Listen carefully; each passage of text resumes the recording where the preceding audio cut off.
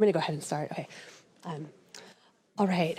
Welcome back, everyone. We're going to reconvene the Monterey County Board of Supervisors for Tuesday, January 6th. It's 1:32. Let the agenda show that all supervisors are present, with Supervisor Alejo returning shortly. We're going to once again have our announcement of our Spanish interpretation services by Diego Celis. Muy buenas tardes. Mi nombre es Diego Celis. Seré su intérprete español-inglés, inglés-español para la reunión de hoy. Si está planeando hacer comentario público y necesita servicio de intérprete, favor hablar lenta y suficientemente fuerte para que yo lo escuche. Favor hacer una pausa al final de sus oraciones para asegurarse que tengo la oportunidad de interpretarle. Muchas gracias. Thank you so much. Next up on our agenda, we have a presentation from Department of Emergency Management and Partners concerning the Moss 300 site cleanup at Moss Landing Battery Energy Storage System Facility with our Department Director from Emergency Management, Kelsey Scanlon. Thank you so much for having me here this afternoon. I'm here to provide an update regarding recovery efforts at the Moss 300 site, where we had a structure fire and hazmat incident in January 2025. I will provide an update from the US EPA as well as the Monterey County Environmental Health Bureau, and then we'll open it up to questions. So battery removal work continues at a steady pace, with approximately 12,000 batteries having been de-energized and transported off-site for recycling. That's 12,000 of a total 35,772. The de-energization operations continue on a 24-hour cycle, excluding Sundays, and to date there have been no flare-ups during the battery removal work. Currently, an average of 5 to 6 truckloads per week of de-energized battery modules leave the site for recycling, and each truckload carries about 192 modules on 24 pallets. As the rainy season continues, the US EPA recognizes the importance of ensuring that any water that enters or is used on site near the Moss Landing 300 building remains contained at the site. In addition to the facility having its own pre-existing closed-loop stormwater management system to collect and store rain and other water, US EPA has protocols in place for Vistra to test the water captured on site near the Moss 300 building to check for any elevated levels of contamination before the water is properly disposed of. And this is done in alignment with the California State Water Board requirements. The US EPA also recognizes that batteries are prone to reignition in wet conditions, and as such, all batteries are protected from the rain under tents while they're being processed, staged, de-energized, and packaged for transport. The first phase of building stabilization and partial demolition work at the Moss Landing 300 building wrapped up just before the holidays. This work successfully stabilized and demolished key areas of the damaged building to allow workers to safely access an additional set of intact batteries. After these batteries are removed, the next phase of demolition activities will move forward. Vistra, under the US EPA's oversight, continues to plan and prepare for Phase 2 of building demolition. Phase 2 is planned to start after the remaining accessible and intact Type 1 and Type 2 batteries have been removed from the building. Phase 2 will address the severely burned sections of the building, including demolition of the structure down to its concrete foundation, treatment of off-site disposal of burned and damaged batteries, and once these areas of the building are safe to access, burned debris from the Moss 300 structure will be sampled for waste characterization and off-site disposal. This sampling will be conducted to ensure the material is characterized for proper disposal, and sampling results will be made available to the public. The US EPA continues to oversee the work at the site, along with the US Coast Guard Pacific Strike Team, who is assisting in the federal oversight of the work. US EPA continues to ensure the best management practices for controlling dust are in place and continues to oversee the air monitoring and air sampling work. Removal of the intact Type 1 and Type 2 battery modules will continue in 2026, with Phase 2 demolition expected to begin mid-2026.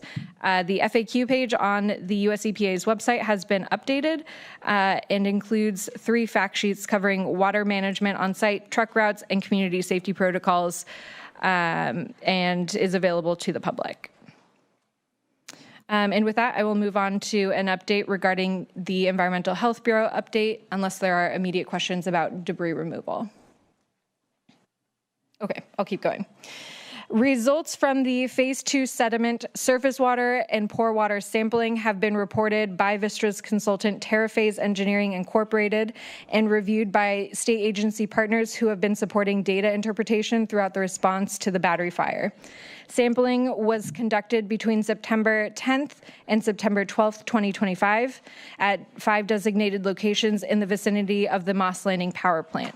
Samples were analyzed for metals associated with the specific battery models used by Vistra, as well as for lead, pH, polycyclic aromatic hydrocarbons, PHAs, and dioxins and furans. Analytical results were compared to ecological screening levels and project-specific human health risk-based screening levels developed for this investigation. The Phase 2 report concludes that sediment, surface water, and pore water quality in the sampled areas is protective of human health and ecological receptors, and that the results do not indicate impacts associated with potential aerial deposition from the ML300 fire. In locations where certain metals exceeded ecological screening levels, data indicate that these concentrations are consistent with natural background conditions and marsh geochemistry rather than fire-related contamination. Toxicologists from DTSC's Human and Ecological Risk Office reviewed the Phase 2 sampling report and did not identify specific corrective comments or request revisions. Based on the reported data, DTSC concluded that chronic human health risks at the sampled locations are not expected. Environmental Health Bureau anticipates that the report and DTSC's comments will be available for review at the readymontereycounty.org website by tomorrow. Results from Phase 2 sampling will be evaluated together with Phase 1 soil sampling data to complete human health and ecological risk surveys. These findings will be summarized in a preliminary environmental assessment or PEA equivalent report prepared by Vistra's consultant. The PEA report is currently projected to be delivered in March 2026. State agency partners have agreed to participate in the March 17th Board of Supervisors meeting to respond to questions related to community sampling conducted outside the facility and the PEA report, including both human health and ecological risk assessments. The panel is expected to include toxicologists from the Department of Toxic Substances Control, Human and Ecological Risk Office, the Department of Toxic Substances Control, Ecological Risk Assessment, Office of Environmental Hazard Assessment. And with that, I will conclude my report, and I believe the Environmental Health Bureau is online and available for questions. Right, thank you. And thank you for your diligence in continuing to bring these reports forward to us and continuing to monitor the cleanup and in continuing to work with all of the associated bodies and agencies who are part of the cleanup process. We'll bring it back to the board for comments, questions. Let's open it up to the public. Are there public comments or questions related to the update that we received today? Anyone in the chambers, please approach the dais. And if you'd like to make comment, if you could move to the front of the room so that we can move through comments. I saw someone in the back raise your hand. If you'd like to make comment, you can move forward. Thank you for joining us today. Thank you. Jose Guerra, Monterey community. I have a couple questions. The first one is, who oversees the county when this young lady does a report? Who else is overseeing it besides the county? Do we have a checks and balances on that? That's my first question. The second one is, she's talking about the rainwater can reactivate the batteries. What do they have to prevent flooding? There's a lot of flooding in Moss Landing, as well as the rest of Salinas and the whole Monterey Bay. So how do you prevent that? That's what I want to know. Those are my only 2 questions. Thank you, guys. Have a good day. God bless you. Great, thank you. And we typically don't, just for the sake of everyone in the room, we don't typically respond in a Q&A format to public comment. But Kelsey, if we could make sure that you connect with the constituent to get the information, contact information, so that you can provide some information, that'd be helpful. Thank you. We don't have anyone else in the room for public comment. I see approaching the dais, so we're going to go to online. If you're with us online and you'd like to make public comment on this item, please raise your hand now so that we can call on you. I see 2 hands raised, so we'll go to 2 online public comments, starting with the phone number ending in 902, then moving on to the phone number ending in 705. This is Nina Beatty. I cannot understand why we are only allowed 1.5 minutes to comment. That is on this public health issue. We now know that apparently the EPA lied to us, not doing proper scientific protocols for soil sampling and engaging in soil sampling methods that were guaranteed to find no accurate results. That's fraud and misconduct. As a result, EPA can't be relied on for any accurate analysis of results for air, water, or soil, or conclusions in terms of community and environmental risk. Inaccurate investigation, sampling, and monitoring techniques, machinery, and guidelines plague EPA and other federal and state agencies. It's not reasoned decision-making to rely on data from Vistra or PG&E contractors either, which have an inherent conflict of interest. Where is the investigation on the potential radioactive contamination from a PG&E nuclear reactor at Moss Landing that I requested several years ago? What is in the ash on the site? Who is independently evaluating that content? Not Vistra, not EPA, not DTSC, all of whom are politically compromised. What financial and resource assistance is being provided to impacted North County residents for cleanup, medical bills, vet bills, etc.? And who is doing the waste sampling? Is it Vistra's contractor, or is it an independent party that can be overseen by the public? These questions need to be answered. And so far, there's so many questions that are not being answered and people still suffering from all these impacts without any recourse. That's it. Thank you for your comments and thank you for your questions. We'll go next to the phone number ending in 705. Yes, I agree with Nina. This is Lorna Moffett. And you can't trust EPA. East Palestine was a good example of that, where they said that it was healthy and safe for residents to move back. And they did their own testing and found out that indeed the reason they were getting sick is because all the chemicals were still in the soil and air. And that's what's happening here. We're ingesting all the crops that we're eating here, and it'll be that way for years. And there's no mention of how they're going to clean up the soils. I'd like to mention here that oyster mushrooms actually uptake and disappear cadmium, lead, mercury, and other heavy metals that they could get funding for and plant in the soil to help clean it up. But there's none of that. So all of us are being poisoned, and the careless disregard of this government towards its people is just astronomical and tragic. So I have no hope for our generation or the generation that is to come. I just doesn't seem, there's no integrity. And I hope that you will put your foot down and do something about it. Thank you. Thank you for your comments. We'll go next to an iPhone guest.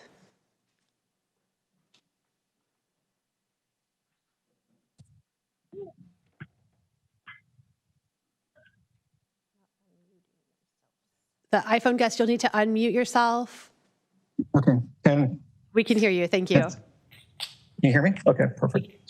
My name is Jay Serrano, and I want to make a public statement of what I just uncovered within the last week. I used to work for Apple, and I did coding, and I have an answer for everybody of why the EPA has not displayed proper information. I have found a malware of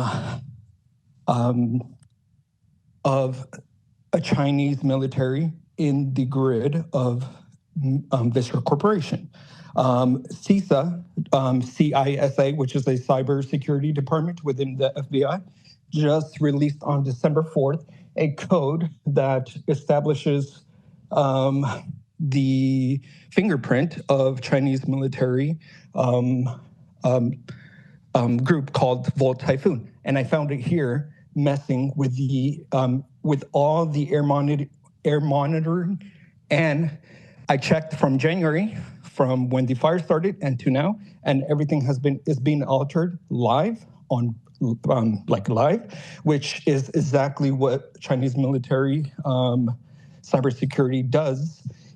For some reason, it's helping Vistras hide the fact that the air quality is actually, I checked, it's actually double than what is actually being reported then and now. So I just want you guys to know that is the reason why EPA has not disclosed that information.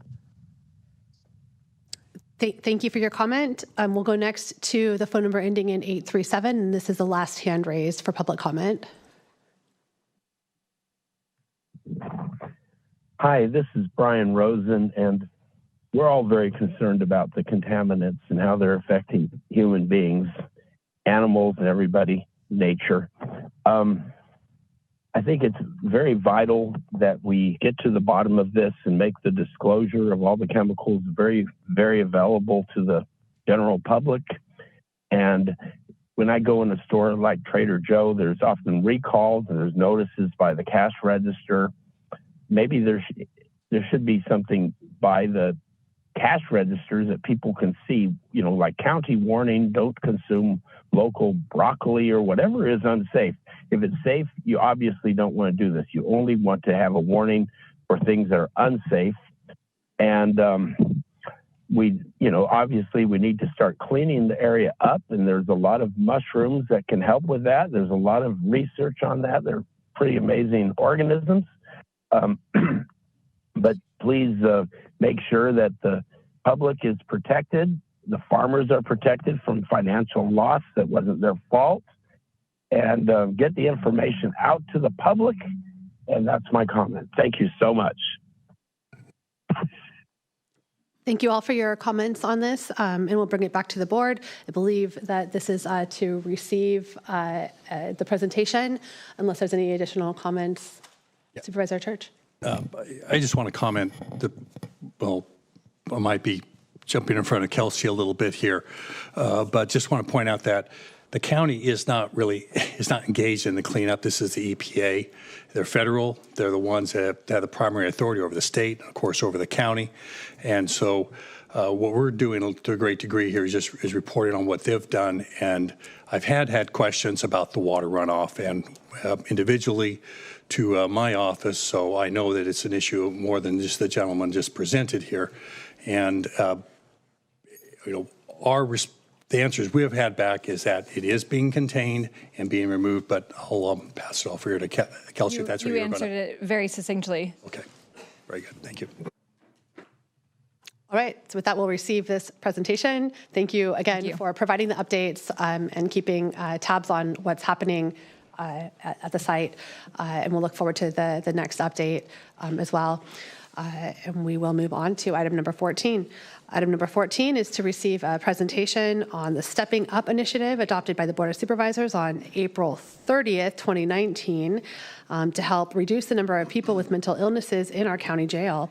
I'd like to welcome Roxanne Wilson, our Homeless Services Director, Melanie Rhodes, our Bureau Chief, with Behavioral Health, Will Sims, Probation Division Manager, and Charles De Silva from the Sheriff Coroner's Office. Which number are we?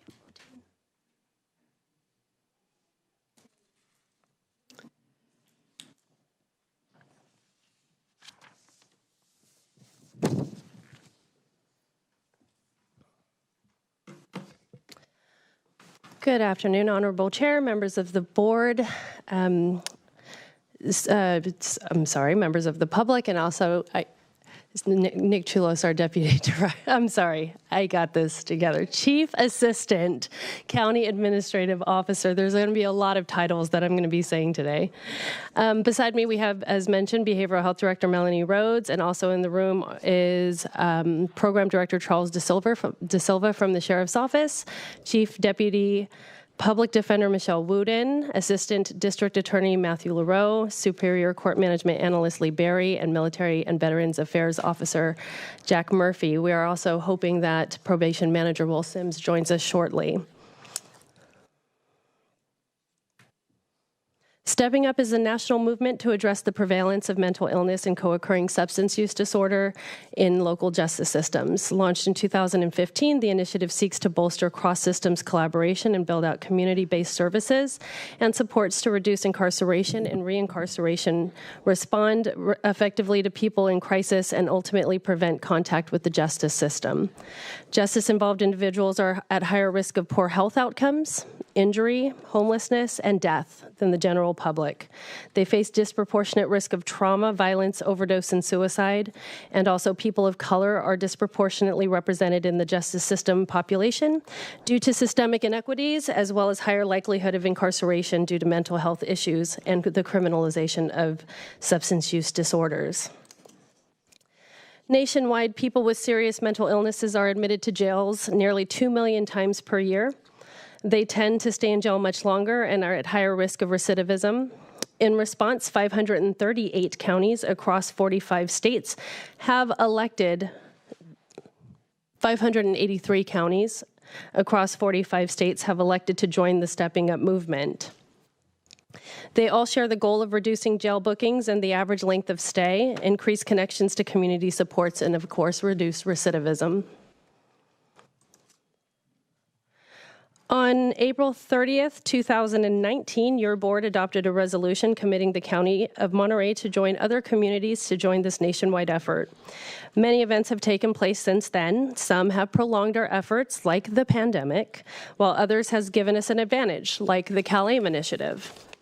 In 2023, my office worked with the health department to pursue a planning grant from the Department of State Hospitals, and was subsequently awarded $500,000 to support the salary of a management analyst for a limited term. To that end, Homelessness Strategies and Initiatives in this county administrative office provides the staffing support needed to coordinate the meetings, track deliverables, and research relevant or parallel initiatives that could impact or improve our outcomes. Today, it is our pleasure to provide an update to the county on the county's effort towards meeting the goals of the Stepping Up initiative. So I just want to pause and take a step back. The system mapping project was done in partnership. The Sheriff's Office were the ones who initially brought forward the Stepping Up resolution to the board back in 2019. And at that same time, there were conversations going on behind the scenes with the Sheriff's Office leadership, with behavioral health leadership at that time, with advocates in our local community, individuals and families with lived experience. And I do recognize that we have some representation from NAMI, Monterey here in the room as well. And they were the ones that were reaching out to us at Behavioral Health Bureau and like having these conversations and wanting to know what we as the county were doing about stepping up. And so the Sheriff's Office brought the resolution, but behavioral health has been on board, and this has been a partnership in looking at how we move this initiative forward together. And so behavioral health did engage with Council of State Governments Justice Center. We had a contract to ask them to come in and do the system mapping project with us, with our partners. It was co-led by Behavioral Health, the Sheriff's Office, and Probation, and really designed to, get an objective look at our system and access to services and how folks move through our crisis system as well as our criminal justice system. And then what are the opportunities there? Like, what are we doing well? What can we build on? Where are gaps? And to come out of that with some recommendations that then we as county leadership and in our partnerships can go back and look at our system and look at leveraging those opportunities to improve it. And so that's kind of the larger picture here with it. So as we were, we got our contract in place, we were looking at moving forward with these focus groups and engaging all of our different partners, the courts, as well as a diverse representation of individuals who are in our community and accessing services in our system. Of course, there's something called the COVID pandemic that shut everything down. And so we had to put this on the back burner and address the COVID pandemic and respond. All of our agencies were really pivoting, looking at how we maintain and continue core essential services, reallocate resources, and get through that pandemic time. So the project was paused, and then it was relaunched in January of the following year in 2021 as we started to come out of the pandemic, and as we figured out how to transition from in-person to virtual and Zoom, and looking at what would this project look like that was intended to get people together in a room and map things out. How do we shift that to a virtual platform and do that and get all of that information out? So one of the interesting pieces of it that the pandemic did highlight was some of the disparities.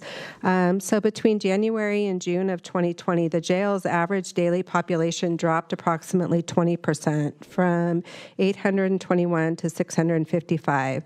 This occurred as a result of the zero bail order in place throughout the state, which reduced pretrial detention and efforts to foster early release where it could be accomplished safely.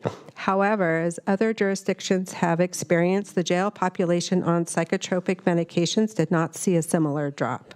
It went from 312 in January to 302 in June, a reduction of only 3%.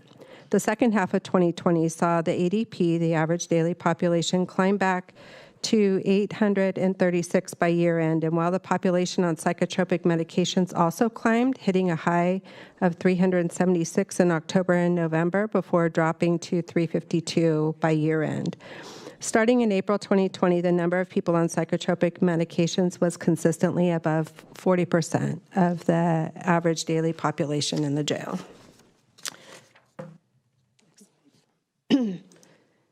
So this is the map that Council of State Governments was able to provide, really looking at the crisis part of the system and looking at the how folks flow through the criminal justice system. The source document for the report has been added by the clerk. Thank you very much. And we also do have copies here available in the board chambers of the report. And it is also available on our behavioral health website, and we've had that there for public and partner reference. And really, it looked at, to summarize some of the findings. Next slide, Roxanne. To summarize some of the findings, it really was looking at cross-system coordination, as it seemed that there was opportunity for improvement there because it seemed a little ad hoc, case-by-case basis. It's, Melanie can call Roxanne and we could troubleshoot this problem. So it was more person-dependent as opposed to creating and having systems in place where it just worked, regardless if Roxanne was on vacation or Melanie was out sick, whatever that was. So that was some of the feedback that we received there. There was also concern brought up about access, that the system is difficult to understand, to navigate, and to access needed services at that point in time when you need it. So again, looking at some ways to improve there. And then also some focus group members did express concern about the equity of services. So some of the recommendations here, based on what I just said, should probably come as no surprise.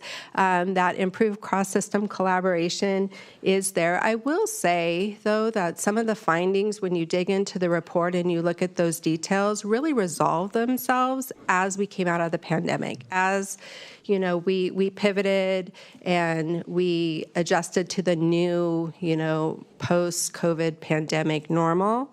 And so some of those, the recommendations that were made there resolved themselves as we came out of the pandemic, and then also, as Roxanne has referenced, that there are some initiatives where we're living in unprecedented time in behavioral health with lots of reform and transformation and initiatives that are really with us working in partnership with, criminal justice partners and other system partners to, again, target some of these areas. So improving cross-system collaboration, reducing jail bookings, reducing average length of stay, and increasing connections to treatment and reducing recidivism. They came with some targeted recommendations in each of those areas. Next slide. So now we'll move on to some of the actions that the county departments have taken and to help us meet the goals of the Stepping Up initiative. The first one being to improve cross-systems collaboration. As mentioned before, this is an ongoing effort between the departments. It was launched in behavioral health in March 2022, and we do have monthly meetings with representatives from the Department of Health, Monterey County Behavioral Health, of course, the County Administrative Office, Monterey County Sheriff's Office, Probation, District Attorney, Public Defender, Superior Court, and the MBAO. The steering committee does serve as a very important forum for us to share and leverage each other's resources and also contribute to each other's efforts. And as another example of the collaboration, and because it has been and will continue to be so powerful, it is worth mentioning the CalAIM Justice Involved Reentry Initiative. In 2023, California became the first state in the nation approved to offer a targeted set of Medicaid, locally known as Medi-Cal, services to youth and adults eligible in state prisons, county jails, and youth correctional facilities for up to 90 days prior to their release. The goal is to prepare those leaving incarceration for a successful transition back into the community. Monterey County Behavioral Health went live October 1st, 2024 with a program that mandates a warm handoff, meaning an in-person referral to mental health and substance abuse services for individuals leaving jail who qualify for those services. Monterey County Sheriff's Office also opened the Reentry/Resource Center in fall of 2025. They're here with us today, if you have any questions about that, and is already working with the first cohort of inmates receiving pre-release services to connect them to health, behavioral health, employment, housing, and other services. And then support from the JI initiative spurred an ongoing cooperative process among Monterey County Behavioral Health, Department of Social Services, Monterey County Sheriff's Office, Probation, Natividad, and CCAH, Central California Alliance on Health, to improve data sharing needed to coordinate care. Coupled with the reporting requirements for the Justice Initiative, these new data sharing mechanisms will help us to improve the collection of data for baseline and progress reporting. So what I would just say and add to what Roxanne shared on this initiative is those of us who've worked in the justice-involved realm for a while, on the treatment side, as well as on the law enforcement and justice side and court side, have known for years that due to the inmate exclusion and the rules around Medi-Cal, that it was very hard to bridge services from custody to community. It was a lockout. We weren't able to go in and do this warm handoff, do this discharge planning, do this in-reach assessment in the jail because Medi-Cal, there wasn't funding for it. And so it was very difficult. And outside of the collaborative court process, for example, which was an exception to this in very certain situations, we weren't able to do that on a routine basis. And so folks would fall through the cracks. They would get information, they would get a referral on where to go or who to call, and it just wasn't making that connection. And so CalAIM JI initiative is really about helping ensure that the system partners kind of come together to bridge that gap. So hopefully we're not losing folks in that period of transition. So for goal 2 around reducing jail bookings, a lot of these things that we're doing are things that we've continued to do or kind of restarted post-pandemic. The first one there, Crisis Intervention Team Academy. Monterey County has had a CIT Academy here since 2000. And during the pandemic era, we actually in 2020 were scheduled to run 3 CIT academies and then had to cancel them all because we couldn't, be in the same room together. And so coming out of the pandemic, it was about restarting the things that we had already been doing pre-pandemic. And so we did have 2 CIT Academy classes last year. We're scheduling for the 2026 trainings as well. And so that work continues. And our partnership with law enforcement countywide continues around this as well as other things. So training for attorneys, courts, other first responder partners, and stakeholder partners, we routinely do that to provide information education, to help destigmatize and provide information to anywhere we can. But one of the recommendations that really came out, and when behavioral health first started the steering committee before it transitioned over to the CAO's office under Roxanne's leadership, one of the things was the attorneys from the public defender's office, DA's office, alternate defender's office, asking for some training. And so we did provide that in 2021, the latter part of 2021, a large, robust in-person and hybrid Zoom training there. Behavioral health continues to participate with the Monterey PD's MDOT. We have 24/7 mobile crisis now operational since December 2023. And have had actually mobile crisis operating in our county since 2015, but then expanding to 24/7, 365 as of December 2023, and really integrating with 911 and 988 partners and getting mobile out there. We've also had some build out of that crisis end of that continuum, so there's alternatives to the emergency department and jail, which was some of the feedback as well. CHOMP has established the Crisis Stabilization Unit to serve youth and adults on the peninsula, and behavioral health is partnered with Seneca, who serve our children and youth population and also operate our mobile response program for children and youth up to the age of 21 and their families.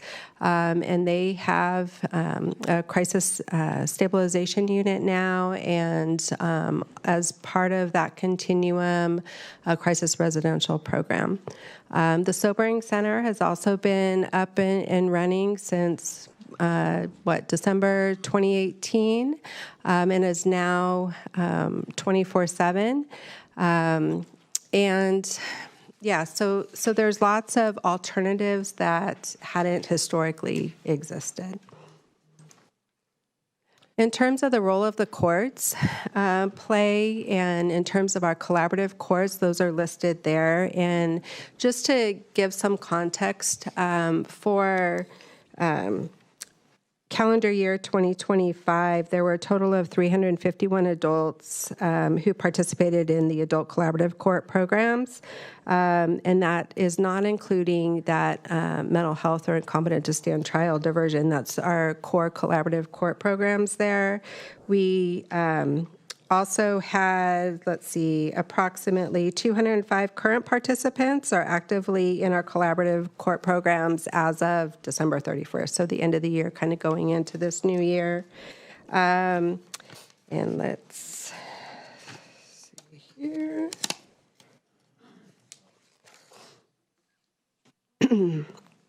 And in terms of mental health diversion, we've really seen a shift from some of our core traditional drug court programs with the passing of the new Prop 36, which created the new 11395 court. And so we've seen sort of a shifting where diversion programs, mental health diversion, IST diversion, the treatment mandated felony through the new Prop 36, these parts of our collaborations are being utilized pretty robustly and fully. Let's see. And then we also had the implementation of Care Court, which is a civil, not criminal process. And in 2025, there were 24 petitions filed for the Care Court program. And now we will ask Probation Manager Sims to present the next two slides.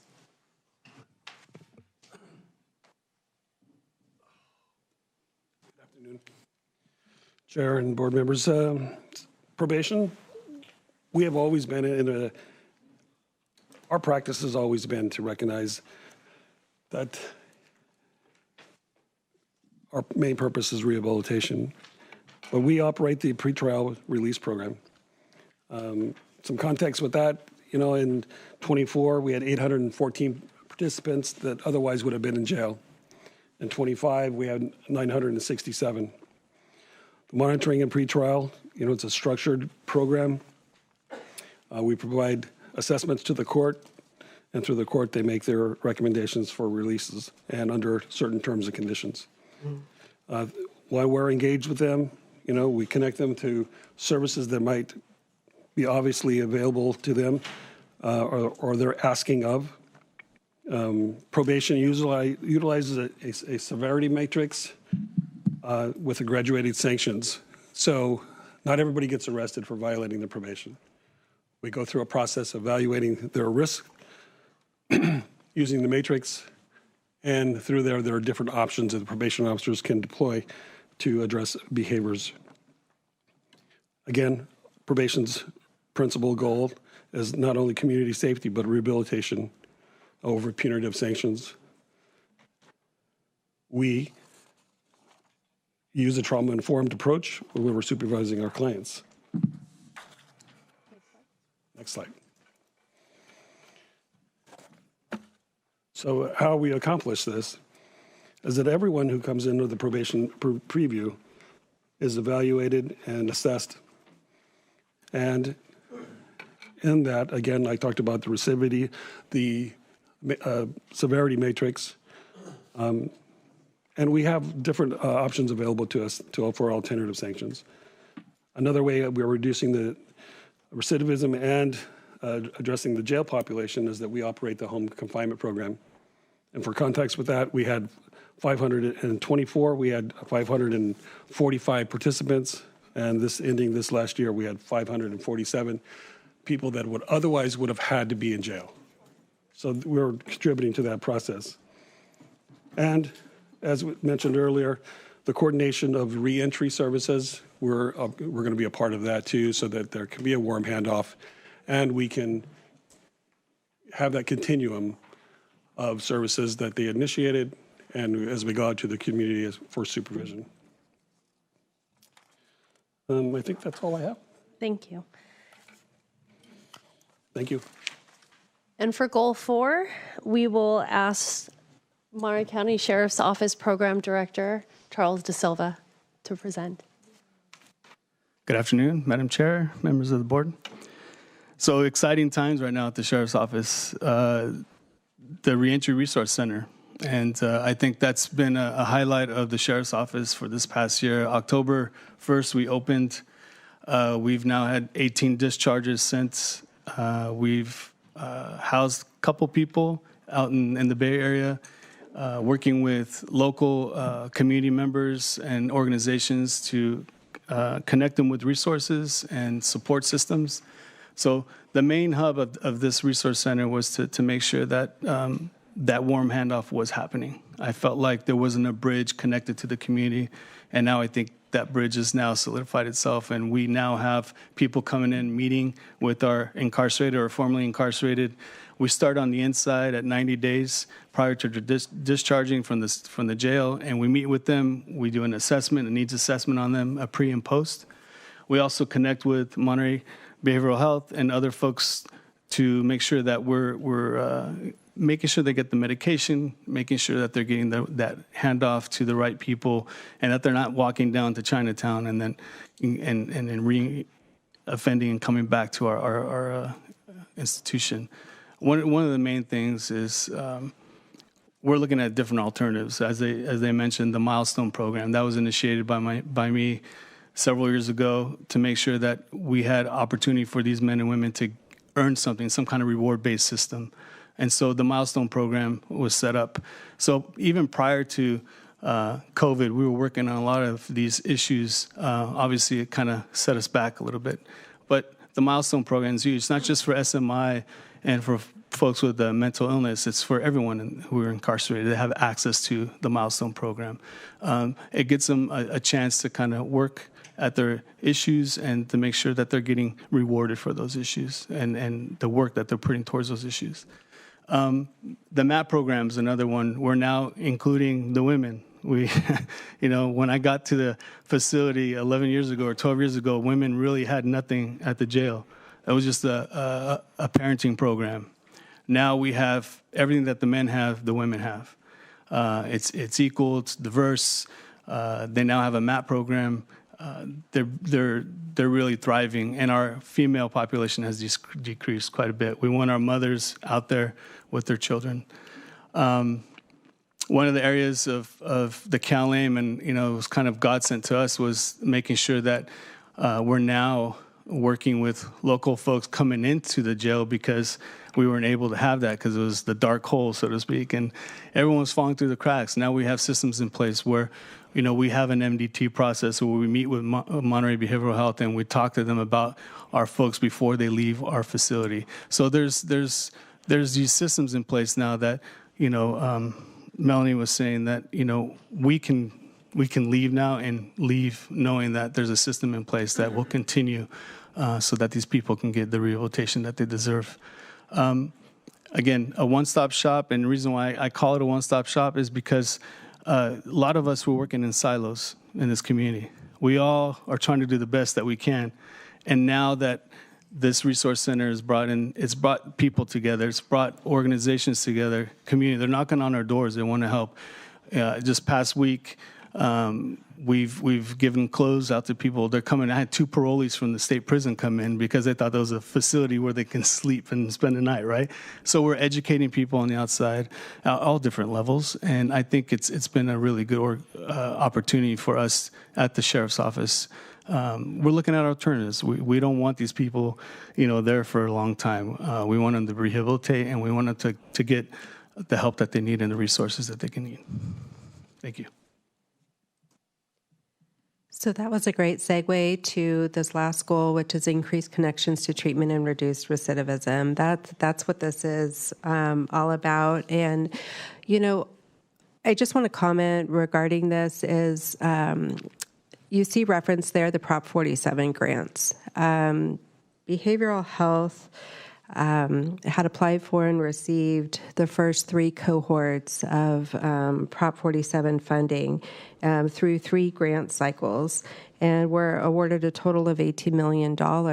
And that first cohort started back in July of 2017, and the last cohort runs here through May of 2026. And so the entire work that has been done through the Prop 47 grant cohorts has been around collaboration and around connecting people to treatment, accessing services, and helping folks get housed as well, and to reduce recidivism. And so behavioral health wasn't eligible to apply for round 4 of the Prop 47 funding, but was fully supportive of the Public Defender's Office, who did get awarded, so that we can continue to, build on the work that had been done. Unfortunately, we did apply for round 5 and did not get awarded, but fortunately, part of the work that we had been doing was not only building these collaborations and these programs, but also looking at sustaining and sustainability on how we can continue those programs even if we weren't awarded funding. So we're pivoting that now as well. But the cohort 4 of Prop 47, and I believe we have Ms. Wood in here who can expand on this if there's questions, but really is what allowed the Sobering Center to transition from what was a 4-day-a-week resource for our community from Thursday through Monday to a 7-day-a-week, 24/7 resource for our community.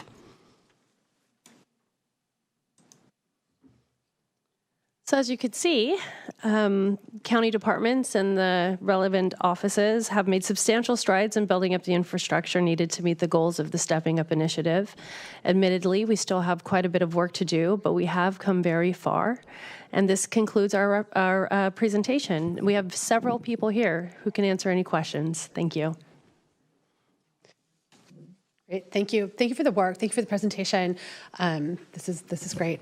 I'm going to bring it to the board first for any questions, and then we'll take it out to the public for any public comment on this.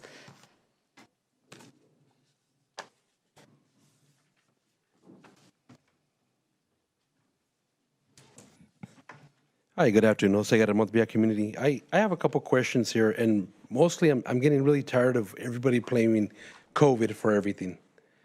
If we've had more than 3 years to get our things together, why haven't we done it? That's rule number 1. Stop blaming COVID. That's the first thing on my mind. Also, I want to know how many of these nonprofits that are involved in this program that you have, how many support you, how many you fund, and how many we do not know about. That's one thing. I like the probation approach, that they don't want to incarcerate people. That's a good thing, but you still have to hold people accountable. People commit a crime, they have to be held accountable. When we don't do that, we're not doing justice to anybody, especially the victims of the crimes. Think about that. Okay, and then when people bring up things like things fall through the cracks, I don't believe in that. I believe we're structured very well in this community, in this city, in this county. Things don't fall through the cracks. People don't do their jobs. Someone's not doing their job, and things fall through the cracks. Because if you're advocating, if you're doing your job, if you're being a peace officer, whatever job you might have, things don't fall through the cracks. And last but not least, parolees, we had that beautiful building that the county let go, or the city together, for rehabilitation for the parolees. What happened? Thank you. That's all my comments. God bless you guys. Have a good day. Thank you. Anyone else in chambers for public comment on this item? Good afternoon, Chair, Board, and public. My name is Phoenix. I'm a volunteer and intern at NAMI Monterey County. NAMI strongly supports the Stepping Up goal of reducing the overrepresentation of people with mental health conditions in our prisons and our jails, ensuring that they are connected to treatment, not punishment. Too often, people are living with illness and they're wrongly perceived as dangerous, when in reality, data shows that people with mental health illnesses are actually more often to be the victims of crime than the perpetrators of crime. The criminal justice system is not designed to meet the complex needs and the clinical and social needs of this population, which is why a public health-centered approach is the best way forward. We believe Monterey County's success with stepping up will depend on sustained leadership, transparency, and community involvement. We respectfully ask the board to place the Stepping Up initiative under an appropriate board committee so that it receives regular updates, ensuring clear accountability and encouraging ongoing public discussion. Committee-level oversight would also create consistent opportunity for community members, families, and people who have lived experience to follow the work, engage constructively, and support its success. Thank you. Thank you. Any other public comment in the chambers?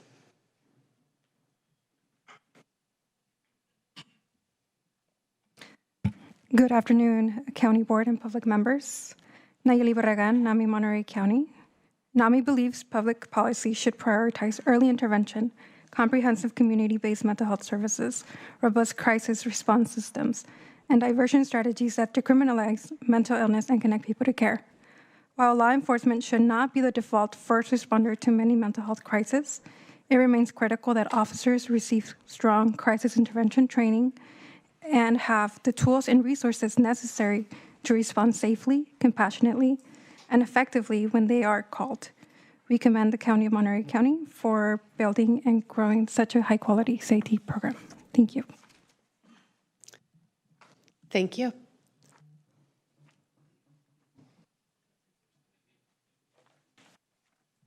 Good afternoon. My name is Rory Gomez-Aarons, and I am also with NAMI, Monterey County.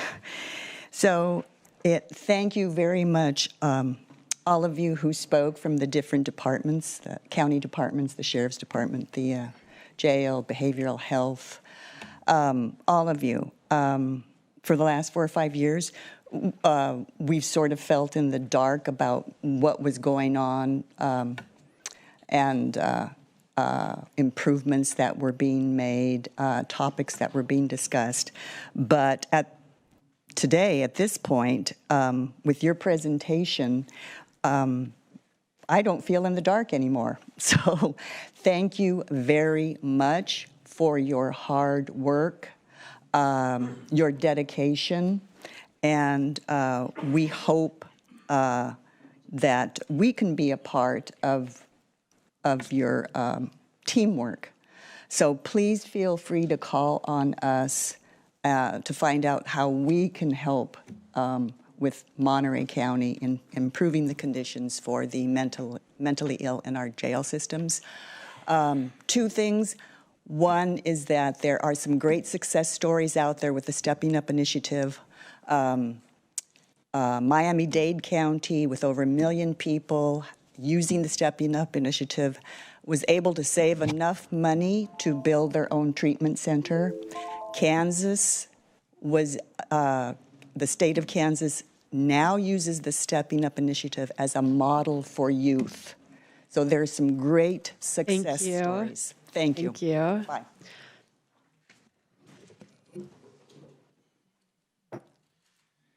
My name is Manuel Sapiens. I'm a resident that's just at the end of that sound wall of that lot that you guys picked to decide to put this place. So that, if it's for the Mental Health Rehabilitation Center, that item actually comes a little bit later on the agenda. This is for a different initiative specific to working the with... Stepping Up and everything. Yeah, I hear you guys. Okay. But at the same time, you know, to hear that somebody from correctionals is actually admitting now that they recognize women, you know, come on. Geez, equal opportunity here. You know, are we that lost in our society that we didn't even see that there were issues with women in correctionals and stuff? You know, that's pretty shameful. Shameful. God, that people can't be seen as individuals.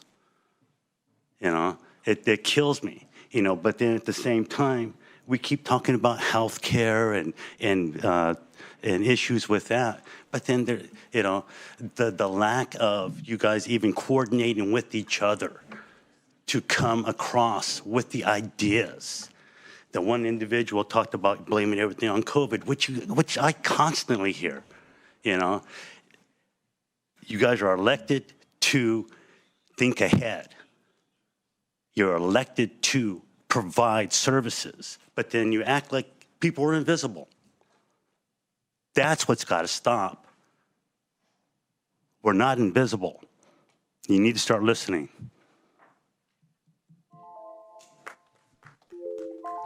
Thank you for your comments. Is there anyone else in the chambers today who would like to make comment on the Stepping Up initiative?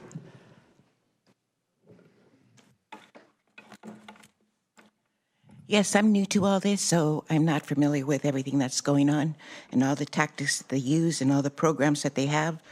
But I was just at my church on Sunday, and I was told there by a minister that goes to the jail that they have people in there for 5, 10, 15 years. And I don't know what the next step is, but that seems like a long time for them to be in the jail. They shouldn't be there. They should be out. The other thing is that you're reducing jail bookings, yet all we see is crime going up. So maybe they are getting released too soon. Maybe we're being real lenient. I don't know. I just know that there seems to be a lot of problems that we're not addressing. Just the stepping up is something that's new to me. But I just think that there's more that we can do.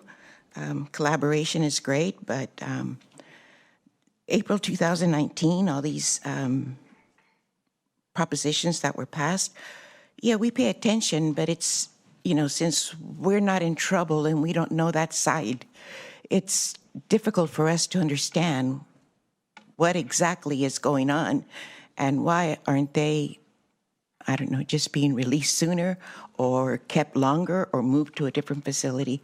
I just thought 5 to 10 years to be in a jail, county jail, is just too long. Thank you. Thank you.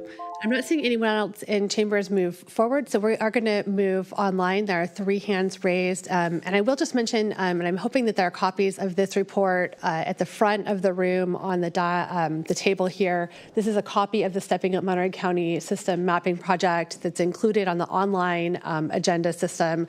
So if anyone wants to grab a copy of that, it should be available on the front table here, so you can read more about the information that was presented in the verbal presentation.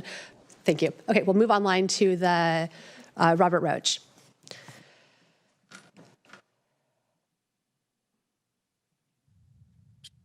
Thank you. 2 things. First, yeah, it's way too late to be blaming COVID for things. Secondly, I understand there was a proposal for a mental health rehabilitation center on the jail property, and the health department actually got a grant to do that, but then they couldn't build it on the jail property. And now Robert, that item Robert, that item's on the agenda for later. So if you have comments on that. I understand that, thanks. Supervisor. I understand that. That's not my comment. I will comment on that later. But my comment is that with all this collaboration going on for such a long time, I would really like to know how that whole snafu happened. That's it. Thank you. I'm going to go next. There's someone on the panelist side that has their hand raised. Sure, yes. Okay. Oh, okay. We'll finish with the. Okay, so we'll go to the phone number ending in 705, followed by the phone number ending in 837.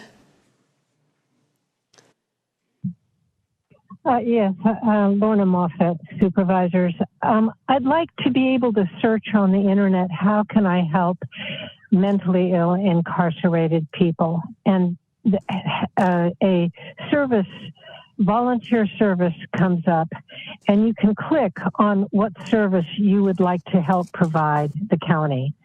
And I think that would be a very useful tool. A friend of mine recently, her daughter, who was a drug addict, was arrested, and the next day she died in jail. And there is a book now called Starved in Jail, and people are being found in isolation that have mental problems throughout this country, and they're being eaten by rats. Okay, so we have a real problem, and it needs to be addressed more than just what you're being paid for. And there's tons of people out here that would like to help in whatever capacity they can.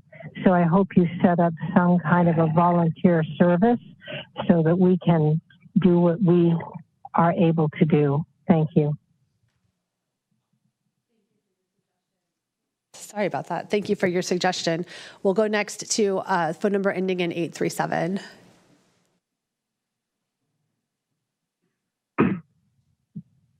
Brian Rosen here. I just encourage more treatment instead of more prison. There are wonderful programs like with very low disadvantaged people, young people that get to ride horses and learn about them. I saw a documentary on one prison where the prisoners' lives were turned around. And this could really also be of great help to mentally ill people working with animals and horses.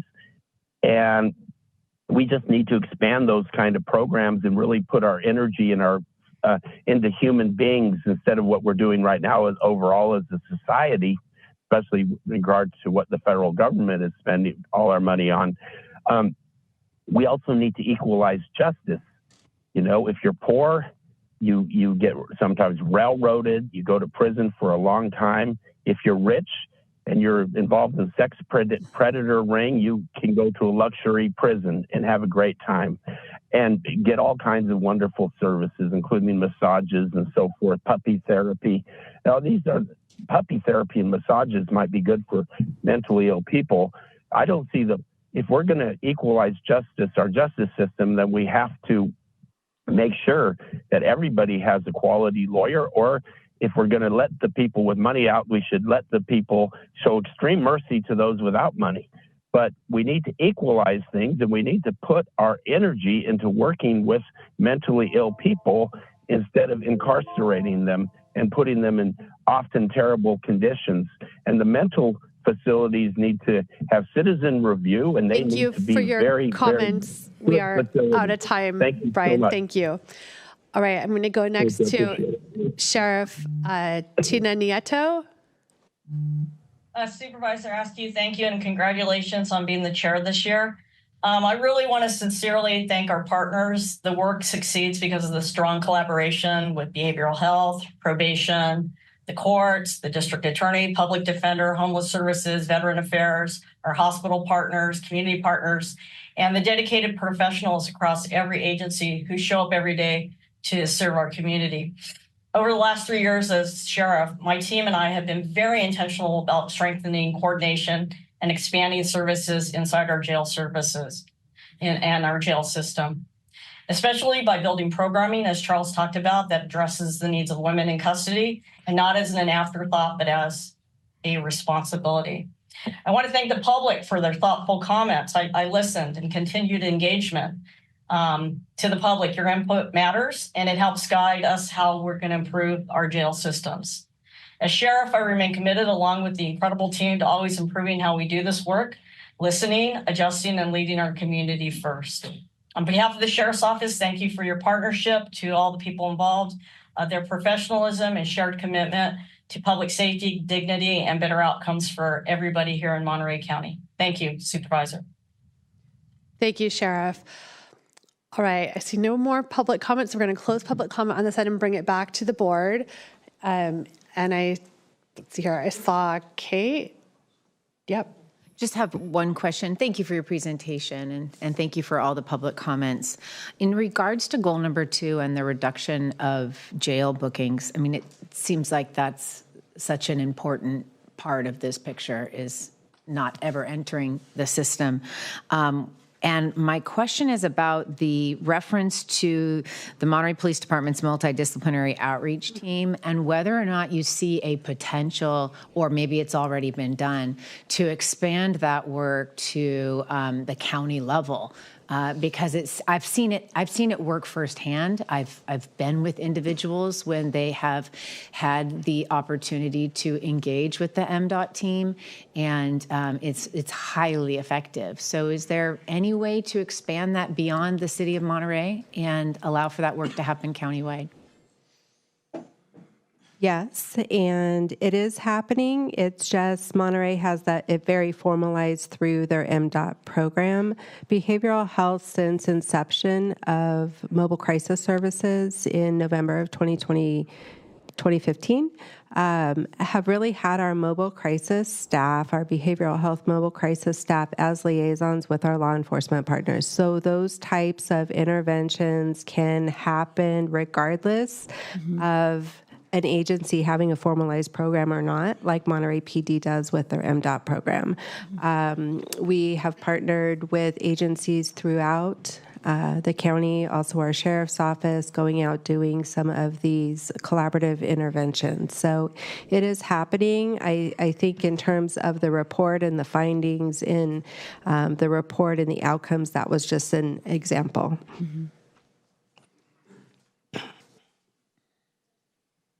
A bit of a broken record here, so I'm going to ask you, Melanie, I know because I've asked this one before, just what is the status of our CIT training, and are we tracking the data on what percentage of current officers throughout our systems have received that training?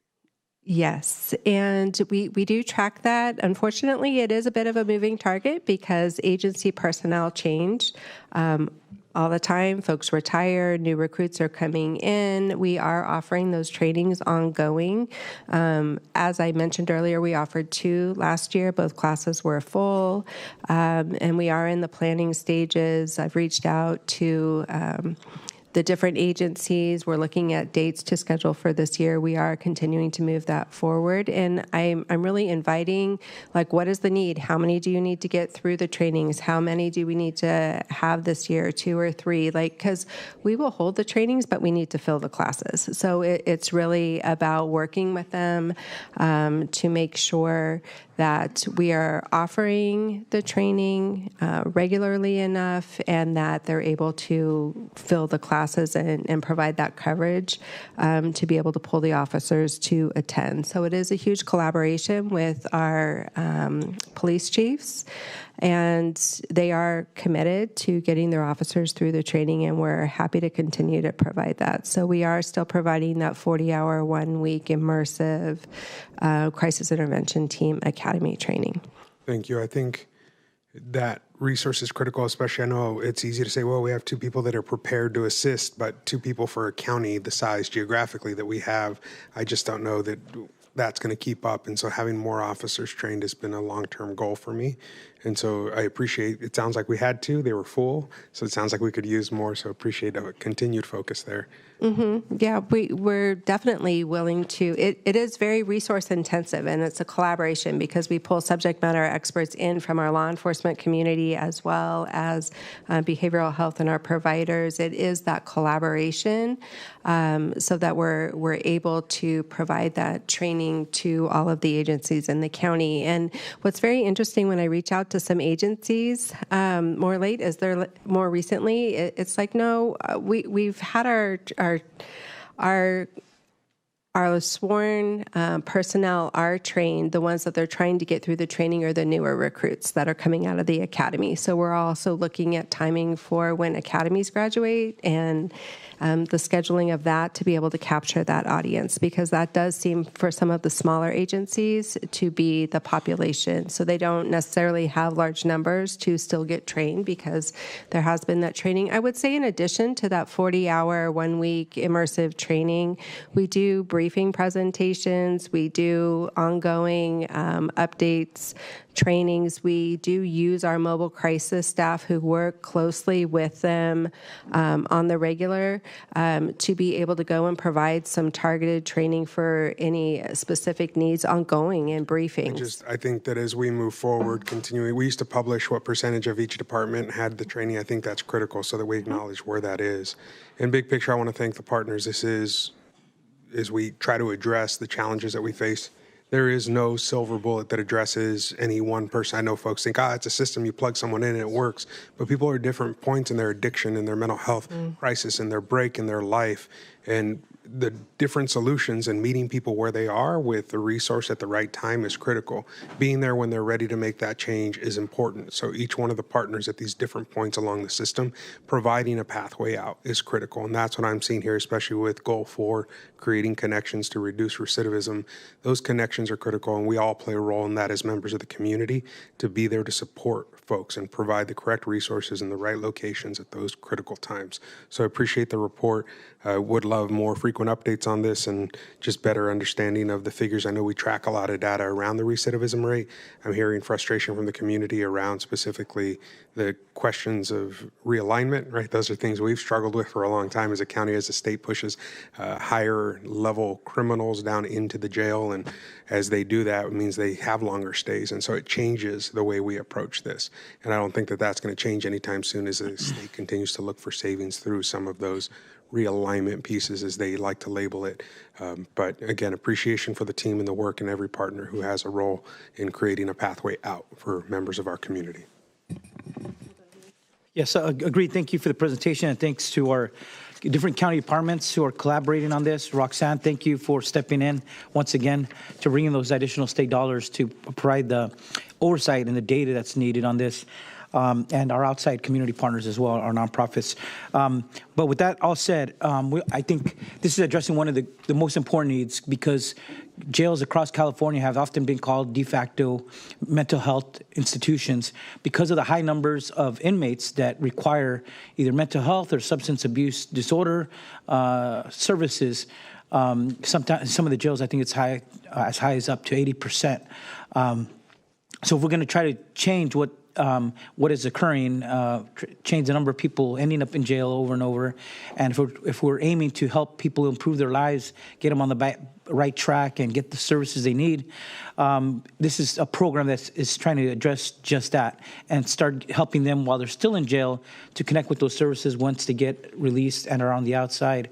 But like with everything these days, these are public resources, public dollars, and the reason the state always asks for data because they want to ensure that counties are providing the oversight to ensure that the results that we're aiming at are achieved, right? Whether it's the recidivism rates, the number of people on the psychotropic medications, all those measurements. I think we just need to be able to. I just wanted to raise that should be our goal, is to achieve that. And also getting the numbers of how many people are served in the program for future reports would also be greatly appreciated. But I just wanted to emphasize the point, there's everything in every level of government, they want to see accountability. We have to keep that on the forefront to making sure with the resources and all the time our county employees are spending, that we're actually achieving what we said we're going to do. Thank you. Go ahead. Yes, thanks for the report from everybody. Obviously, it's a very important program.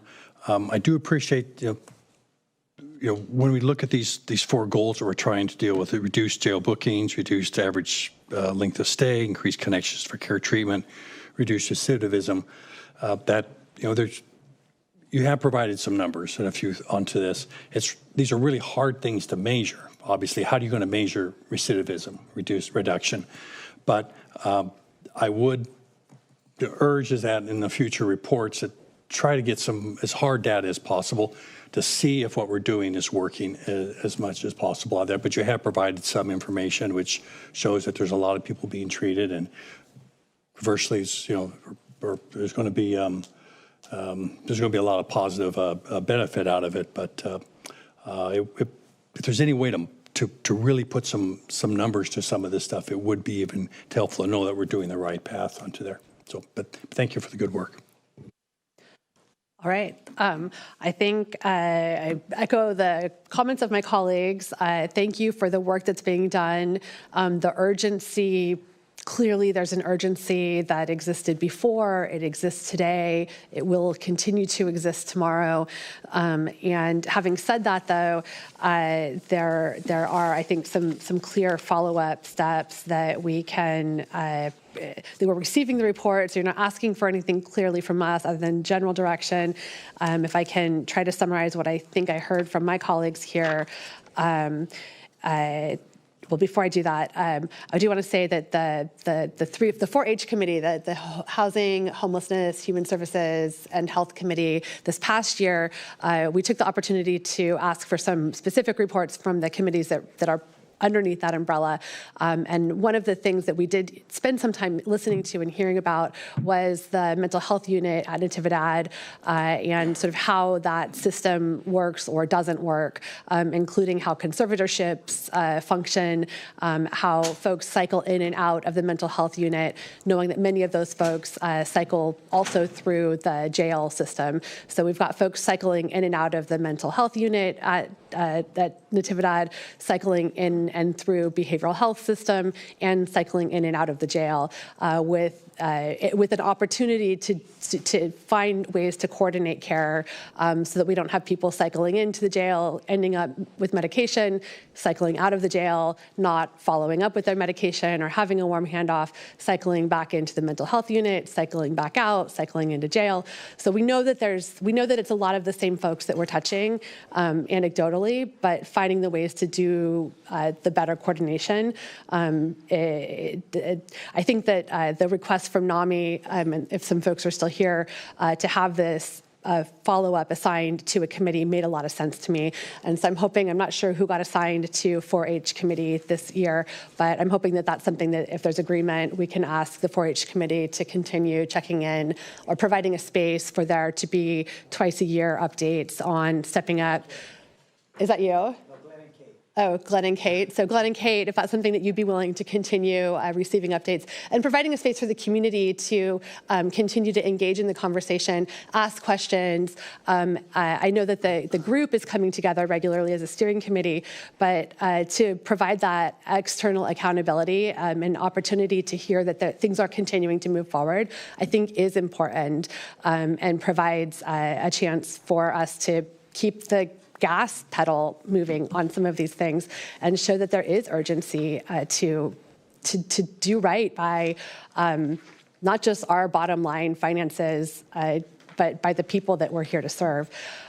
So having said all of that, I think that I heard a request for, in those regular updates, to have data about the number of people served, to the best of our ability, data that shows where we're at with recidivism from those participants in the program, data around the medication utilization of those who are receiving services with Stepping Up initiative, data around the length of stay of those who are receiving medication or services, and a request for annually to receive a percentage of each, was it police department, Chris, of staff who has CIT training, and that would be a crisis intervention training, the 40-hour per week training certification. So those would be follow-up requests coming from this board as a result of this presentation. Did I miss anything? Okay, I'm not hearing anyone say I missed anything, so if we can informally provide that direction. I just have a quick question for clarity. Are you looking for sheriff's office data or all police departments? All police departments? All PDs. Historically, we've received all PDs. Okay, thank you. And we'll end with a tremendously large thank you to everyone who's participated in the Stepping Up initiative here in Monterey County. I know the presentation slide included, I think it was half a dozen or more county departments, knowing that there's a whole bunch of folks around those names and community members who are cheering this work on, and family members who feel the weight of pressure to get this right and move forward with due speed. Thank you. Thank you. All right.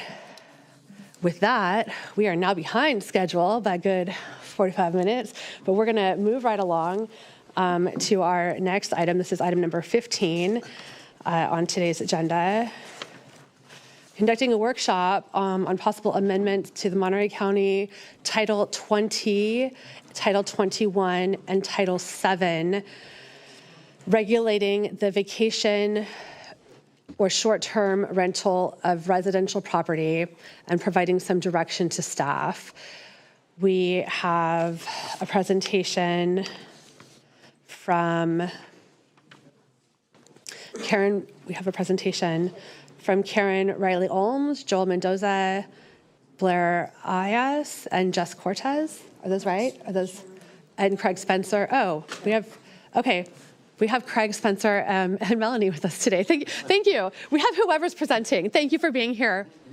And thank you for the work that you did on this over the holiday. I know you leaned in to spend a lot of hours over the Christmas break working on this. So thank you for that.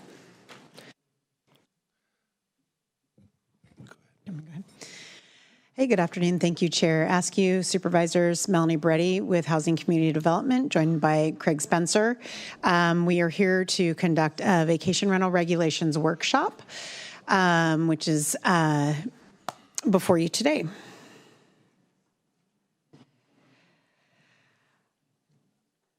So conducting a vacation rental workshop to consider possible amendments to the respective ordinances governing vacation rentals and get direction from the board to staff. By way of background, we have, excuse me, I forgot to pull my notes out. By way of background, the county has adopted and has operative vacation rental regulations in the inland and coastal areas of the county, unincorporated Monterey County. Also, as of December, the time frame to phase out unpermitted operations in both coastal and in inland have passed. So all operations at this time should be coming into compliance with the new regulations. Very briefly, the county has received and has been processing approximately 286 total applications through the various types of vacation rentals in inland and now in coastal zone. As just a brief breakdown, they're currently split around 50-50 of that total are for inland applications, and the other half are in coastal that have come in just in the short time since the coastal regulations have gone into effectiveness.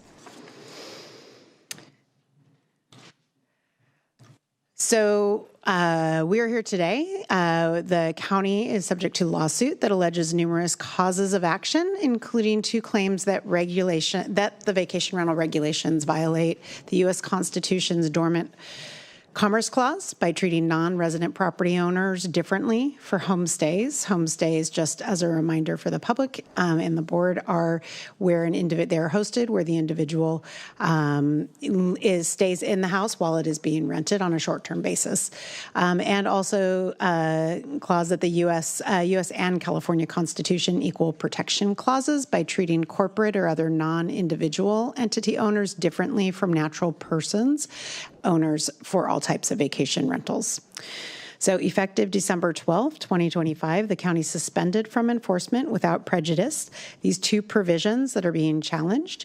There's the memo is available online for additional detail of what that means. We're here today to look for direction and input from the board on potentially amending the vacation rental ordinances at a minimum to consider fixing the challenged regulations by codifying those limited changes from that December 12th memo.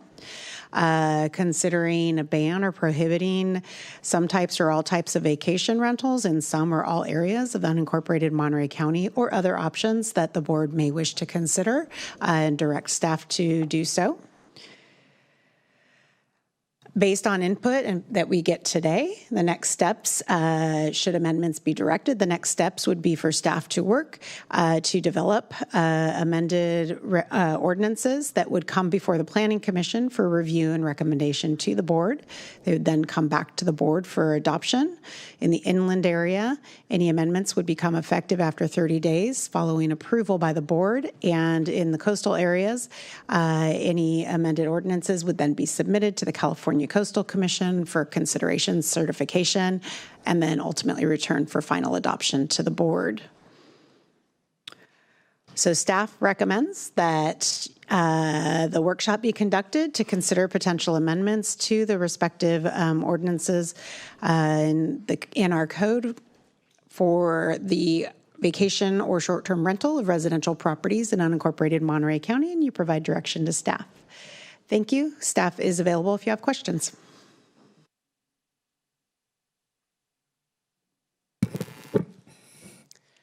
Thank you for this presentation. I think I'm going to open it up to the board first. I'm going to look to comments. No comments. Okay, let's go to the public on this. I'm just going to briefly make a comment that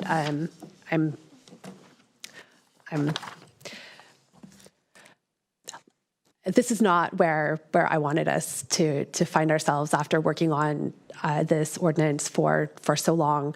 I think we worked incredibly hard as a county, as a planning commission, as a public, as a set of stakeholders, as residents, to get to a point where we had an ordinance that was drafted in such a way where we crafted compromises, where we crafted language that allowed for a delicate balance to be found, and to find ourselves sitting here now with a challenge in front of us that puts all of that at risk is frustrating. Maybe is not the right word to use, but it's deeply disappointing, and puts us in a position that I know I don't want to be in, but it is where we sit today, and it's forcing us into making decisions that are not the decisions that I think we had worked so hard to land on with the ordinance that we ultimately designed and that we got approved by the Coastal Commission. But it's where we find ourselves today, being forced into a corner by litigation that we now have to respond to. So having said that, we're going to open it up to public comment. I speak for myself with those comments, but we'll open it up to public, then bring it back to the board for some discussion. If you're with us online and you would like to speak, if you could raise your hand just so we can get a sense of how many comments we'll have so I can monitor time. If you're with us in the public and you'd like to speak, if you can sort of line up so that we can move through comments. I'm expecting that we'll have quite a few. Thank you so much. The other request that I would have is if you're able to just introduce yourself so that we know who we've got in the room. You're not required to do so, but it would be helpful for us here. So thank you for joining us and thank you for your comments. Jose Guerra, Monterey community. I kind of find it puzzling that we're having the county tell people or regulate people how they should, take care of their vacation homes or rent them out. This sounds like the city hall thing, the rent stabilization. Why are you involved in that? Why is there regulations for that? It's not your property. Why do you care? First of all. Second of all, you got 2 lawsuits for a reason. Something happened. You probably have more coming because you're trying to tell people what to do with their property. You can't do that. Sounds like communism to me. Hey, you know what? We got to tell you what to do with your property. No, we're in America. We don't do that. We have a lot of rights here. Work with the people here, guys. Please, work with the community. Work with people that have worked their lives having this property to make money so they can retire. Think about that. You're not thinking about that. You're thinking about putting money in your pocket to try to make people do what they don't want to do. Stop doing it. And, like City Hall, same thing. Rent stabilization. It sounds very similar. Are we echoing each other here? Well, anyways. Thank you guys for your time. God bless you all. Those are all my comments.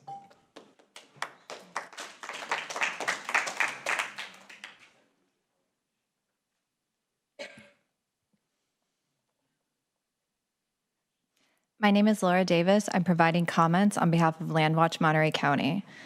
Landwatch advocates sustainability, equity, and smart growth, including adequate housing for local working families. We have been involved for over 10 years in advocating a vacation rental policy that benefits local community members, people who work in Monterey County but cannot afford to live here, or those who live here and support themselves through occasional vacation rentals. Landwatch opposes full-time vacation rentals that make housing units unavailable to local residents and workers. Landwatch supported the current ordinances despite, not because of, their provisions permitting new commercial vacation rentals. Even with a cap and some area restrictions, commercial vacation rentals take housing away from local residents and workers.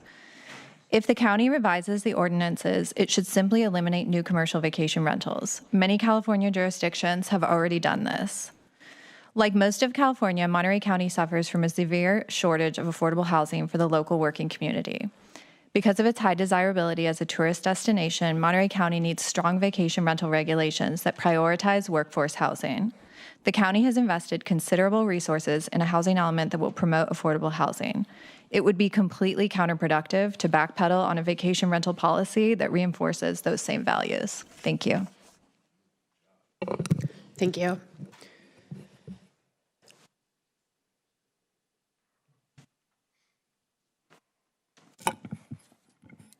Hi, I'm Fred Faltersack. An observation I've made over the past years is that past and present supervisors of District 5 appear to be adamantly against any short-term rentals whatsoever and reluctantly settled on an ordinance that's anything but fair. Lately, our current District 5 supervisor is publicly touting a countywide ban on short-term rentals. Is she hoping that these threats will cause homeowners to roll over and accept what we now have, or is she playing her endgame cards a bit sooner and using the MCVRA lawsuit to achieve that goal? I frequently heard polite phrase, unintended consequences. I think it's more accurate to rephrase it, intended consequences. The more obvious ones might include causing great harm to local employment and small businesses who depend on short-term rentals to stay in business, causing great harm to tourists, families seeking affordable accommodations during their vacations into Monterey County, causing great harm to a false narrative that restricting or banning short-term rentals has a positive impact on affordable housing. Most of these STRs are mid-sized to larger homes, which would never be considered affordable, causing great harm to through the elimination of competition. The hotel industry is being gifted a monopoly by the county's actions. The end game is that these intended consequences will be harmful to tourism, harmful to small businesses, harmful to employment, harmful to homeowners, and yes, harmful to county tax revenues. And there is no such thing as a commercial vacation rental. Thank you.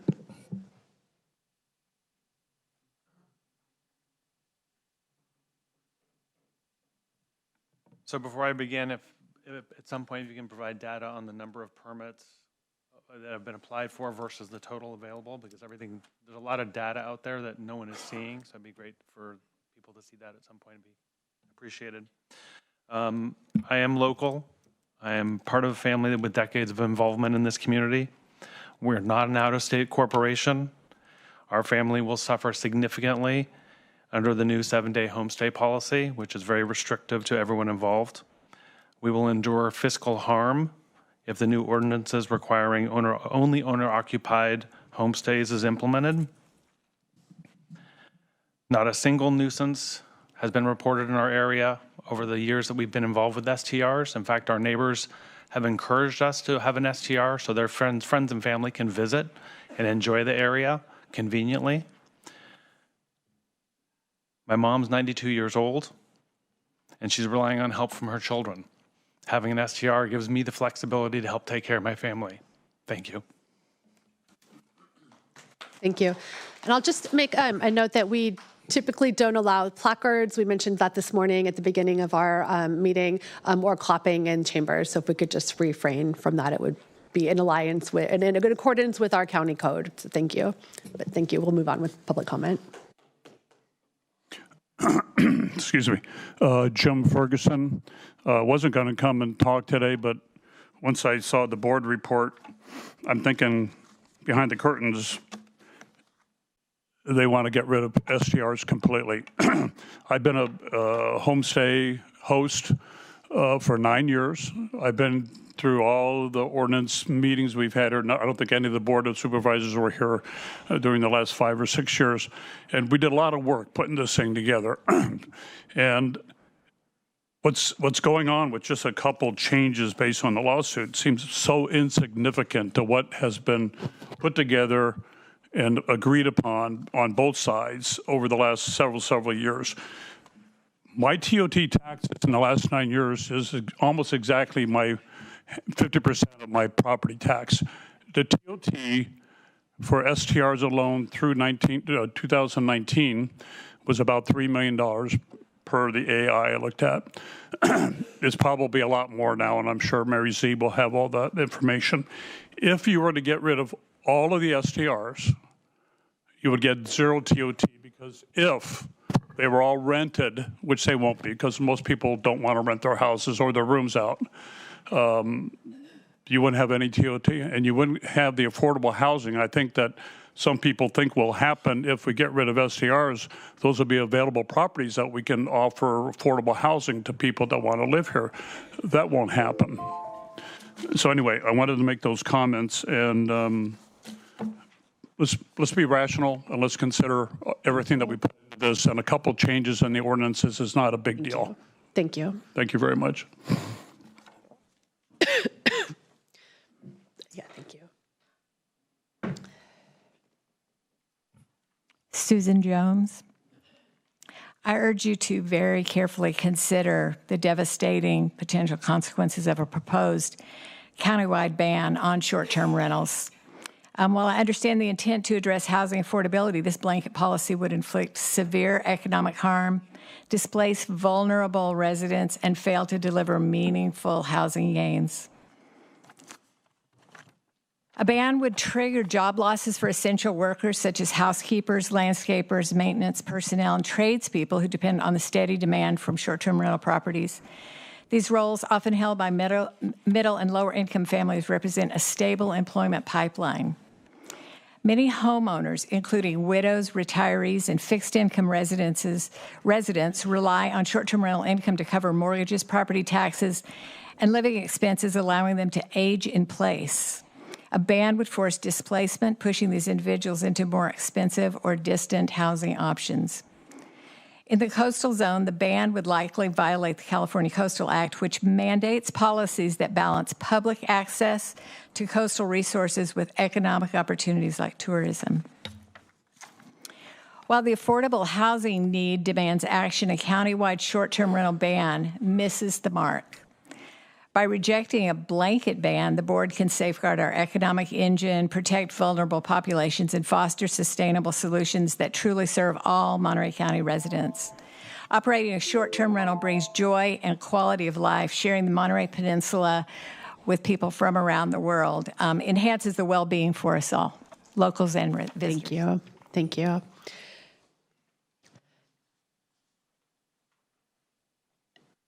And anyone else who's in chambers to speak, yeah, please go ahead. If you could just move to the front so that we can make sure we hear from you. Thank you.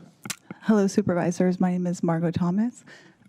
My parents spoke earlier, and I just want to echo. Sorry, we all get so emotional, so excuse me. Just like Susan said, my mom gets so much joy out of hosting people. These people are lovely, and you guys are very focused on data, as you should be. In the last topic we covered, we've had 7 calls to the police about vacation rentals in the last 10 years. So this narrative about how vacation rentals are ruining neighborhoods is totally false. We've owned our house for 15 years, nothing but wonderful people. Our neighbors love them. It's such a good vibe. Another thing I know it's super important to all of us here is the housing crisis and affordability. So in high-cost coastal markets like this one, housing prices are driven by land scarcity, zoning constraints, environmental limits, and decades of underbuilding. A small number of vacation rentals is not going to meaningfully impact that. Like if I had to sell my house, a worker's not going to move in there. A school teacher's not going to move in there. These houses are about like $4 million each, especially in the Carmel Highlands. Real numbers, we're talking about 30 houses, maybe 80 in the high season. This is not a lot of homes. What we actually do is provide jobs for people, and those were the people who spoke earlier today. So I want to look at the whole ecosystem. It's very touristically driven, and we're an integral part of it. So thank you for listening. I appreciate it. Thank you. Is there anyone else in chambers to speak this morning? Thank you. This afternoon. Hi. Good afternoon, and I'd like to thank the former chair for his service. I didn't get that opportunity today, and I'd like to welcome you in this year. I don't envy your decision on this one. However, I do notice, as a resident, a longtime resident in the community, that there are a lot of companies that come in and investors that come in, and they do buy large swaths of homes, and they don't always think about the community where they're purchasing these homes. We had the banking crisis. A lot of people lost their homes, and those homes were just purchased up, cash. I'll buy you signs everywhere.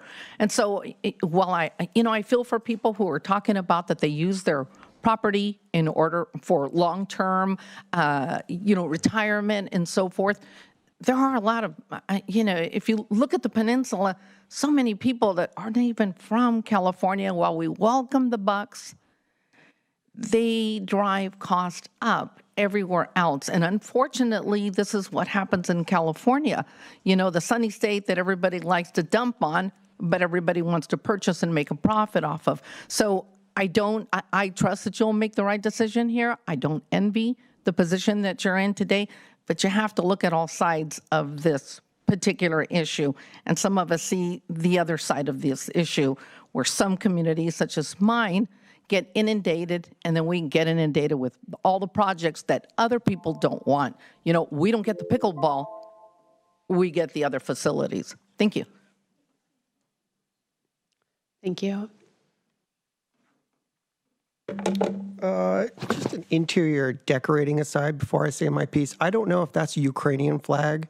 If it is, it's highly offensive in its place at the head of this chamber. Now, I'm going to go ahead and holster my Superhost pistol and speak to you today as a humble taxpayer.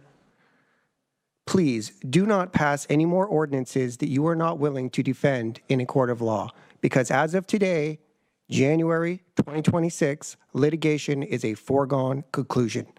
Every tech bro shareholder from here to Sand Hill Road now knows that you all are unwilling to put your personal paychecks on the line vis-a-vis the general fund. And you can thank Kate and her high five temper tantrum for that. When it comes to short-term rentals, you are effectively neutered as regulatory authors. And you did it to yourselves. So please stop wasting our money on your fecklessness.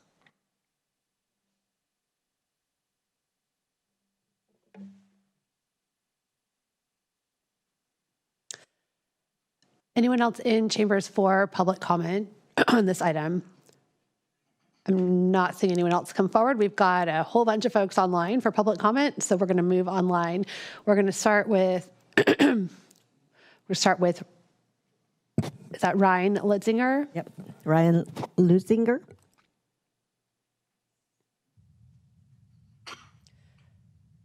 Can you hear me now? We can. Thank you for joining us. Good afternoon to the Board of Supervisors, and thank you for the opportunity to speak today. My name is Ryan Litzinger, resident of Big Sur and chair of the Board of Directors for the Community Association of Big Sur. I have a few points that I'd like to make in the next minute or so. The first is just expressing disappointment with the Monterey County Vacation Rental Alliance's decision to engage in litigation that might be both lengthy and costly. We were one of many organizations like Landwatch that worked over the course of many years to help the County Board of Supervisors come to a really fair and balanced conclusion with the ordinance that was passed in August. So we hope that that can be preserved. One request that we have at this point that's actionable based on the ongoing litigation is a pause in permits. And there's a variety of reasons to do so that simplify the process and ensure that there aren't competing standards in the present and future. And would like to note, too, that regarding the corporate owners piece and the challenge there seems to be an approach and language from Sonoma County that would be a useful reference point for county staff to look at. Ojai has a full ban on STRs. This isn't that. This is more flexible, fair, and balanced, and we hope will be preserved moving forward. Thank you for your time today. Thank you for joining us. I'm going to go next to Rachel Goldberg, followed by Linda Moran. Hi there. Hey, supervisors. This is Rachel Goldberger, Big Sur resident and program manager, speaking on behalf of the Community Association of Big Sur as well. We were very pleased to see the passage of the Monterey County short-term rental ordinance last August after years of careful community input and collaboration. We advocated for this ordinance through letters, public comments, and coastal commission hearings. The effort balanced many competing interests and addressed real community needs, so it's disappointing that these widely supported protections are now being challenged in court. We urge the board to act decisively to protect fairness and uphold the work of our community. We ask that you pause all short-term rental permit processing while the litigation is pending. Continuing to issue these permits during this period creates legal vulnerabilities and unfair expectations. We ask that you provide clear messaging that no vacation rentals should operate without a permit and that new permits should only be considered once litigation is resolved. Finally, we do support Supervisor Daniel's recommendation. If this ordinance can't be implemented quickly and as written, the county should consider prohibiting vacation rentals in residential areas, at least in the Big Sur area, until a path forward is possible. This has been done in other California communities like Ojai, as our board chair just mentioned. Big Sur faces an acute housing shortage. It affects the workers who support our tourism and agriculture economy every day. Implementing the ordinance or pausing permits until it can be enforced is critical to protecting housing and community stability. Let's put residents back into our homes and preserve our community. Thank you. Thank you for your comment. We'll go next to Linda Marin, followed by Kathleen Lee.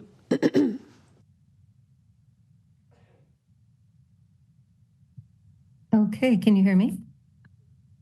We can hear you. Thank you for joining us today. Okay, thank you. Linda Marin, good afternoon, Chair Root and supervisors. For your discussion today, I hope you will, first of all, have read Dick Matthews' letter to you dated January 1st. I hope you'll confirm with data from the county and then stop blaming STR ownership on corporate interests, as some I've heard even about that today. When we looked at the latest county data on certificate holders of STR permits, 1.2% are actual corporations, 1.2%. I hope that you will acknowledge the unintended consequences that in the areas where residential bans on commercial STRs are in place, most of these are second homes that will never be used for affordable or long-term housing. And so they will result in to push commercial STRs into lower income areas where they will take away from more affordable housing. I hope you will remind each other that the STR EIR, that the County Commission found no significant adverse effects from STRs at 6% of housing stock. And I hope you will consider that most of the complaints about STRs were focused on a handful of properties that the HCD should have investigated and shut down, but never did. And finally, there are many questions about other intended consequences, which 90 seconds doesn't give me time to tell you about. Thank you. Thank you, Linda. And we do have your letter and the other letter that you referenced in front of us printed as well. Thank you. I'm going to go next to Kathleen Lee, followed by Desiree. Good afternoon, Chair Askew and members of the board. My name is Kathleen Lee, and I'm speaking today on behalf of the Pebble Beach Company. Pebble Beach Company has repeatedly and consistently opposed commercial use of residential property in Del Monte Forest for commercial uses. While the company views all applications to use residential property for unlimited vacation rentals as threats to the delicate balance between conservation, visitor serving, and residential uses required in the Del Monte Forest pursuant to the coastal and inland land use plans in Del Monte Forest, corporate applications are particularly obvious as a commercial use of residential properties and should be banned. Pebble Beach Company is charged with maintaining the balance between conservation, visitor serving, and residential uses carefully written into the coastal and land use plans. The county's recent decision to not enforce its own ordinances regarding homestays, thus incentivizing individuals and entities to pursue ministerial homestay permits in lieu of costly and time-consuming commercial applications, cannot be permitted to destroy that balance altogether. For that reason, we strongly advocate for a total ban of homestays in Del Monte Forest, or in the alternative, a temporary ban until such time as Monterey County is willing and able to enforce the ordinance as written. Thank you for the opportunity to speak today. Thank you for your comments. We'll go next to Desiree, followed by Marcia. Sorry, by Marcus. Desiree, you're up next. Hello. Can you hear me? We can. Thank you for joining us. Oh, thank you. I feel like the Board of Supervisors, you and the Planning Department, are trying to support the homestay model as an example of the grassroots entrepreneurial effort by truly on-site county and senior homeowners to stay in and afford their homes. Thank you. I am angry that it has been hijacked by consortiums of out-of-county investors cashing in on Monterey County because we are a high-end destination, assuring them of escalating property values, and Carmel Valley not being incorporated, renting for thousands of dollars. It's a win-win-win with hundreds of thousands of dollars of return on their investment. I'm irritated that it's hijacked by local owners, of which this is the second or third home that they have, that they want this one paid for in Monterey County by Vacation Rentals, renting for hundreds of thousands of dollars. And I'm irritated that it's been hijacked by local private vacation rental agencies, middlemen receiving hundreds of dollars times 50 to 100 vacation rental listings. These people aren't living there. I am also annoyed, concerned, and against the forcing of party houses on Carmel Valley, especially using me as a homestay, along with their big money attorneys, as a bludgeoning club to make you come to heel. I think you need to fight this lawsuit. Thank you for your comments. We're going to go next to Marcus Foster, followed by Sarah Harvey. Hello, can you hear me? We can. Thank you for joining us. Yeah. Hello, my name is Marcus Foster. I'm a longtime resident of Big Sur and a co-founder of the nonprofit Keep Big Sur Wild, an organization that was founded in order to protect the policies and enforcement of the Big Sur land use plan that has protected our small community and Big Sur from just becoming another coastal commodity over the past 4 decades. It is the governing document here where I sometimes question if the Coastal Commission and County still even recognize that fact, even though they certified it in 1986. With the existing language of policies of our legally binding land use plan, I often wonder how we even got to this point. Under 5.1.1, residential land use, it clearly states residential areas are not well suited for commercial or visitor use. Use of these areas should continue to be for residential purposes. On policy 5.3.1, under land use categories, it states rural residentially zoned residences are considered a primary use. Secondary uses pertinent to rural residences includes garages, work or storage sheds, art and craft studios. Nowhere does it state secondary uses can be vacation rentals and or event wedding centers. I believe that these policies of the County and Coastal Commission certified land use plan are enough for a complete ban of all STRs in Big Sur. I ask for the county's legal counsel why these policies have been disregarded. Thank you. Thank you for your comments. We're going to go next to Sarah Harvey and then Marianne Gowan. Thank you. Can you hear me? We can. Thank you for joining us. Thank you very much. I'm a Big Sur resident who lives on the South Coast, and I'm a low-income single mother of 3 children, and I fall within the very demographic that this ordinance is supposedly designed to protect. However, I'm being extremely negatively impacted by the absolutely unfair umbrella commercial STR ban in Big Sur. I lived in subpar housing from 2012 to 2021, from a moldy trailer in a seasonally flooded canyon to an uninsulated shed with an outdoor bathroom and kitchen. So I get the argument that there's a housing crisis in Big Sur. However, since 2021, I've lived in an amazing house where my rent has been subsidized by my ability to co-host a very simple STR in the same property. Now this ordinance has not only taken my job away, but it also has put my housing itself in jeopardy. This unfair ordinance does not account for residents like me, and there are others, who live on properties owned by average, not super rich landlords who operate respectful STRs to offset the extremely high cost of their mortgages, fire insurance, and property taxes. These owners stay in the STR rentals when they're on property, so now these houses are just sitting empty because it's not practical for them to rent these units long term. I respectfully request the county to show compassion for situations like mine and reverse the umbrella commercial STR ban in Big Sur and allow the operations of STRs with full-time on-site local residents living on the properties overseeing the operations. Most of us in these situations depend on these respectful STRs for affordable housing and jobs.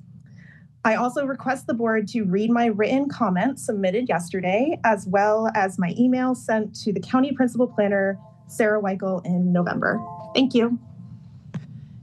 Thank you for your comments. And I can assure you that the board has received extensive communication from the public regarding this issue, which comes to our district offices, as well as we receive printed copies from the clerk of the board, as well as our staff. So thank you for communicating. For anyone who comes to the meetings or calls in, you're also welcome to send written communication to the board at cob@countyofmonterey.gov. That also gets included in the public record. So thank you for communicating with us in all of the ways that you do. We appreciate it. Having said that, we're going to go next to Marianne Gowan and then Margie Kay. Marianne Gawain, President of the Carmel Valley Association. Thank you, Chair Askew and Supervisors.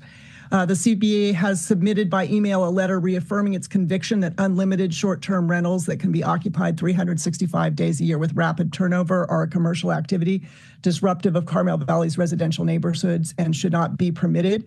I didn't see our letter in the packet, and I have sent an inquiry to the clerk of the board to make sure that you see it because it was submitted in a timely manner. Now I have a few personal anecdotes and observations. I have seen a quieter pace of turnover at a whole house rental on my street. This has been a welcome change for my family, and I don't know for sure that this is related to the inland ordinance. It is suggestive. Several months ago, I was trying to help in a situation where a multi-bedroom house rental was needed. I casually mentioned this to an acquaintance, a friend who's a real estate agent, and she said, "I have a house for you. The owners have decided, in light of the vacation rental regulations, to look for a long-term renter." Given the time it's taken to educate people about the vacation rental ordinances and to begin enforcement, we're only now beginning to see such benefits. A Carmel Valley resident has contacted me yesterday making the point that the Carmel Valley Road is a very limited resource. We think of water and land as limited, but here in the valley, road capacity is tight. We worry about egress in a fire emergency. I hope that the limited road capacity would be mainly reserved for the needs of actual long-term residents, workers, including the new RENA housing sites. We value our tourists, but resident safety must be first. In the Carmel Valley Master Plan area, there's a limit on visitor serving units, and these Midnight hotels are effectively VSUs. Why wouldn't they be under that restriction? So thank you for your consideration. Thank you for your comments. We'll go next to Margie Kay. Thank you. Yes, this is Margie Kay. I live in District 2 near the Elkhorn Slough. I support what Supervisor Daniels is requesting. And I also spoke to my supervisor, Supervisor Church, last year when this was coming before the Board of Supervisors, requesting a ban on all STRs in residentially zoned neighborhoods in unincorporated Monterey County. So what Kathleen Lee said for Pebble Beach Company, what Marianne Gawain just said for CBA, I agree with what they said in that houses should not be hotels. They're not good for the neighborhoods. They're not good for the school districts. So I'm requesting what Supervisor Kate Daniels is asking for. Thank you. Thank you for your comments. We'll go next to Sharon Wilson, followed by Molly Erickson. Yes, hi, good afternoon. My name is Sharon Petrosina Wilson, and I am also a member of Keep Big Sur Wild, but I'm speaking on my own behalf at this point. I live in Big Sur. I've lived here about 5 years now. I want to focus on explaining why expanding and allowing additional vacation rentals in Big Sur is inconsistent with the Big Sur land use plan and harmful to our community. The land use plan is a protection designed to preserve community character, environmental resources, and public safety. A core principle of the plan is to limit commercial activity in residential areas. Big Sur housing is an extremely limited area and cannot be replaced. Much of the housing that remains is in guest houses and secondary units. They function as essential workforce housing. These units house people who keep Big Sur running: the firefighters, hospitality workers, caregivers, and long-term residents. When they're converted to short-term visitors units, we see the consequences. Many workers are living in cars, vans, or commuting long distances in unsafe roads because they cannot find housing. I came to this county 5 years ago, and I've been working regularly to help with the process of the STRs. The plan that you presently have was not perfect. It didn't address everything we wanted here in Big Sur, but it certainly was a good compromise. If we can't find a working compromise, then I suggest that we just ban them completely in Monterey County. Thank you for your comments. We'll go next to Molly Erickson, to be followed by Richard Matthews. Madam Chair, members of the board, this is Molly Erickson on behalf of friends, artists, and neighbors of Elkhorn Slough, known as FANS. FANS supports the comments and concerns expressed by Supervisors Church, Daniels, and Root Askew, and also of Planning Commissioners Hartzell and Deal in your packet. This county tried for 10 years, adopted a compromise, and litigation has ensued. Any rollback of short-term rental protections would be a fast track to losing even more housing stock for the real live flesh and blood people who care and live in our environment and who are involved in the protection and preservation of this beautiful and irreplaceable environment. FANS stands with its flesh and blood neighbors in other parts of the county, including the comments by Marianne Gawain of Carmel Valley Association, Kathleen Lee for Pebble Beach, speakers from Big Sur and the Highlands. It is time to support a complete ban. FANS supports that second bullet point, a ban throughout the county, and an immediate pause on permit processing for the reasons stated by other speakers today. FANS notes that even with a complete ban, that property owners still can rent out their properties for up to 12 times throughout the year if they want to. Thank you very much for your time, Supervisors. Thank you for your comments. We'll go next to Richard Matthews, followed by Trey Krupp. Hello. Oh, we heard you for a second. We'll try that again. We're calling. Can you hear me? We can hear you now. Thank you for sticking with us. Okay.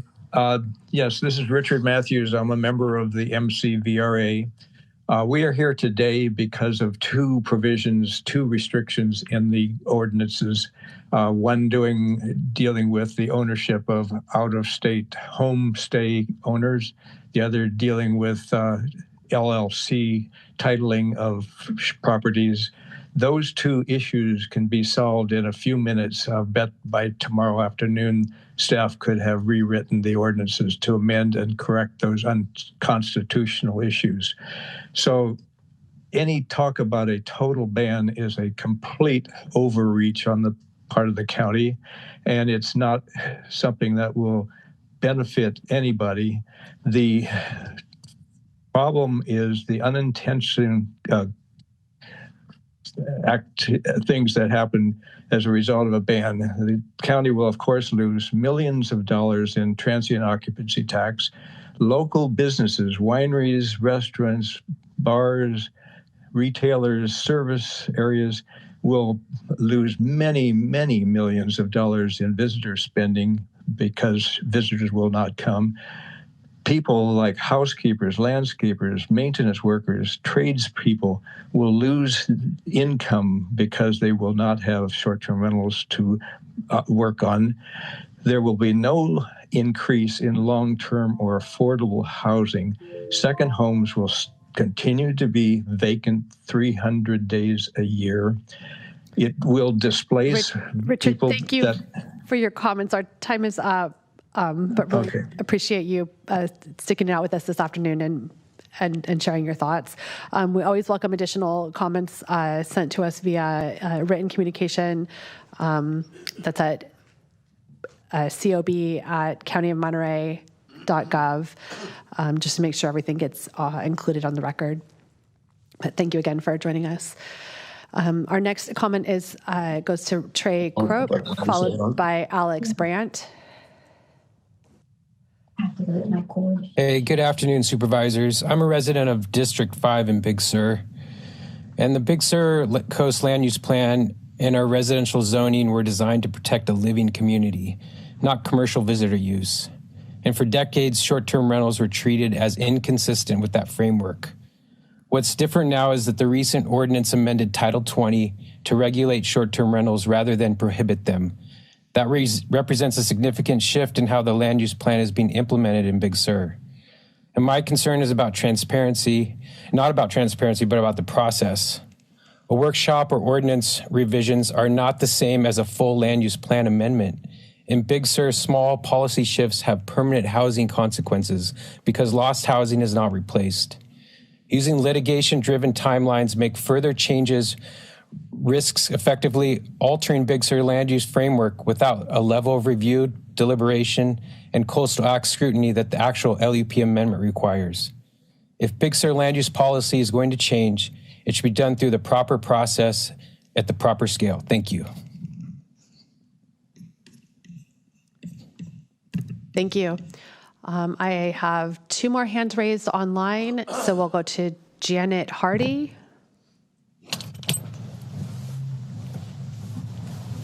Hi. I wanted to say I agree with the full ban of commercial vacation rentals in the entire county. And I almost feel like we need to ban limited vacation rentals in Big Sur particularly, but in the entire county because there's no way to enforce the time limit. Listening today about all the Monterey Commercial Vacation Rental Alliance and everything, none of these people have ever abided by the county ordinance, the 1997 county ordinance. None of them, 25, I believe, got permits back in 1997, 98, 2000, but all the rest have been operating illegally. And this is just going to continue. And I don't think you should reward bad behavior with giving them what they want. So I'm for banning commercial vacation rentals. I'm for banning pretty much limited vacation rentals, and homestays must take place in the primary dwelling, single family dwelling, with the homeowner sharing one of the bedrooms with his guests, not out in some guest house or secondary unit. Or if they can't do that, let's just ban them all. Thank you. Thank you for your comments. This is the final hand raised on Zoom is to Alex Brandt. Hello. Thank you, Chair and Supervisors. Alex Brandt from Carmel Valley. Short-term rentals are a business enterprise, not a residential use. If the county cannot limit and enforce them, then they should be outlawed. What's happening now is that homes meant for local families are being converted into hotel rooms. That directly reduces housing supply, drives up prices, and pushes out the people who live and work here. Partial regulations that can't be enforced don't protect housing. They protect the business model. And when enforcement is weak or paused due to litigation, the damage continues while locals pay the price. I urge the board to direct staff toward a policy that prioritizes local families over short-term rental businesses. The lawsuit is what is causing a discussion on the potential ban of STRs. Don't blame the county or the planning department. The Board of Supervisors, County Planning Department, and public all worked together for a long time to come up with a good plan for the regulation of STRs. Should we allow completely unregulated short-term rentals where investors buy up the homes, prices are driven up, local families can't stay, and then we build as much as we can to make up for it. This is what corporate interests want, but it's not what's in our best interest. If we follow this path, we'll destroy our area. So in short, thank you for what you've done. Let's hope we don't go a complete ban on STRs, but the lawsuit is what's basically driving us towards that. So thank you for your time. Thank you. We'll go next to David. Yes, hi. Can you hear me? We can, thank you. Famous first lines. Yeah, I'm moved into our house in Carmel Unincorporated about 10 years ago. We'd been staying in Airbnbs and we loved it. When we looked for our house, we looked for one that had that potential. And so we are capable of having a homestay. We have a small Airbnb. We're in good terms with all of our neighbors. They've not had any issues with us or problems. They support us for it.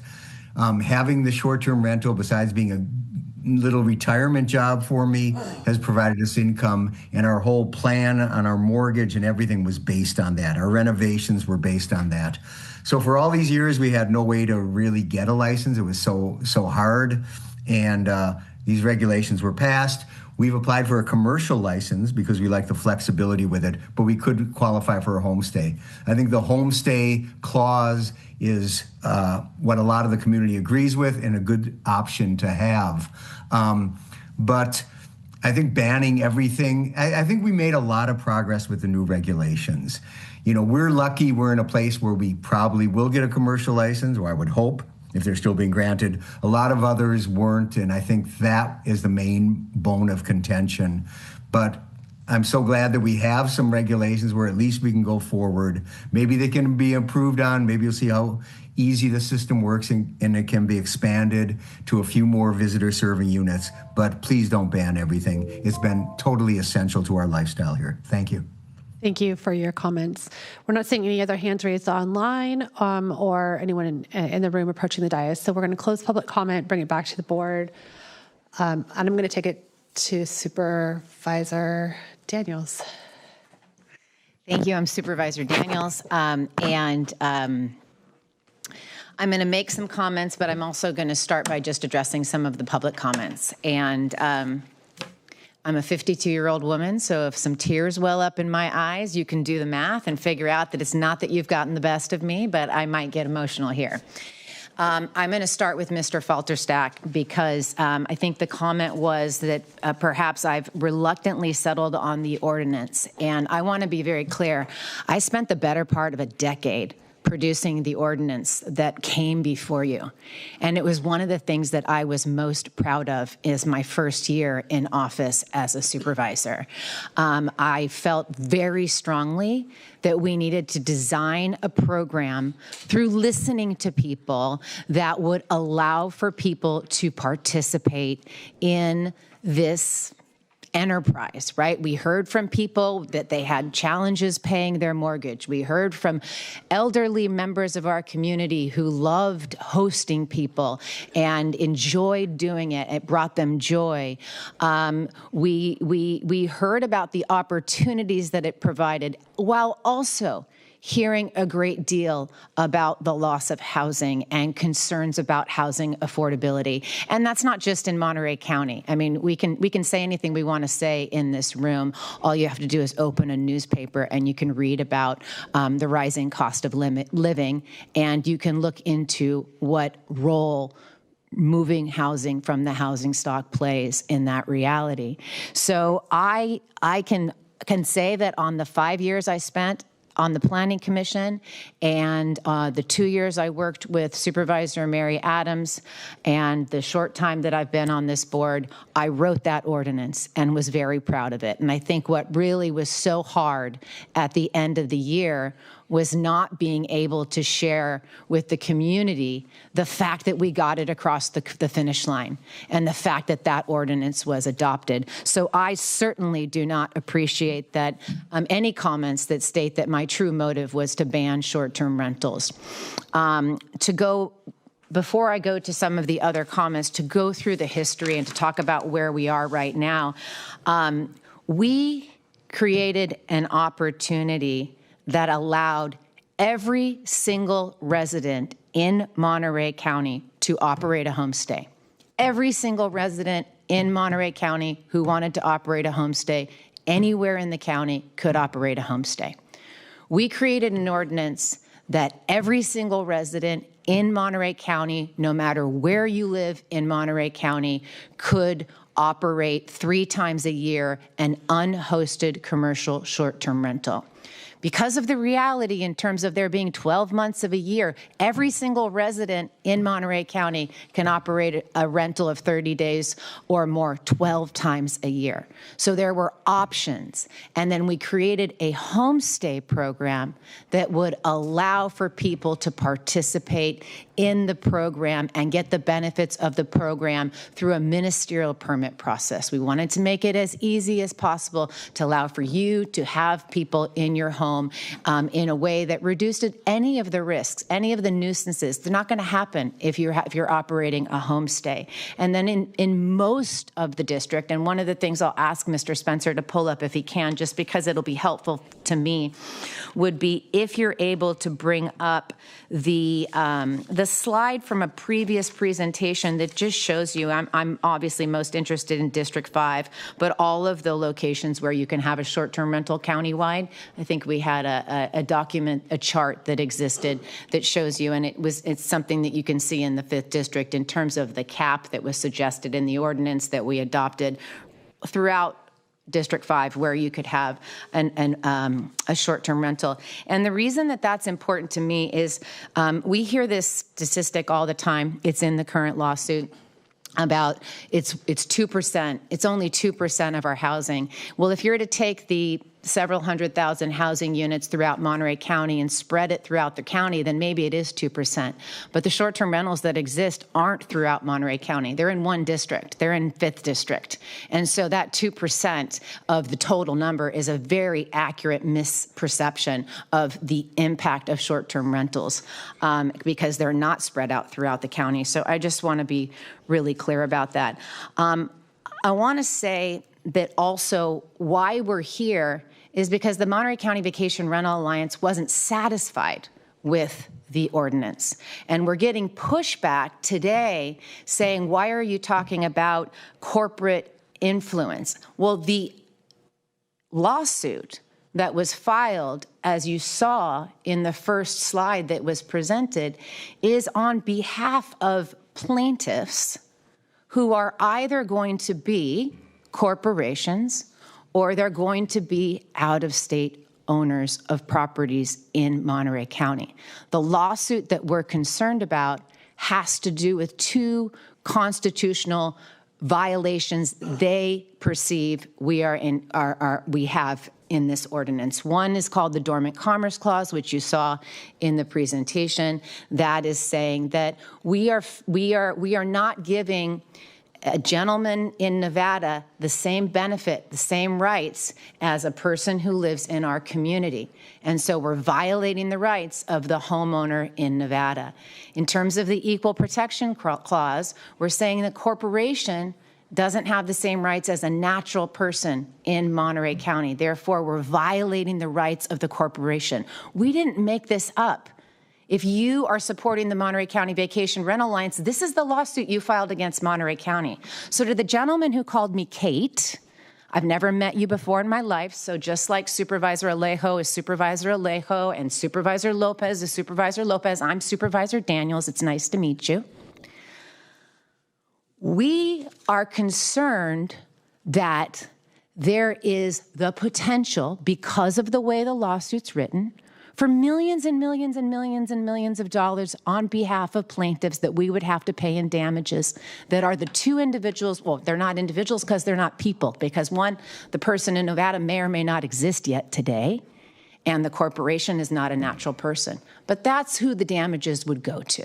And that would come out of the general fund is the concern. And that's our job here. That's what we do here. The biggest thing we do in Monterey County as your supervisors every single year is we pass a budget. And we have to be prudent. So when the Monterey County Vacation Rental Alliance comes in and appears to not just be the Monterey County Vacation Rental Alliance, because the Monterey County Vacation Rental Alliance is a lot of you in this room.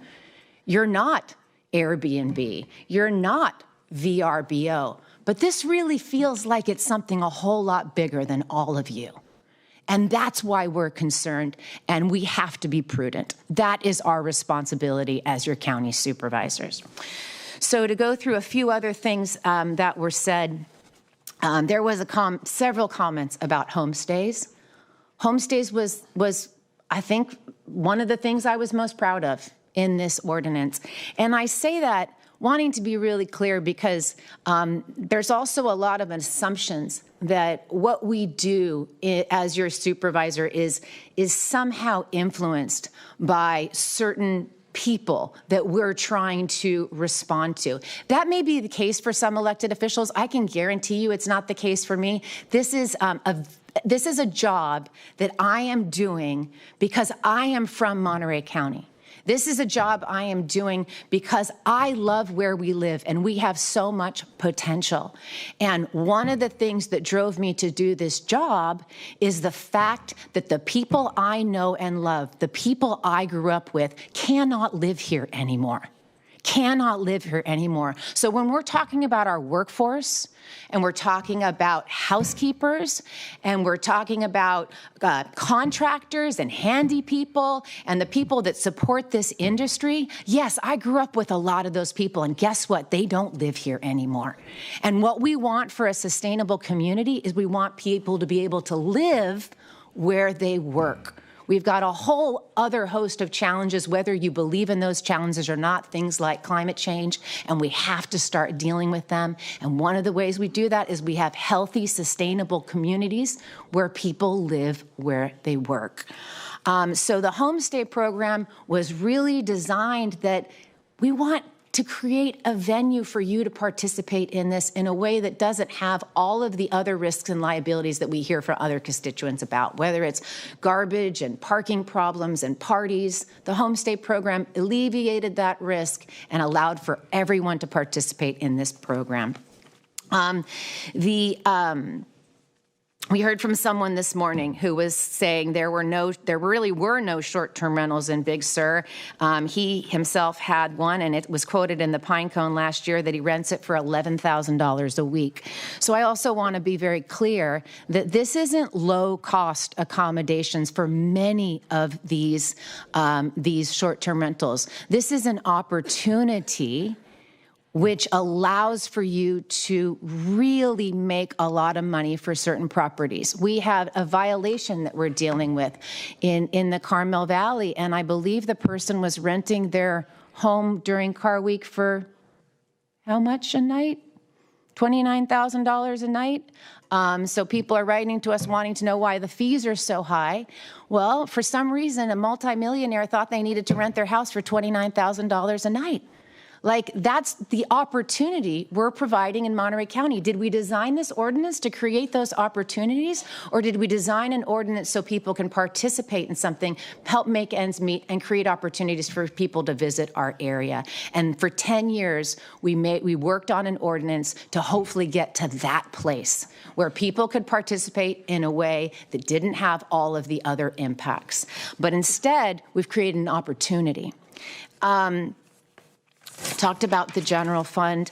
I want to talk about TOT, and I'd like us to be able, when I'm done talking, to just get the down and dirty. How much TOT do we really raise with short-term rentals? What was a good year? What was last year? What's a bad year? It would be great if we have the new welcome treasurer tax collector here, and hopefully we can have you come up and just lay it out for us, because there's so much misinformation and it would be nice to just hear that. I don't want to embarrass her, but we had the Monterey County Vacation Rental Alliance over and over, including in this last letter, state that, do like Seaside. Seaside worked with us and we knocked out an ordinance. Yeah, you knocked out an ordinance, and my colleague, we have a very small team, lost the housing that she raised her children and her grandchildren in, the rental that she paid $3,500 a month for, because the owners could now make $3,500 a week. So I want to also dispel the myth that somehow these are just the big mansions and homes that no one would ever live in. Not true. We're creating an opportunity for potential businesses in every single thing that you could call a home, because it's a destination. People want to come here. So it's houses of all sizes. Let's stop with the misinformation and the myths about who participates in this program. These are houses throughout the county, on every single street, any block. There's not one area where we have short-term rentals in District 5. It's every part of District 5. I think for county staff, there was a couple more things I thought that could be helpful. And that would be if you could elaborate a bit on, even with the protections that we carefully designed and had in place, the equal protection clause was really the allegation that we're violating the Equal Protection Clause. What we were trying to do was create an ordinance that each and every one of you got one of these things, not multiple, right? You could do it one time with your house or a property you owned. And I'd love for the county to be able to elaborate. Folks who are already trying to play with the system by pretending it's a homestay when it's not a homestay, and perhaps families or couples that are one person and they're really trying to have multiple short-term rentals within the same family.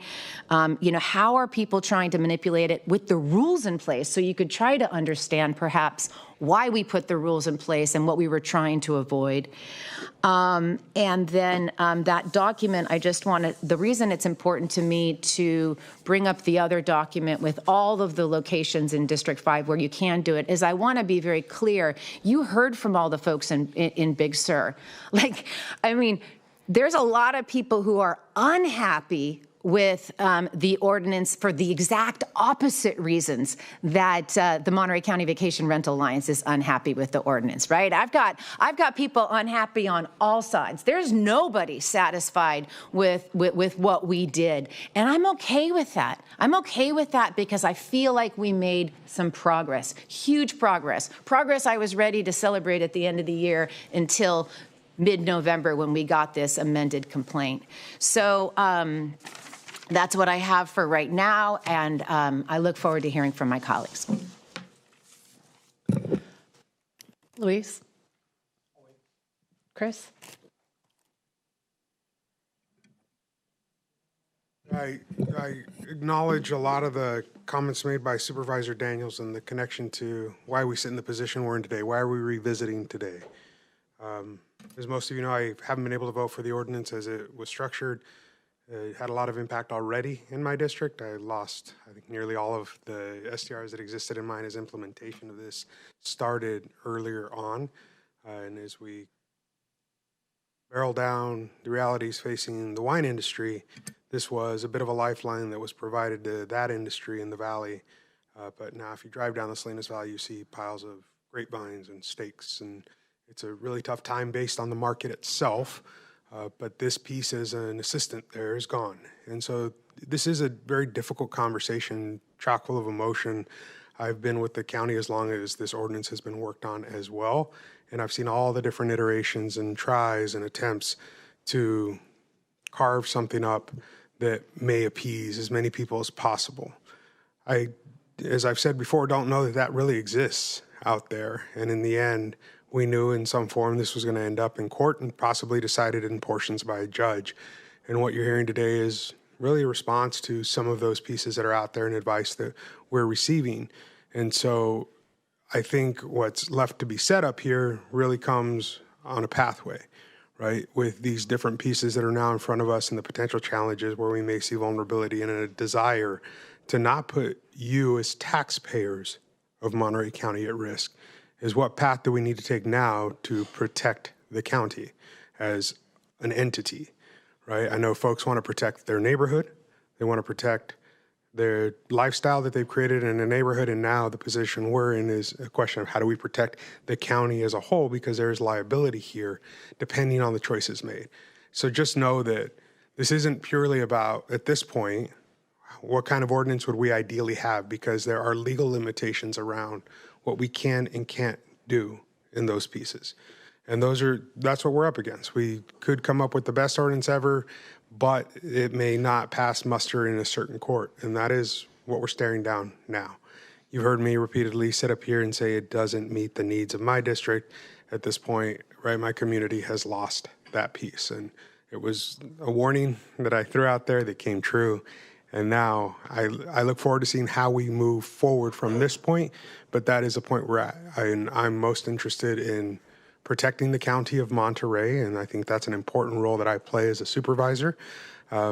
I don't know what I can and can't vote for depending on how these motions roll out, because I still don't quite hear where folks want to end up.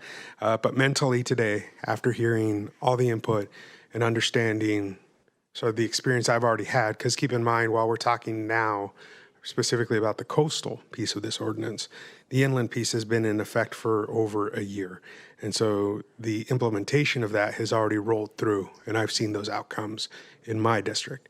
And so with that, I'll turn it back to my colleagues to hear where everybody else might be and see what sort of concepts may be tossed out there for a path forward for us. Thank you, Madam Chair. Glenn? See a few comments here, then probably want to come back because, as Supervisor Lopez has mentioned, I'm not quite sure where everything's going to wind up here either. It's really unfortunate. There's can't be compromise really pulled out of this. I mean, I'm a believer in compromise, believer in issues that there's options here, such as been discussed about homestays that are in place. There's perhaps other things that could be brought down into here, could be dealt with. But unfortunately, what we're seeing here in a society is where litigation goes through and begins to just overrule what good political sense can sometimes achieve. And that's the corner we're backed into. I think it's Supervisor Lopez, Supervisor Daniels, our staff has pointed out here that this is there's a situation where you have a threat of a lawsuit. You have a threat of a lawsuit of potentially tens of millions of dollars. And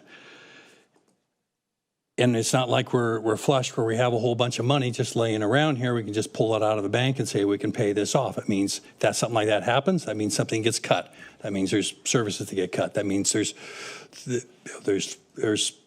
infrastructure that gets cut. It all has a negative impact, and that's the corner we're into at this point. And it's really unfortunate that we have to come back and revisit this based on litigation. It shouldn't have happened. It's unfortunate it happened.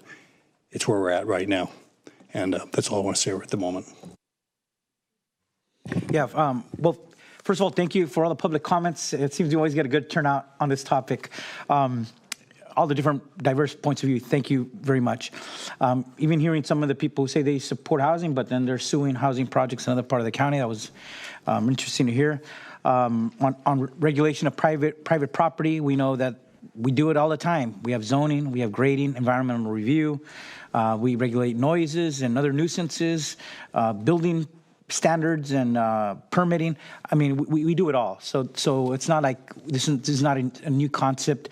This is what we're supposed to do. We're supposed to make sure that we're following state laws and building codes. But on this particular topic, we knew we were going to get to this point. We knew litigation was going to come once we finalized an ordinance, because I think most counties, especially coastal counties that have come up with the STR ordinance, have all come under litigation. I don't think there's been one that hasn't. But I do think there was a lot to learn from other counties that established an ordinance long before us, that have had ordinances in place, to learn what has worked there and how those counties aim to try to find the right balance in light of constitutional and other legal challenges. So on this topic, and I've said it before, and Chris and I were the only ones who didn't vote to support the ordinance on my behalf. I just didn't think it was the right balance. I just thought it went too far on some areas. But even then, I did think there was a need for an STR ordinance, because I did hear everybody's voices on this topic, and I did hear constituents from Kate Daniels' district who raised these concerns. There is a real issue there. I think there's a real issue of buying an entity being able to buy a lot of homes and rent them, and then removing them out of the housing market, worsening our housing crisis. We know housing is scarce, especially for workers who are employed on the peninsula. Many of them have to drive longer distances in the Salinas Valley, in my district, in Chris's district, in Glenn Church's district. So we know that that's a real issue, right? And so my issue was not to say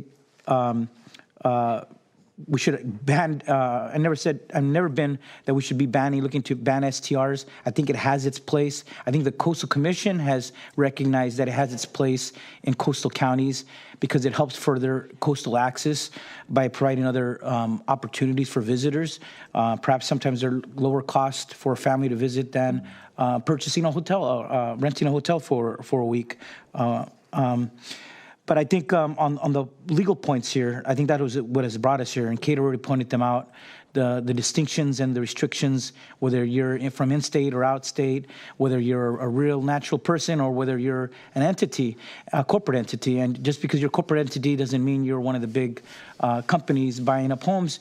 Many times, corporate entities are utilized by families. It could be a mom and pop or a family who wants to create an LLC, a limited liability corporation, just for protecting their other assets, right? They're creating a business and they create an entity because that then limits liability only to that asset, not to their personal or other assets that they may have. So it's a complex question of who is under a corporate entity, who utilizes it. But I think we're here today to look at what can we do for now while the litigation continues? What can we do to perhaps limit liability? There is a significant risk, so that's what has brought us to this point. And I think I'm open to supporting staff's recommendations here. It's been outlined already, and I think in a press release we sent out last month in December about the enforcement of some of these provisions. And I think I'd be open to that until the litigation could continue to see how the court will decide on these constitutional issues of the Dormant Commerce Clause and the Due Process Clause. I think those are the two biggest points. There's probably other key causes of action in the complaint, but I didn't want to be supportive of that. And I'm hoping that in the end we will find a middle ground. I think that I could support down the road. But the talk about moving towards an outright ban in light of the litigation, I think that's going too far again. And I think that would have us continue down a litigious path. Thank you. All right, I'll jump in here real quick, and then we can circle back to some options. So I think. Supervisor Daniels, your comments specifically as they related to the reality of what we're dealing with, the challenges that we're facing in regards to the Dormant Commerce Clause and the Equal Protection Clause are really these pieces that are putting us in a very difficult situation. And I'm going to point back to, I think it was maybe Marin's letter, and she called out a whole series of questions that are exactly the questions that I would be looking at typically about, how many of our current STRs are owned by out-of-state owners, and there aren't. I think it's less than a couple percent. This is not currently an issue of having large corporate ownership of our STRs or having out-of-state owners of our STRs. But yet this lawsuit that we're now faced with having to potentially defend presents the risk of having future owners from out-of-state, future corporate owners that we're defending against, and that with tens of millions of dollars potentially that that would come out of our general fund. You heard us just moments ago, hours ago, talk about the needs that we have from probation department, from behavioral health department, from Natividad's mental health unit.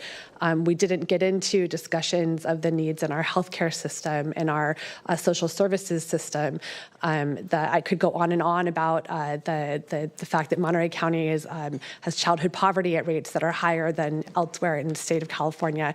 The responsibilities that we have to ensure that we're able to meet the needs of the county as a whole are huge.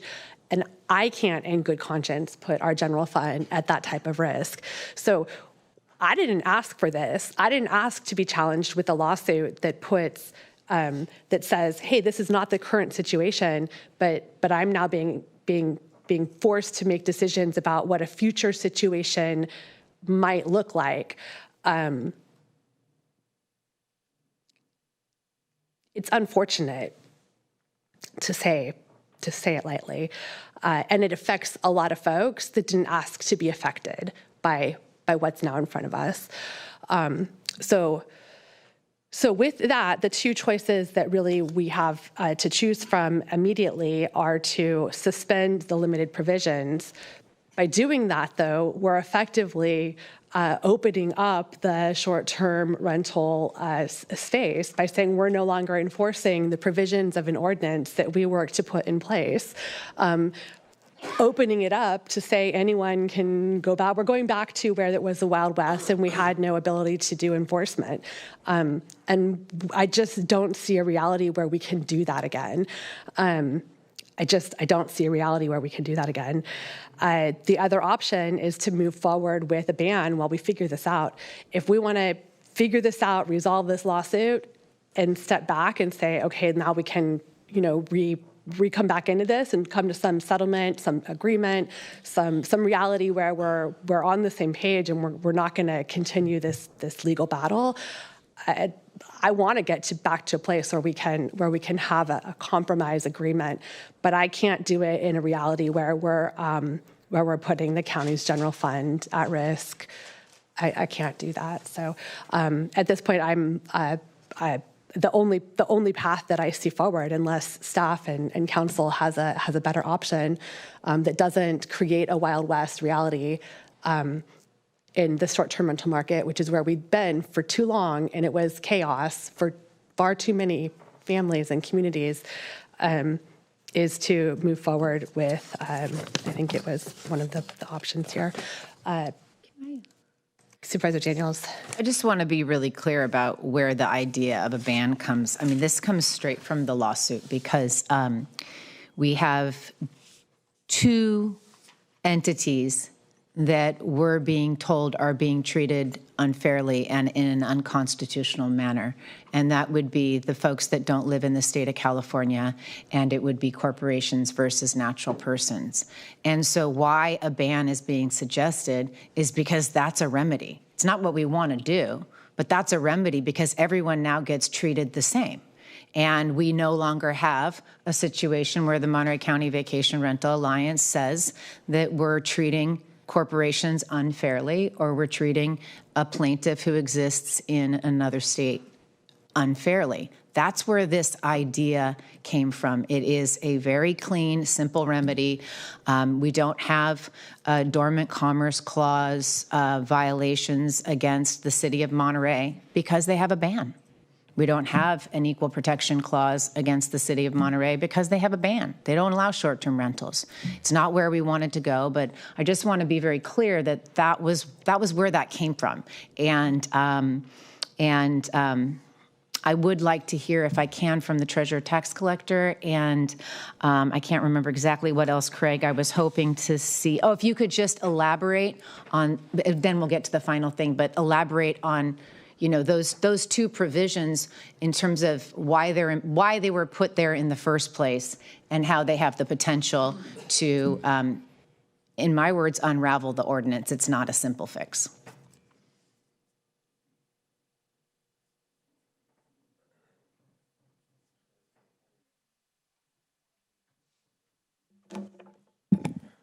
Good afternoon. Happy New Year, just Board. Say welcome, our new treasurer tax collector. Thank you. Jake I am Jake Stroud, Treasurer Tax Collector. And I do have some figures here that I believe we also provided to HCD, so maybe they can pull them up. But I do have the pleasure of leading the office that collects transient occupancy tax, which includes taxes paid by both hotels, motels, and short-term rentals or vacation rentals. I do also have with me my Chief Deputy Treasurer Tax Collector of our tax division that runs this program, Christina Parson, and we'll be happy to answer any questions after I present the numbers. I do have numbers regarding both of our certificates and the business license we've issued, but it sounds like we're more concerned with revenue, so I can speak directly to the revenue. Particularly the first quarter of the fiscal year that we're currently in, we did collect approximately $14.2 million in transient occupancy tax, TOT, and that is the highest going back many years when I looked back at our reporting, and $12.4 million of that, approximately, or 88%, was from hotels and motels, and vacation rentals made up about $1.8 million, or 12% of that total. I can break down those numbers a little bit further. One benefit of the current ordinance is that it does kind of classify the vacation rentals into the different categories, so we can kind of look at where the revenue is totaled to. Commercial vacation rentals during that period made up about $175,000, or about 10% of that 1.8 or $1.7 million that you see on the slide. I think it was $1.75 million. And limited vacation rentals, $133,000, or about 8%. The homestays were about $94,000, about 5%. And then we do have an unclassified kind of category. They have Monterey Dunes up there as an example. That was about 4%, or $69,000. And then other properties that aren't yet licensed or put into those categories are about $1.3 million, or 73% of that.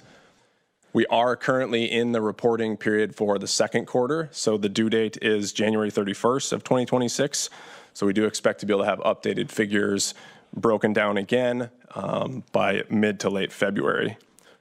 I think beyond that, I just want to say that my office remains willing and able to work with HCD and the Board of Supervisors to continue collecting transient occupancy tax fairly and efficiently. And like I said before, Christina and I are here for any questions you might have. Can you give us a full year, please? Maybe the fiscal year 24-25 that was from short-term rentals. The previous fiscal year is on the slide as well. It was about $40 million in total. Before we had the ordinance that broke the short-term rentals or vacation rentals into categories, we had to kind of extrapolate data and do ad hoc reporting to come up with an approximate percentage. But it has been pretty consistent, as you can see on the green bar to the far right. Around 10 or 11% has come from short-term rentals in those previous reporting years. And it was, so you're saying 10% of 40 million? Correct. So about $4 million? Correct. Total for the whole year? Total for the whole year. Got it. Thank you so much. Yes, you're welcome.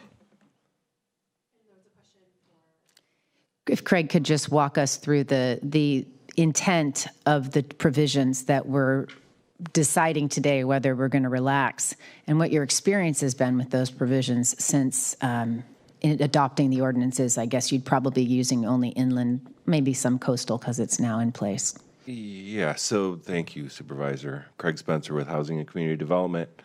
The issue claimed unconstitutional under the Dormant Commerce Clause is treating a non-resident different than a local resident. And that has to do with a provision in our ordinances that requires for a homestay, which was intended to be a vacation rental type that didn't require a discretionary permit, a simpler license permit process, for someone who lives in their home to rent rooms within their home and you know, supplement their income. And that is required that our regulations require that the owner reside within that homestay and be in the vacation rental while they're renting those rooms. Mm-hmm. So the claim provision is that, you know, someone who doesn't live here can't operate a homestay, and therefore maybe is being treated differently when it comes to homestay permits. And, you know, there were multiple reasons for homestays. We heard a lot of testimony about how that is a opportunity for folks who want to stay in their home, to afford to stay in their home. It also was someone on site acting as a host who can help respond to issues and complaints if it comes up. And it is a full-time residence, and so it's not a converted unit to something other than a permanent residence. The other provision had to do with, as has been discussed, treating natural persons different from a corporation. So our licensing requirements required that the property ownership wasn't held under corporate ownership, that it be in a trust or in a specific person's name, held, the title is held that way. So that would distinguish between a person and a commercial entity. And so that's, you know, the claim is that that's unconstitutional, treating a person different from a corporation. And so the provisions within our regulations that required that ownership be held in, you know, in a specific individual's name or in a trust, those would go away, and a limited liability commercial operation or any commercial operation, they could hold ownership of a property. It would be difficult to determine who is invested in that commercial entity from our end without some more significant work and staff time to figure that out. The reasons being, the reasons for that really had to do with you know, wanting to provide the opportunity for you know, some operations within the county for vacation rentals, but not wanting commercial entities to take up a number of our limited commercial vacation rental operation license and permitting, given we had a 2% cap, and we didn't want to see that commercial interest come in and take over large swaths of that commercial interest within residential zones. So those two provisions are now on hold. That's why we're here having this discussion. And that would be either fixed through a permanent regulation, or we would go some other path, and we're looking for direction from the board today on that.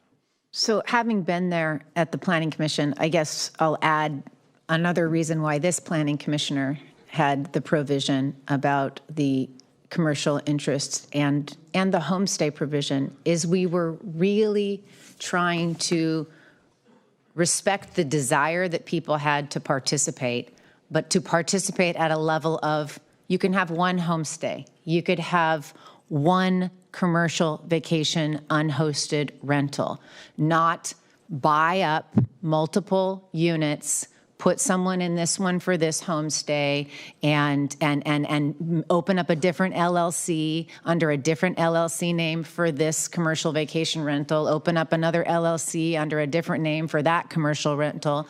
I mean, we were trying to meet the needs of the community to be able to participate in ways that many people in this room are talking about participating, one short-term rental. And that's what's being asked of us today to mend, to meddle with. It's to change those provisions, which the concern is that opens up the opportunity beyond what the intention was.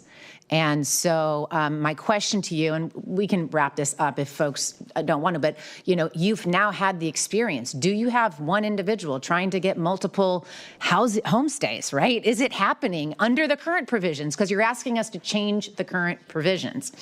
So, you know, what are your thoughts? Well, I've been made aware of a couple different arguments. I mean, the question of, you know, can you stay in a guest house or rent the guest house separately has come up. There's been at least one situation that I'm aware of where one property owner who owns multiple properties under the same name has applied for multiple homestay licenses.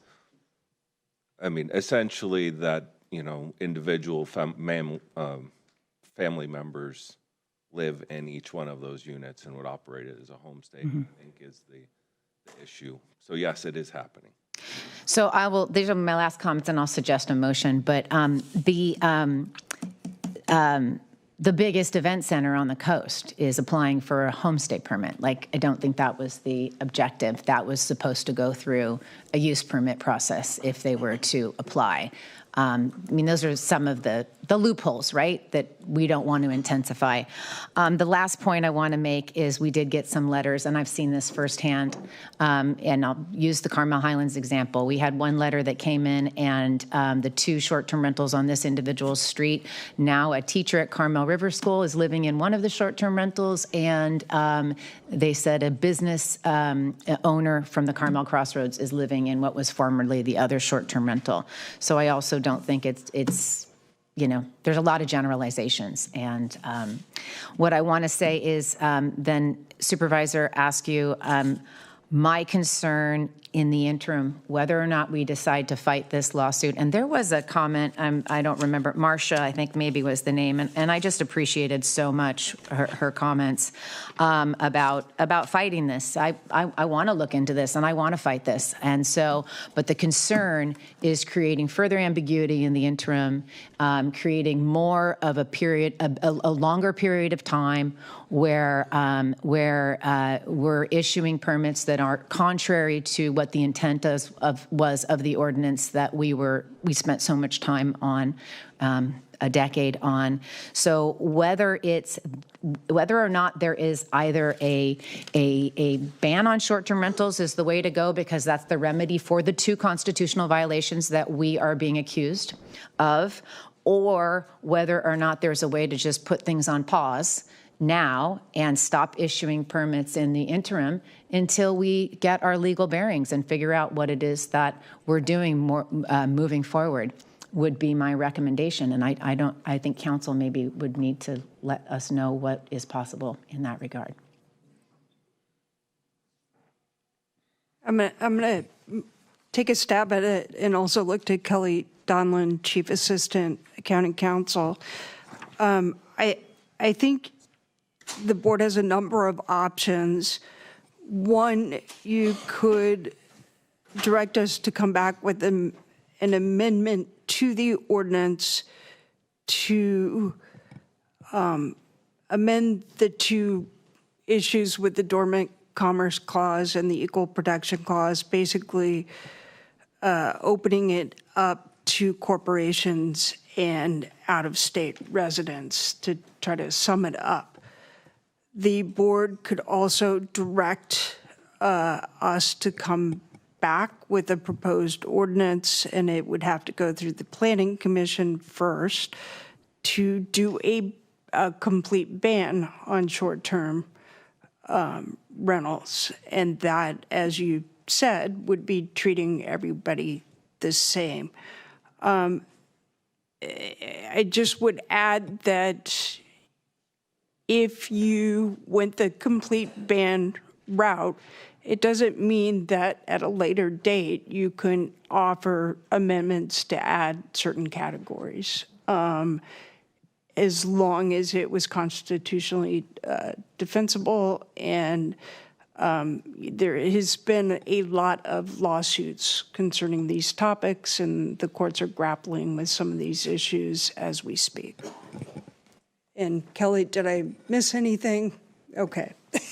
And so by moving forward, if we give direction to move forward with the ban, it effectively resolves the legal issue that's in front of us. But we would be waiting then for additional resolution, and then be able to bring back and say, hey, we really want to do farm stays, and we really do want to have homestays. We really do. Once we're able to make sure that these things are resolved. But the reality of saying, like, we're not gonna, I mean, if there was a way to fight and say, yeah, no, like, let's go all out and resolve these issues once and for all, and be clear that, we're making short-term rentals available. People are people, and residents of the state are residents of the state. But to put our county bank account at risk for that when other people are also battling that out. So the suggestion would be to do it. One option would be to put a ban in place, let the legal battles play themselves out, but we're not going to be the guinea pig in that space. That would be a direction you could go. So I hear where you're at, Kate. I I don't know if that's a motion that you're making or you're. I'd like to hear from my colleagues who have expressed in the past other, I mean, I'd like to get support from folks. So I'm definitely we've heard from of that Supervisor position. Alejo, but Supervisor Alejo has a different, you're looking at what I heard you say a minute ago was that you're sort of more open to amending the ordinance to fix the two items. I haven't heard from Chris and I haven't heard from Glenn yet as to where you guys are sitting.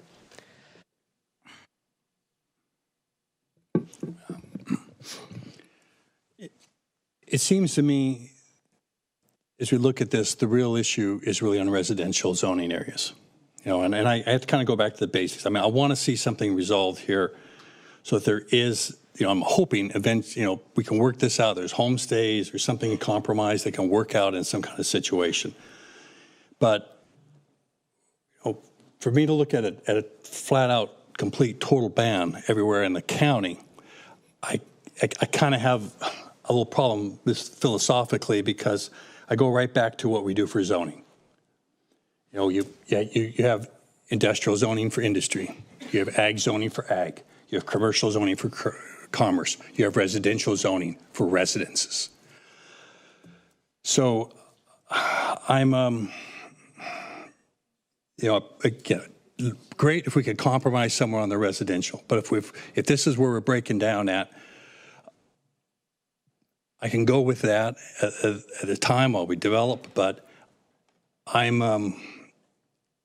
can't see a ban on anything where it's commercial because somebody made a comment that short-term rentals aren't commercial. I'm sorry, it's a business. You're renting out a house. That's your primary purpose of that house.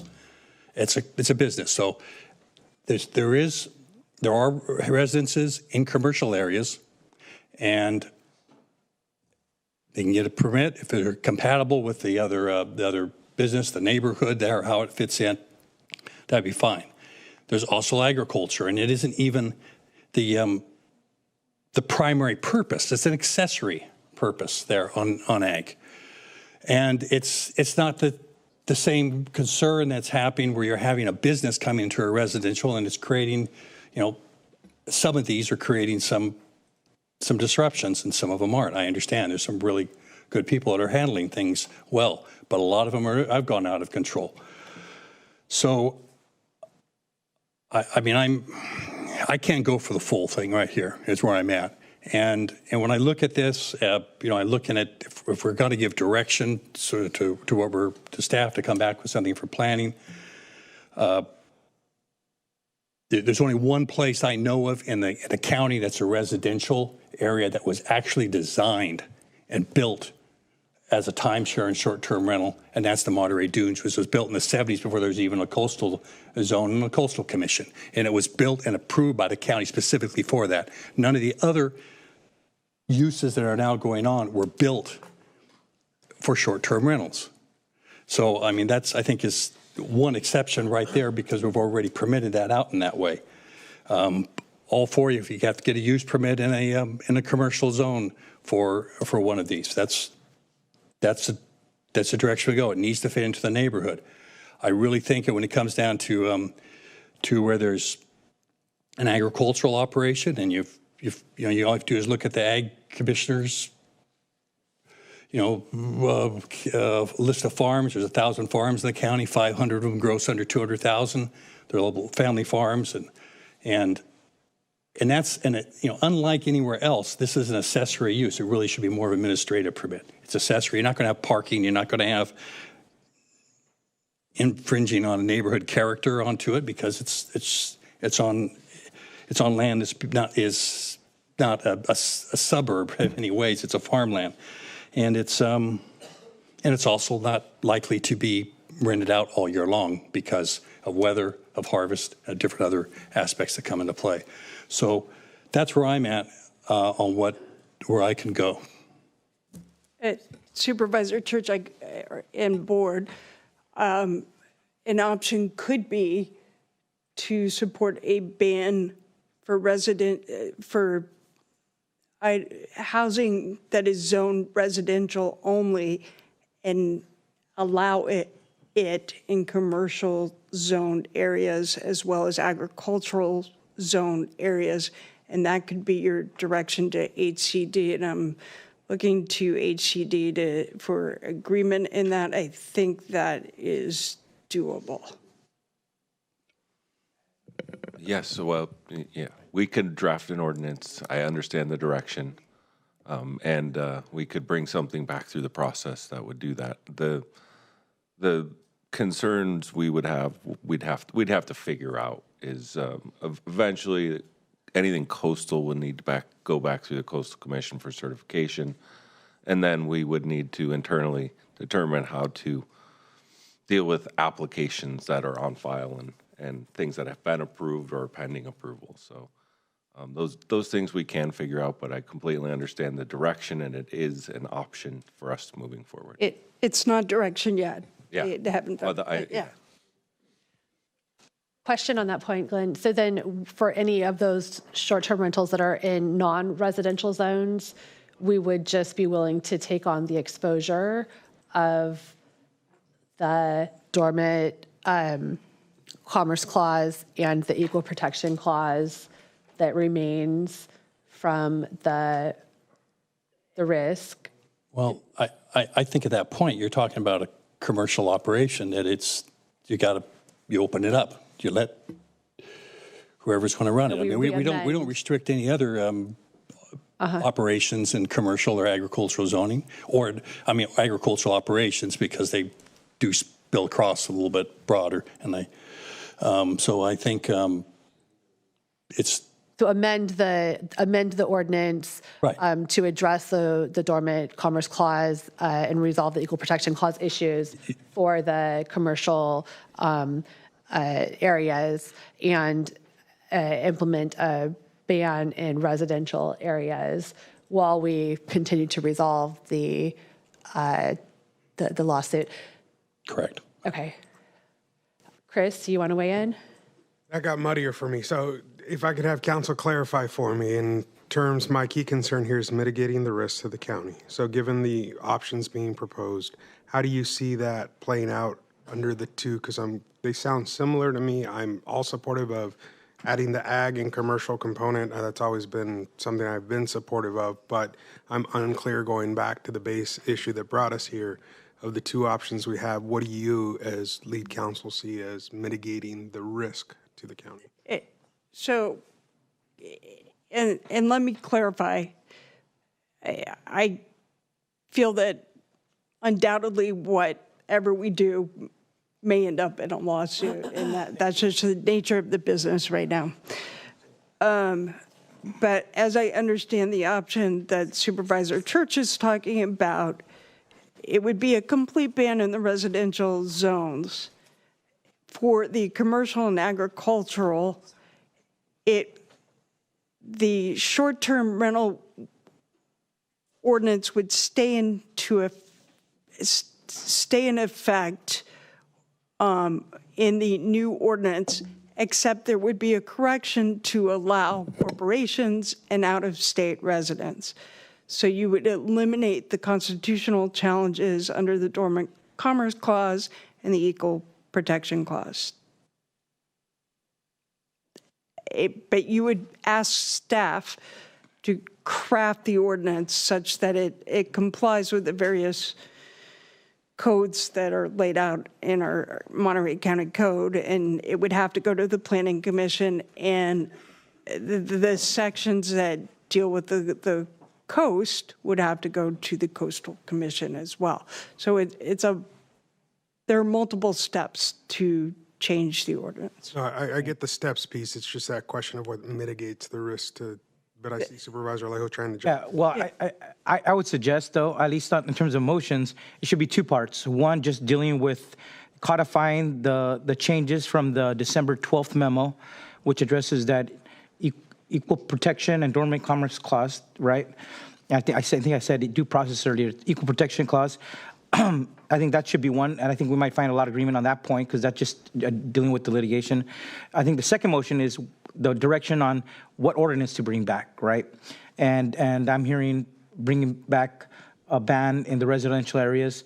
I just wanted to speak to that, because I don't think that's something, I'm not going towards bans in residential areas, because then we're creating those I think, discriminating distinctions, right, between whether the houses is in a residential versus a commercial area versus if you're on the coastal zone versus the inland, because we all know that the Coastal Commission has already provided our staff direction or their thoughts that they would not support an outright ban in the coastal areas, whether it's in the commercial or the residential. So we know that that's a real thing.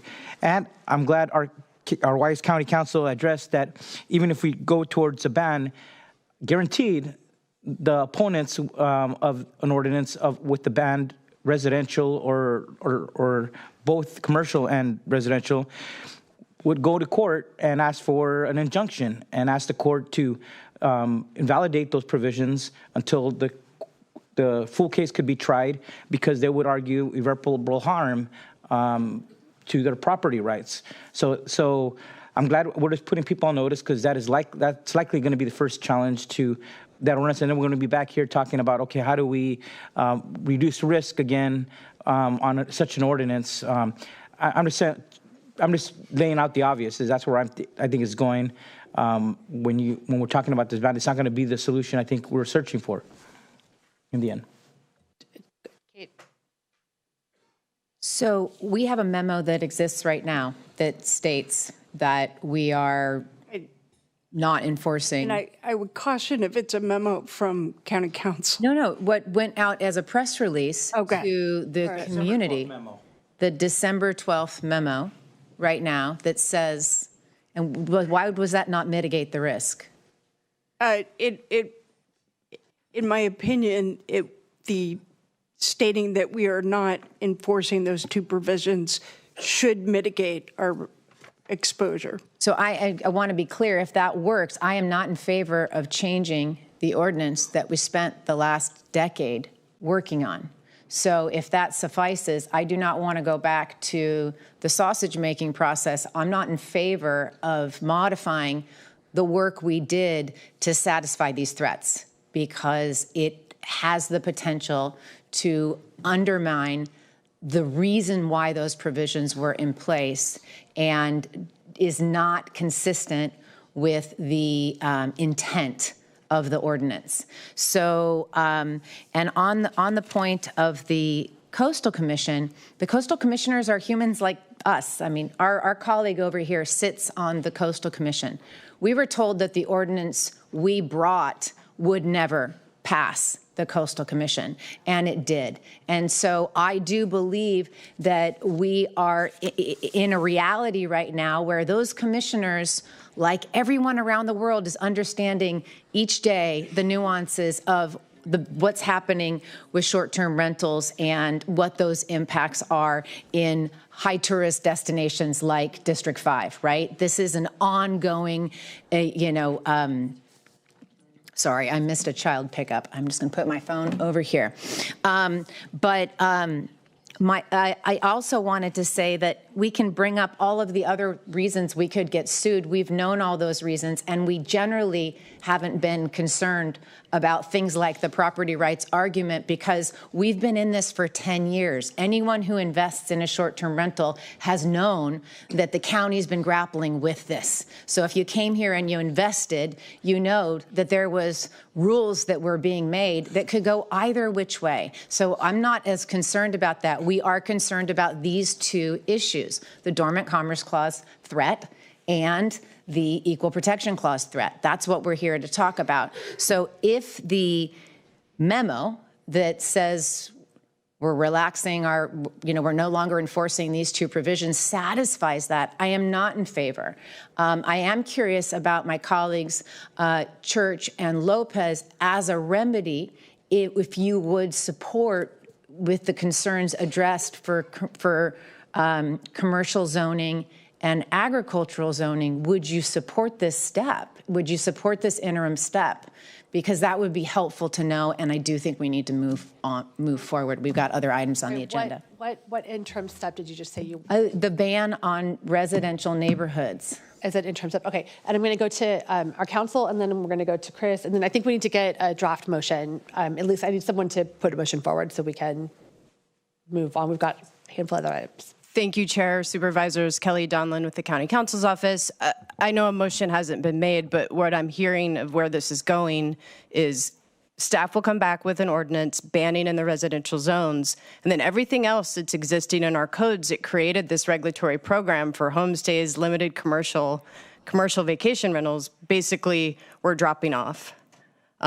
So there won't be any fixes because those will go away, and there won't be regulations regulating vacation rentals in commercial and ag zones. Is that correct? Well, you're going to take it to the Planning Commission, and I doubt that's what they would do. I think they would do what planning commissions do and create some regulations. I mean, the more direction we give, the better right now. So I heard Supervisor Church say something about commercial zones and thinking that there would be a permit process as with every other industry. I heard him say that it's an accessory use in a farm, and he was hoping that it would be ministerial for an ag entity. So, I mean, these are sort of, I think, the things you would take back to the Planning Commission. Let's go to Supervisor Lopez, and then... So my question was back to legal. Based on the memo, removing those risk points as already done through the memo that was put out publicly, is the issue still ripe and it's going to go before a judge and get ruled on? Because if it's still in our code, it's still something that can be litigated. If they were amended, they would no longer be right because it's a cure. It exists. It in the may take code, us time even to if not get there. enforced. I guess that's where I'm like. It depends. I am getting into the sausage. It depends how it's done, and if you removed all regulation from commercial and agricultural, I think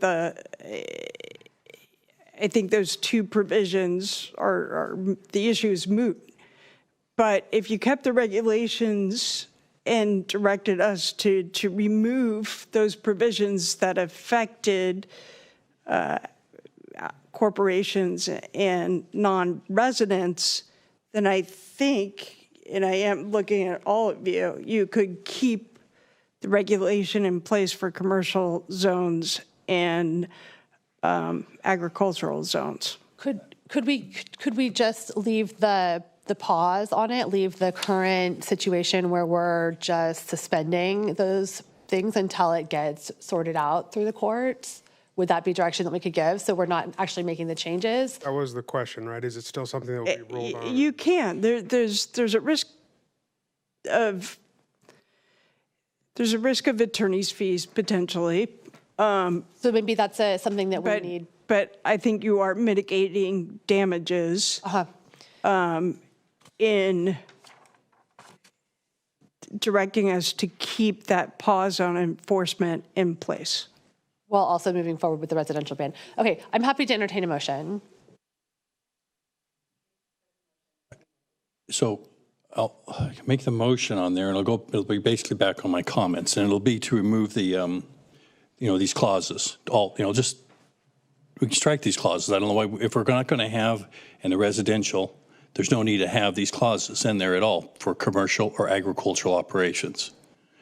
And I don't know if I need to go back in detail as what I gave earlier and too much. I think as you were taking notes, and just for some benefit of time, unless there's some questions out of that, it would be to go ahead with that ban and just the residential with that consideration on the Monterey Dunes, and it's just totally different from everything else. And Cabinet commercial, commercial areas would be allowed, and then agricultural operations. And I think that's as succinct as it could be. And as Supervisor Daniels mentioned, I really think it's really an accessory in the agricultural, and that's where I'm suggesting more to present it as a ministerial and administrative permit. And I think succinctly, that's what I'm trying to put it down to as close as possible. Okay, we have a motion from Supervisor Church. I'd love to hear some comments, but I'm happy to second that motion. Okay, We don't. We're done with public comment at this point, but thank you. So we have a second from Supervisor Daniels. Did I hear? Yeah. Okay, we have a second from Supervisor Daniels. And just to restate the motion as I heard it, it's a ban on all short-term rentals. To direct staff to begin work on drafting through all of the associated processes, ban on residential short-term rentals with the exception of Monterey Dunes, while allowing and rectifying the issues with the dormant commerce clause and the equal protection clauses to allow for short-term rentals in commercial and agricultural zones. Did I? I'm going to say agricultural operations. In commercial and agricultural operations. Okay, I stated that correctly? Yep. Okay, so conversation then. So we have a motion on the floor, and I just want to say, like, a lot of this is undefined. What is an agricultural operation, right? So this is off on the whim. Not the. You can look at what the Ag Commissioner has. Ag Commissioner is very clear on what they view as a farm, as an operation there.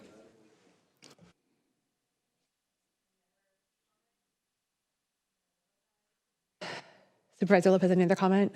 No, I mean, for me, given that I need to go back and look at some of the maps of my district and understand what that impact is, I think that's the piece that I'm not fully comfortable with right now. I'm trying to do that now. I'm going back through and there's zoning I've never seen before, and I'm trying to figure out, can someone tell me what is RG? It's not rural grazing. That would be agriculture. It's showing something else here as RG, residential something.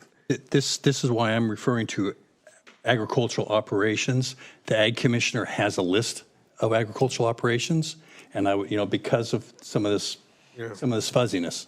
Well, if I may, the one thing that actually isn't, I think there's some confusion on that, is the current regulations list a very clear list of zones that include all of those residential, medium, low, high. It includes all of the agricultural zones, which agriculture, those zones, ag's a primary use, and it includes light and heavy commercial zones.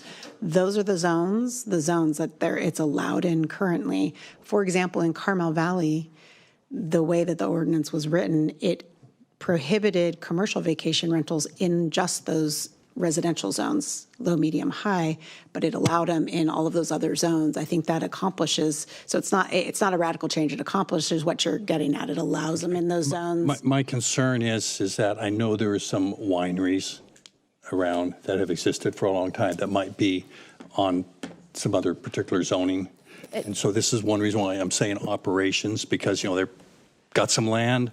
I could, and. So we can look into, so what I'm hearing there is, don't change the concept of zones, but look for a possible way in which where there's agricultural operations that may not be also within an agricultural zone. I think that's what I'm hearing, and try and make sure that the regulation allows them also to do this type of activity. Correct. Is what I'm hearing. Obviously, if you have an agricultural operation, you've got some land. You're not on a resident 1 acre residential. And I think that some of those details are going to have to be worked out through the planning commission process. And I mean, we can't define all of the details in this, but I think at this point right now, we're giving some direction to address the immediate risk to the county. And if that direction is clear enough to our staff to take it back, and if we have a motion, we have a second. Any other questions to the motion on the floor? Any other questions, Supervisor Lopez, to the motion on the floor? Knowing that there'll be more opportunities for discussion about what the maps look like, what the definition is more specifically. Okay, I'm gonna call for a vote then. And let's do a roll call just for the sake of being clear, if we could, through the clerk of the board. All in favor? Aye. Supervisor Alejo? Supervisor Church? Aye. Supervisor Lopez? No. Chair Supervisor Ruescu? Aye. And Vice Chair Supervisor Daniels? Aye. All right, motion passes, and we've got more to come. All right, with that, we'll move on to our next item. This is item number 16. To the members of the public who stuck with us all afternoon, thank you for being here. Thank you for participating in the process. There will be more process to participate in. And I guess, I don't know if I can say this through council, but, I guess I do remain hopeful that there's a resolution to the legal challenge and that there's a way to have that resolved so that we can have a different kind of conversation. So I remain hopeful in that way. In any case, moving on to item number 16, which is a follow-up status on the report for the Mental Health Rehabilitation Center, also known as the MHRC. And we have Elsa and team with us. Happy, hopeful New Year. Thanks for joining us, and thanks for sticking it out with us all afternoon. Yes, good evening. Thank you, Chair Root Askew, members of the board, members of the public, for sticking it out with us. As stated, my name is Elsa Jimenez, and I'm the Director of Health Services, and I am here with my behavioral health team, who will introduce themselves when they speak to provide an update on our Mental Health Rehabilitation Center. We will try to move as quickly through the slides, considering how late in the day it is, and we want to give the public an opportunity to speak. Next slide. So before you today, we are with several recommendations. One is to give you a status update since our last presentation to you all on phase 1 of our County of Monterey Health Services Campus Master Plan. And then we have laid out 4 options for you for your consideration. One would be to proceed with constructing 1 mental health rehabilitation center and the support building, proceed with phase 1, part 1 of the project, which are 3 MHRCs and 1 support building. A third option is to proceed with phase 1, part 1 and part 2 of the project, are all 6 MHRCs and 1 support building, as has been presented previously. And your fourth option is to cease work on further work on this project. So with that, I'll hand it over to Melanie.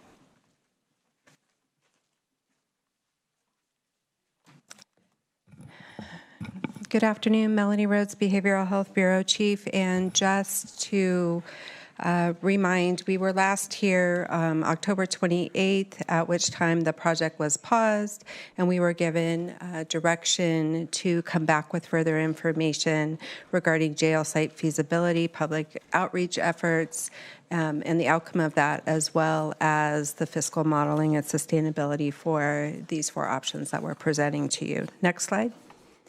So I don't know, because of how late in the day it is, if we have lost our Sheriff's Office colleagues, but I believe we did have Chief Deputy Landquist available online to add clarification. But part of the question that came up last time was, what is the jail site that was the initial site currently being used for? And you see up there on the screen, this is the current use for that old rehabilitation wing of the county jail.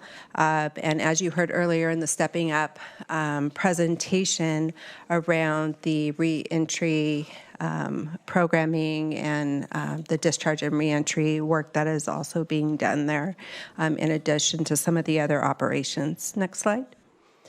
To summarize the outreach efforts that have happened, and again, this is since the October 28th presentation, so we're just augmenting the information that was presented there. Behavioral health and the health department has engaged in all of these different outreach efforts, from mailers, door-to-door outreach, media briefings, community listening sessions that were hybrid, one-to-one conversations with folks who have reached out to us offline, individually. We've also met with our staff and presented and clarified and answered questions during all staff meetings, as well as with staff and SEIU representatives during our quarterly meeting with them. Next slide. And so this is a visual just depicting sort of the high-level themes that were heard during community and stakeholder feedback. Primarily, it has been, as you can see, around location, some safety concerns, some concerns for property owners regarding the value of their homes and around outreach and transparency regarding the development of the project, and of course cost and funding, which I think is a concern of all of ours. Next slide. We have also been monitoring social media feedback, and on the screen here is an illustration that really depicts the themes that we have seen lifted up through social media. That there doesn't seem to be a dispute, or that there is a need for facilities, and that there is a need for this type of care. And so while that may be a quieter voice, it is still a voice that is out there as well. There are still concerns, again, that were lifted up on social media around neighborhood concerns and the location as well. This slide has been added in here because we often talk about how we are living through unprecedented times in behavioral health with behavioral health transformation. And this is a summary of all of the reforms and initiatives, high-level summary over the last 3 years that have impacted county behavioral health agencies. And you can see the infrastructure development or infrastructure funding under the BCHIP, bond round one or bond rounds, and the continuum infrastructure project listed there, in addition to all of the other new Medi-Cal benefits, the program and quality reforms, the accountability impacts and reforms, as well as requirements for building out of the LPS and crisis continuum, et cetera. Next slide. A couple other considerations that I just want to lift up in the space briefly so that the board is aware. Department of Healthcare Services has still not yet formally approved behavioral health requests for the modifications for our BCHIP Round 5 and Bond Round 1 projects. So we are still waiting formal written response from them. And so behavioral health has not, and County of Monterey has not executed a program funding agreement for BCHIP Bond Round 1 at this point as we stand here today. Several counties, though, who are farther along in the process with Bond Round 1 initiatives did flag concerns in the language for the provisions in the PFA, specifically related to termination for cause or convenience, which would transfer title of any property acquired, developed, or purchased with BCHIP bond round funds from the counties to DHCS.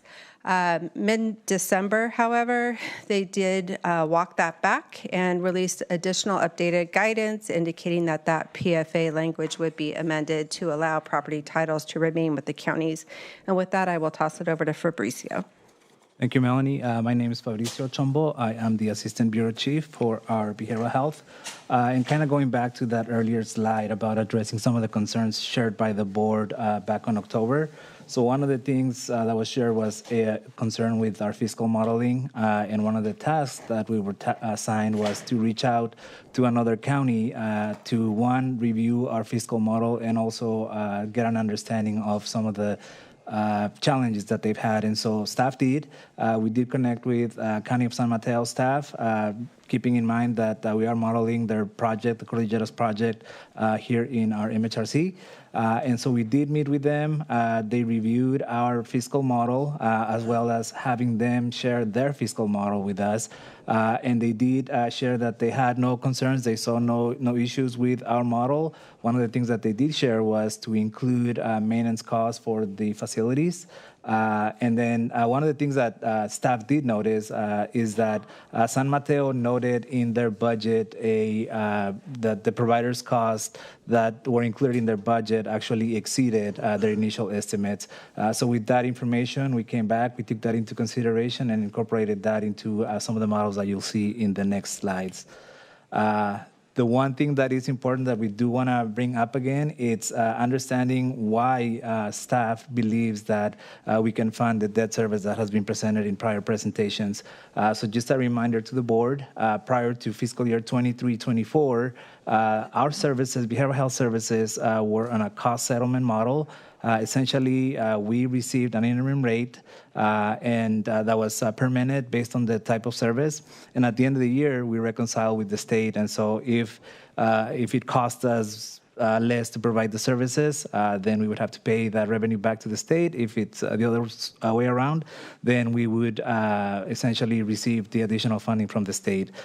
So that just kind of highlights that whether we had some improvements in the way we provided services, it was tied to that cost at the end of the year. Starting in fiscal year 23-24, with CalAIM payment reform, this switched into a fee-for-service model, which allowed us to essentially bill per unit, and essentially any revenue that was generated by the Bureau was essentially kept at the Bureau at the end of the year without a cost settlement system.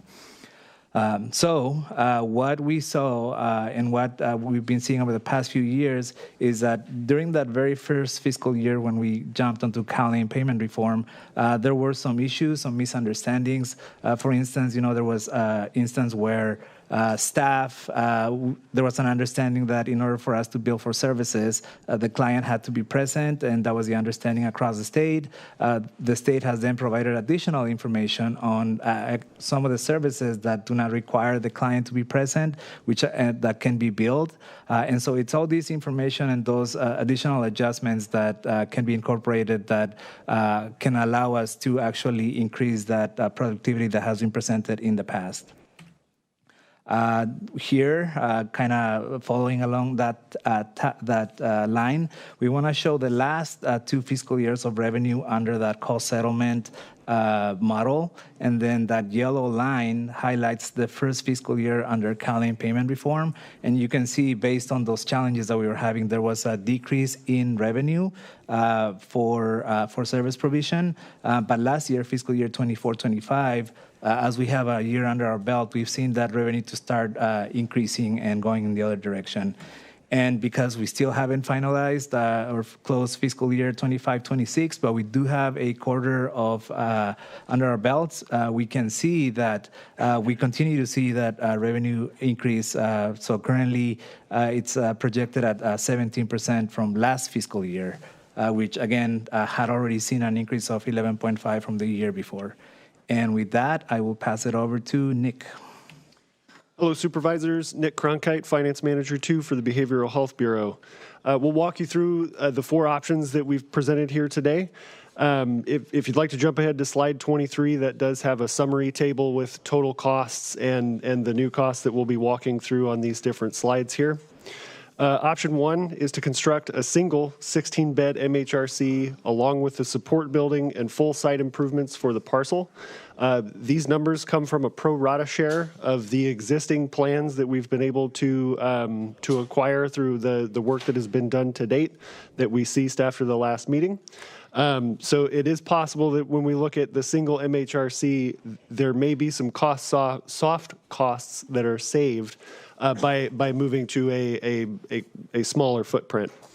The total construction cost for this is estimated at $74.3 million, and this would need to be fully debt funded due to the loss of the B-CHIP grants because we wouldn't meet the requirements to receive the grant funding. The total project cost with interest would be $139.9 million. Under this plan, the annual operating costs are estimated at $9.7 million and would be partially offset by $1.3 million in projected revenue and approximately $1.7 million in savings from reduced payments to clients who are repatriated to Monterey County. You will note that the total annual cost here is that $6.7 million. This represents approximately a $1.2 million reduction from our October presentation. This is due to the smaller size of the facility, and some of the costs changed with that. And again, all of the costs you'll see throughout these options that are presented to you here today include the increased payments to providers, which come from the Cordilleras model from San Mateo County. Next slide, please. And we can jump ahead to option 2. Option 2 is total construction cost estimated at $114.8 million. This is for 3 16-bed MHRCs. So this is what's known as Phase 1, Part 1 from our earlier presentation, along with the support building and full site improvements for the parcel. This could potentially be funded by $20.1 million worth of B-CHIP grant funding. That is dependent on DHCS approval of that. The total debt issuance would be $94.7 million with total project costs, including interest, of $198.5 million. Moving on to the costs, the annual operating costs are estimated at $18.9 million, partially offset by $5.9 million in projected revenues and $3.7 million in savings from reduced IMD payments for clients. This results in a remaining annual funding gap of approximately $9.3 million that behavioral health would need to cover. This represents a $1.36 million increase over the numbers that were presented to this board on October 28th. And we can go ahead and jump to the next one. Option 3 is to proceed with the full project, Phase 1, Part 1, and Part 2. This would be the full 6 16-bed MHRCs, along with the support building and full site improvements for the parcel. Total estimated cost is still $172.4 million and would be partially funded by $54.26 million in grant and local match. The total debt issuance would be $118.1 million with total project costs, including interest, of $276,830,000. Our annual operating costs would be estimated at $32.2 million, partially offset by $17.2 million in projected revenue and the same $3.7 million in savings from reduced IMD payments for clients that are moved back to Monterey. You'll note that this $3.7 million is the same as it is in the last slide. That's the total maximum savings that we believe we would have for moving those clients back to Monterey. So it would be the same number of clients moved home under both of these. So a greater percentage of clients would be in the beds under option 2 than would necessarily be under option 3. The total difference between the current model and the new model is approximately $11.3 million. This represents $3.3 million over our initial presentation in October. And then our final option for you, option 4, is to cease further work on this project. We would still maintain the plans, so if the county had a desire to approach this at another time under different circumstances, we would still maintain all of that, but we would absorb, we being behavioral health, would absorb the costs incurred to date of approximately $3.6 million. And I will pass it back to Elsa to summarize our options for you. So let's go ahead and leave this slide up for a bit. We want to thank you for your time this afternoon. Thanks to Fabricio, Nick, and Melanie for providing an update since our last presentation. And before you, we have 4 proposed options, and we seek your direction. Thank you. Do we want to hear from the public first? Let's take it out to public comment first. And I'm assuming we've got a bunch of folks who've been very patiently waiting all day to speak. I apologize that this is I've been so late on the agenda today, and really appreciate your patience in hearing through our other items today. So if you're with us online, if you could raise your hand so that we can make sure we get to you. And if you're with us in chambers, if you can just sort of be prepared to come up next. I introduce yourself so we know who you are. You're not required to do so, but we do appreciate being able to make the connection. And welcome. Thank you. Thank you, Madam Chair. Jose Guerra, Monterey community. I want to be very upfront with the project. It is needed. I do appreciate it being brought to us, to the community. This is the thing I don't like about it. The transparency between the way it was presented to the residents and the people in the city. I mean, we found out kind of late. That's not how things work here, guys. We work together. I see a lot of this going on in City Hall, same thing. The transparency, if you want people to support you, have transparency 100%. Be upfront. Show us the numbers up front. Talk to us like we're people, not an investment. Because who pays the bill? The taxpayers, us. You're not going to fund this. This is going to cost you $500 million when you're done. It's a 20-year project. Think about the inflation, everything else coming with it. Not only that, but don't put it next to a residence. You know, Ms. Nieto, God bless her. Take that from her. It's ours. We paid for it, not her. It don't belong to her. It don't belong to the sheriff. It belongs to the citizens of the Monterey County and Salinas. It belongs to us. Or put in the old hospital. Find a different location. Let these people raise their children the way they want to raise their children in their community. That's all I'm asking. Transparency. Talk to people. Be upfront. And, you know, I don't blame any of these people here trying to make this project go, because we do need it. We do have mental issues in this community, in this facility, you know, in this whole area of Salinas. Thank you very much. God bless you all. Thank you. Hello, everybody. It's been a long day. I'm really happy to be here. I just wanted to introduce myself. My name is T. Velasquez. Though I happen to work for behavioral health, I'm actually not standing here as a county representative. I am standing here as a family member of someone with a serious mental illness. I am a former Vietnamese refugee, a foster care survivor, a daughter to a mother with serious mental illness, schizophrenia, the wife to an amazing Montessori teacher, a Monterey County resident, and finally a behavioral health clinician.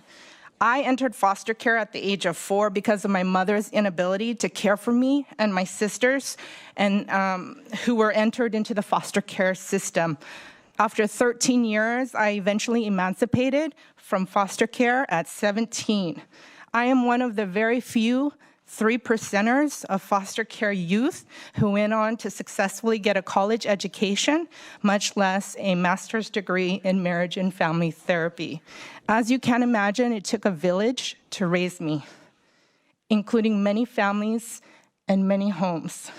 I was blessed with good-hearted people, such as teachers, social workers, and community advocates who are here today. Through most of my life, my mom, who's also my hero, was in and out of hospitals, room and boards, boarding cares, and several mental health facilities like the one we want to build. We were never able to return home because of my mom's condition, so this project is really important to me. She was placed on permanent conservatorship to this day. T, we are out of time. Yes. I appreciate your comments. Thank you. It would be, to me, really important that the board consider not seizing this project. Thank just you. Because of how helpful it will be to the families impacted. Thank you. Thank you.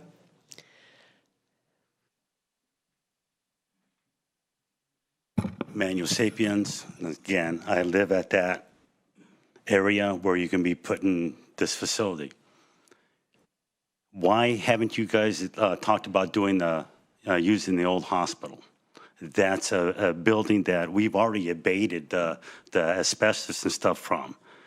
So, I mean, I don't see why you guys don't move to try to improve that building some way to help in reducing the cost that it's going to cost our community. Okay, I don't understand why it is that you guys are so adamant in trying to get a brand new facility. I mean, it doesn't make sense. The cost that you guys are talking about is just going to continue to go up.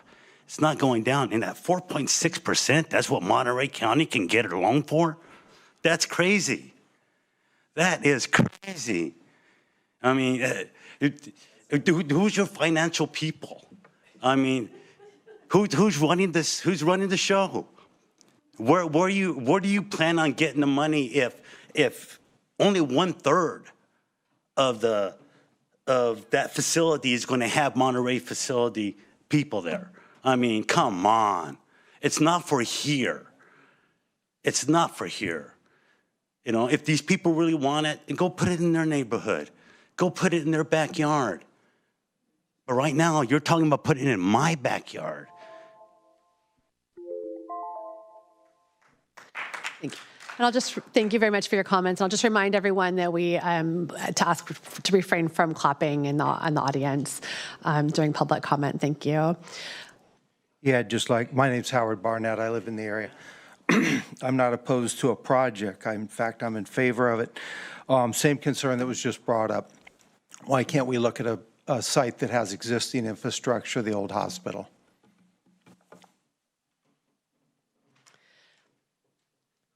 Thank you for joining us today. Dolores Valdivia, and I have been to the board meeting in October. I've been at the board meeting in October. I've been to every listening session.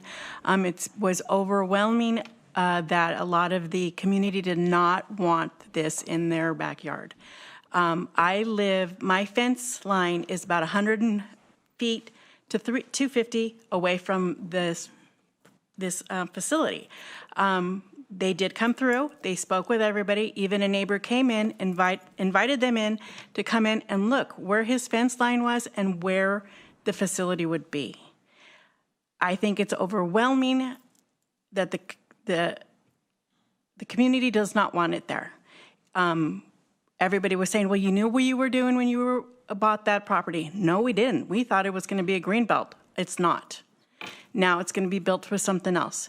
But a mental health campus is not what we want. The cost is going to go up and up and up and up. And again, who's going to pay for that? We are. The poor people that were on that 3 listening, they just got pummeled and pummeled every single meeting. And I said at that last meeting, please bring that energy to the board.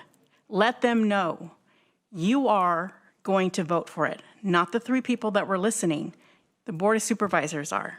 So please, please reconsider it. I also agree, the hospital, something to look at. Thank you. Thank you for spending your day with us today. Hello, good evening, Chair. My name is Brian Shields, Board of Supervisors. I'm a field rep with Carpenters Local 646 and wanted to get a chance to actually speak to this. It's a big project that would be going on in this area, and of course, we would like to be a part of it. But beyond that, I'm also the architect of our mental health program, covering 36,000 members in Northern California. We were recently recognized by the Assembly Member Pellerin, John Laird, and Jimmy Panetta, and for the work that we've done, and so I know the importance. Set aside the project and people going to work on it, and that's really the driver, right? Because that whole program that I just talked about doesn't exist without the driver. But I understand the importance of mental health. I understand the importance of mental health in my family. I understand the importance of mental health in the members that I represent. I understand the importance of mental health in myself. And having a facility like this in our county, Monterey, would be a tremendous asset. And it would be something that would, in the long run, really give strength and abilities to our community that we might not have at this point in time. That's it for me. Thank you very much. Thank you. Nina Perez, resident of Creek Bridge. Been here for 28 years. When I moved here, I moved here because I was told that this was going to be a park setting, 24-hour grocery store, a gas station, no more 24 hours. Grocery store, I'm sorry. This is just kind of nerve-wracking for me. I want to have empathy for mental health, but my buck stops where you guys are spending our taxpayer money. That's a debt, a ginormous debt. And our zip code can't afford any more debt that you guys are dropping on us. And I don't understand it. Like Manuel said, I mean, where are you getting the money? How are you going to support this? This isn't a 2-year project just to build a facility. This is something that my family and families behind me are going to have to pick the price or pay the price for. And my mom is 82 years old. I want her to move with me. She's not going to move here now because of this conversation that we're having. She doesn't want to live next door. So what do I do now? What do I do with my aging mom? Where do I bring her? And I need you guys to realize the deficit that you're putting on us by putting a facility. This isn't about mental health right at this moment, you guys. This is about money and a deficit, a debt that you're putting on our community. So I hope you take that into consideration, who's going to pay for it in the long run. Thank you for your comments. Is there anyone else in chambers who would like to comment? Okay, if there's anyone else, if you could move forward to the front row so that we can make sure we don't miss anyone and we get everyone lined up. And if there's anyone online who would like to comment, if you could raise your hand so that we make sure you're lined up as well. Thank you.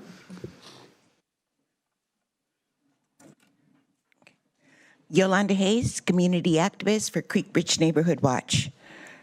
We urge you to vote no on this project, to vote it down.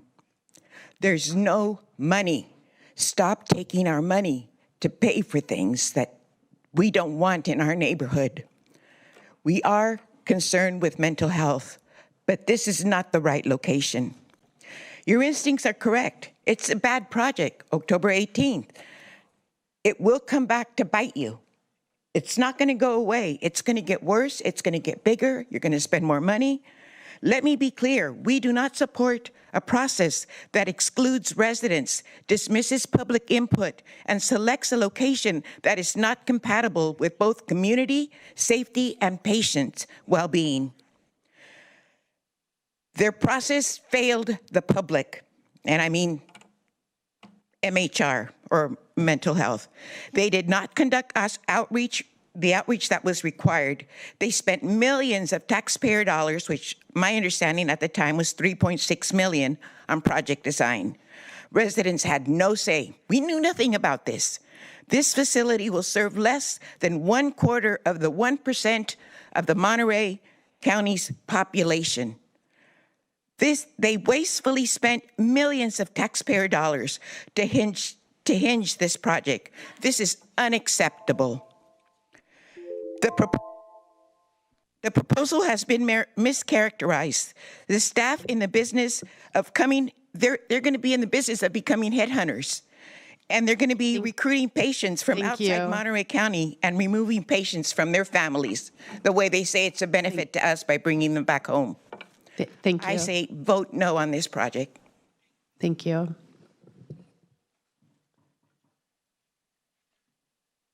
My name is Sarah, and I live in the Creek Bridge area, and I'm supportive of the option 4, or also called option D, and that is, yes, cease the project. And I also wanted to remind everybody to be mindful of the sunk cost fallacy. The $3.7 million is small compared to the endless costs that will continue rising with inflation, with utilities, insurance, workers' costs, workers' comp. It seems maintenance, it seems endless. And also, a term I heard earlier today is save the county from financial risk. This is known financial risk and known financial costs. And they will be bringing people from outside the county, causing the same problems that the people here are suffering from, and that is they're going to be far from home. There are people who live in the far north, the far south, the far east.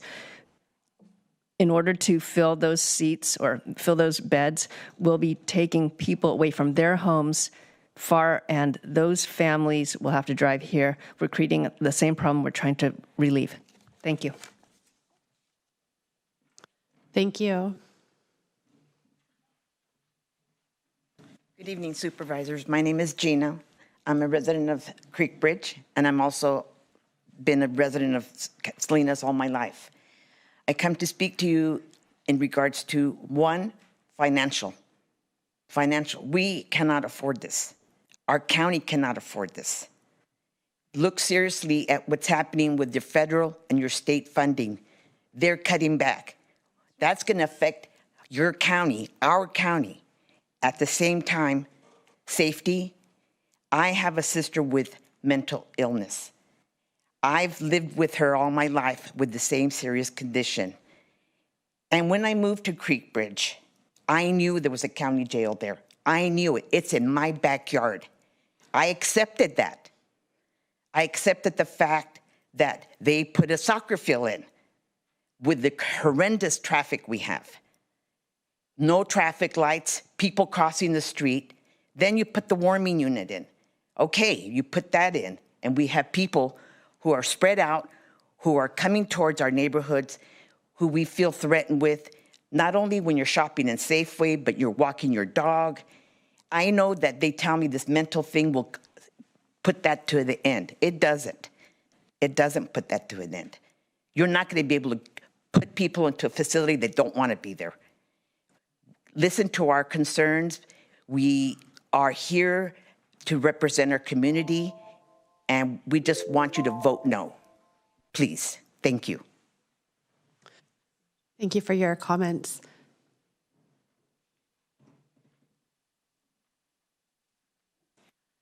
My name is Roberta Bruni. I was a physician at Natividad for several years. I know that there is an old hospital. Now, County of Monterey prides itself in its ability to recycle and repurpose in order to avoid waste. Having a semi-ready hospital would bring beds pre-made with a much shorter time frame than the new gigantic project that will take many years to be completed, many years to be activated, an enormous debt to the county. There is an old hospital.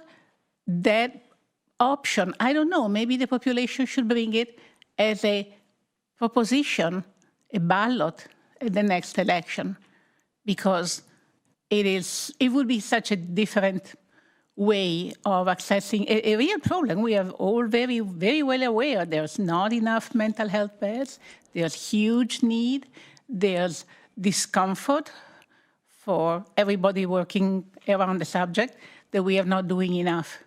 That would be a quicker, less expensive solution that either the county supervisors might want to consider, or that maybe we should try to bring up to the next election if possible.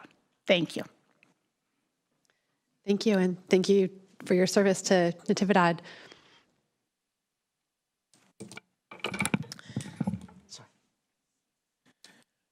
Good evening. My name is Georgia Sapiens. I'm also a long-term resident of this neighborhood. I also worked with Dr. Bruni at Natividad for many years. The hospital is an excellent suggestion, or the jail. We built a brand new jail. How much did we spend for that? And you don't have enough room for the laundry, for the other facilities? I feel like that's hurt the jail people or the sheriff people trying to hold that building for their own use when it could be put to much better use for the plan that it was originally meant for and costs way less money for this county. Watsonville Subacute is opening up a whole wing for mental health care in their hospital, right out here in Watsonville. So we're already addressing some of those needs. And to spend this much money for 35 constituents is ridiculous. You pointed out how some of our children here are in the poverty level. Many of our residents are in poverty level. And Maslow's basic pyramid says that we need shelter first to be feeling safe. So no wonder people have mental health issues, why there's so many homeless people, because we have no money to put into those facilities, but you want to spend all this money on a facility that's not even going to function for the majority of Monterey County? For 35 people? For 92 beds, whatever, 93 beds. Still, that cost of $18,000 million a year to fund it. We could give them each $270,000. I bet they'd be much happier then. And that's just for running the facility. The DON at my hospital says our mental health facility is not always full, and she's amazed at what you guys are doing because she said the cost of running our mental health facility is astronomical. So to run 7 different buildings like you're talking, the cost is way more than the $18 million that you're talking about. Please don't fund this project.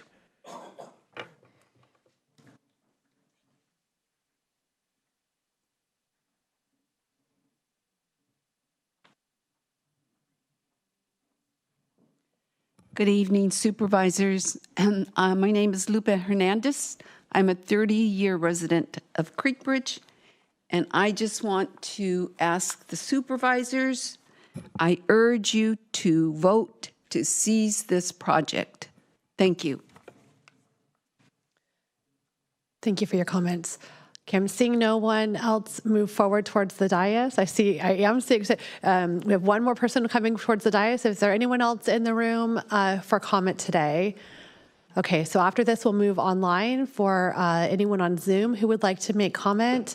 If you're with us on Zoom, if you could raise your hand now so that we can make sure we don't miss anyone. Thank you very much, and thank you for your patience as we make sure that everyone has a chance to be heard tonight. Thank you. My name is Susan Winiger. I sent you an email yesterday so you know that I oppose this project. This project is at a cost per bed. It was at $1.79 million, but with the debt service, the cost per bed goes up to $2.875 million per bed, just for the construction cost. We can't afford this. All of this is on taxpayer funding, whether it's local or state. I mean, when they're talking about being reimbursed, that's still taxpayer funding. And so I would urge you to vote to cease future work on this project.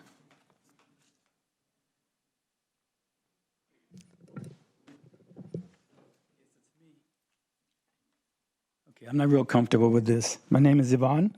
I've lived here about 34 years. Like most people, I'm concerned about the cost of this project.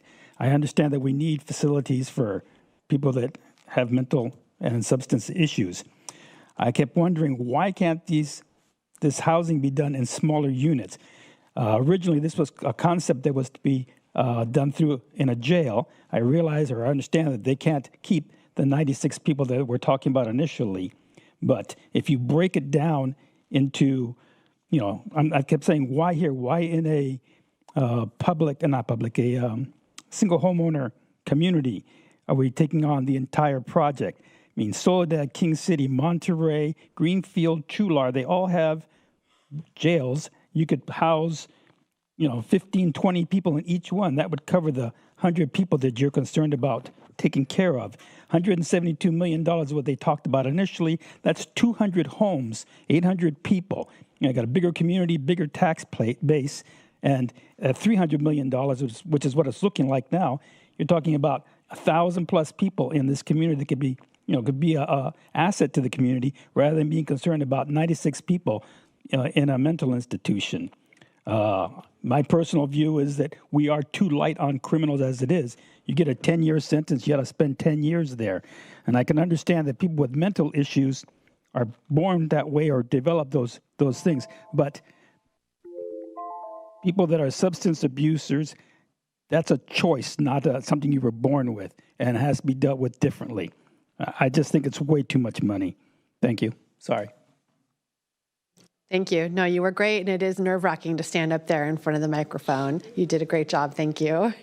Hi, I'm Elaine, and I live in Creekbridge, and I think this is a stupid idea on your guys' part. It's the safety concerns, it's ridiculous.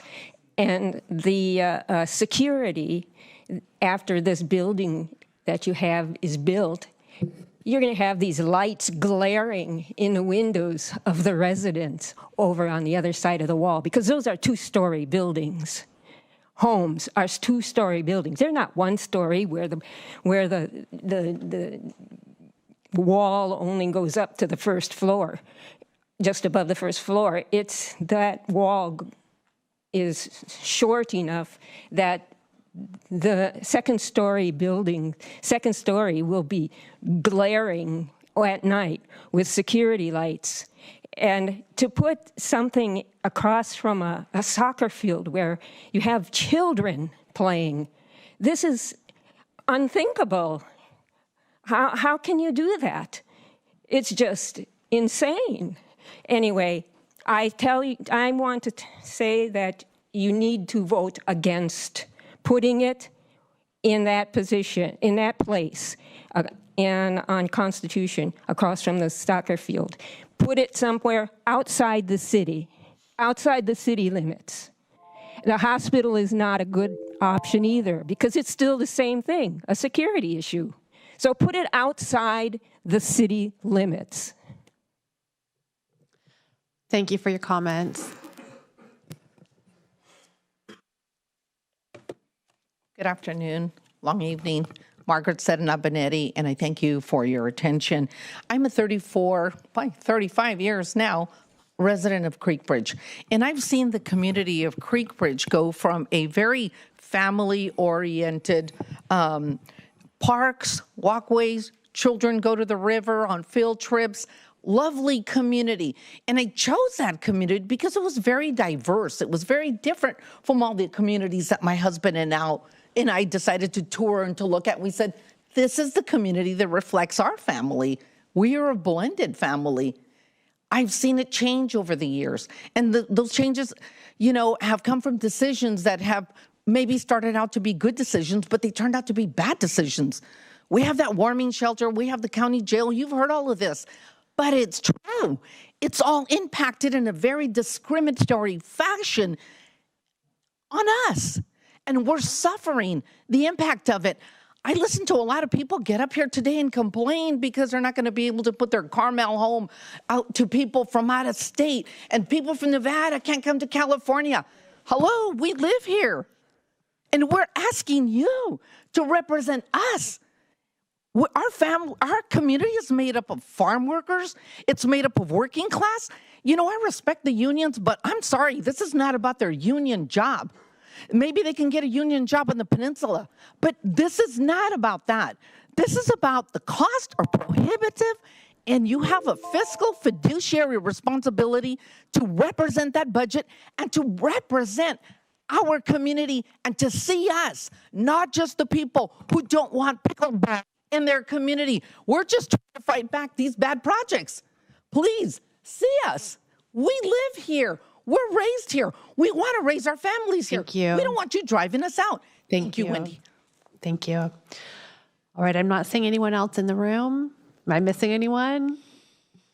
All right, we're going to move online to Zoom. We're going to move to Zoom now for public comment. We'll go first to Robert Roach. Hi. Well, I felt like I was watching a timeshare presentation, except for the red ink on the bottom. But this project is infeasible for two reasons: the cost and the site and incompatibility. The health department got a $20 million grant for a project to renovate a wing of the county jail, but Sheriff Nieto needed the space. So now the project budget is quadruple with the new site and will rise further towards $200 million, but the grant will only cover about 10% of the cost. The rest will be borrowed. The health department applied for a renovation, but now they want new construction on an undeveloped site. This is now an unanticipated and completely different project. Proposed site is inappropriate. I accepted the jail nearby when the share center was proposed for homeless services. I did not object because I thought the community needed it. But that precipitated a large homeless encampment that still persists farther up the creek. Some residents are afraid to walk their dogs or let their kids out. Thieves on bikes roam our neighborhoods nightly. This facility will have a direct impact on our community's feelings of safety and well-being and on our property values. This facility is designed will not be secure. There's universal support for providing mental health services. The problem's the site. Our neighborhood already has the county jail, the juvenile hall, the share center, and an unhoused community.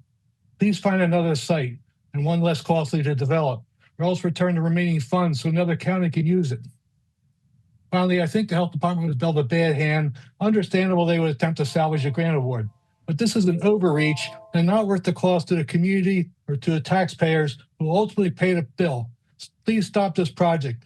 The scaled down versions are an unwelcome foot in the door and will have a very high cost per bed. Thank you. Thank you.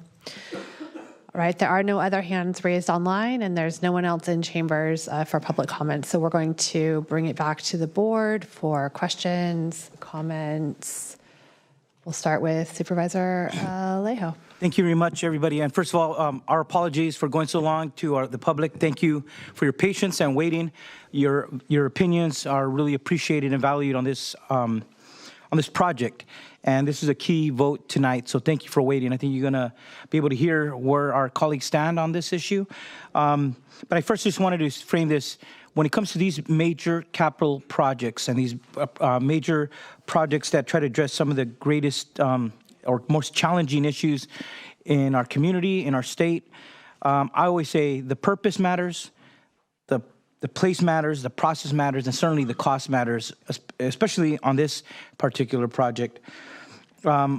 I know some folks have mentioned repurposing the old hospital. This project and the funding stream, I think maybe the health director could mention. I just want to address that because I think there's certain standards from the state agency that provides the grant funding and to get future funding for patients being served. There's certain standards that got to be met. This is especially for like a locked facility. So maybe Elsa, could you just answer that because that's come up repeatedly, just so the public knows why that matters. Yes, thank you for the question.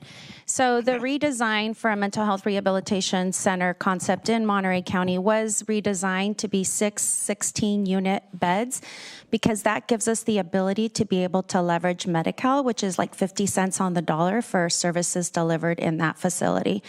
Under the original proposal where we would rehab a wing of the old jail, that would be 100% local cost as we would not meet that 16-bed minimum per facility, per address, to be able to leverage Medi-Cal, hence why the pivot to 16-bed facilities. Great. Thank you for that. On this issue, I think the state should be funding the majority of projects like this. Just a few years ago, they had a $97 billion surplus, and they were trying to address, they put out billions for homelessness and mental health. But for me, this is where the state should have been, we should have been paying a small fraction, local government should be paying a small fraction, where the state should be paying the majority. I don't know if there's a representative for the Sheriff's Department, but I want to go back to the original, I want the public to know how did this came about, and it was mentioned already that this was supposed to, they were supposed to repurpose a wing in the jail, and that is because we had built a new jail facility. When I was in the state assembly, I think the project cost almost $100 million, and I helped get $45 million because under AB 105, which was the jail facilities fund, San Joaquin County turned down their funding for their jail, and that put us, Monterey County, next in line to get that funding. Even on that effort, San Mateo, and I think it was another county, a senator for San Mateo, was trying to fight me to try to put his county first in line, and I got that. So we built a new jail, so that opened up a lot more space because they moved a lot of inmates to this facility that could house hundreds of inmates, which freed up this wing.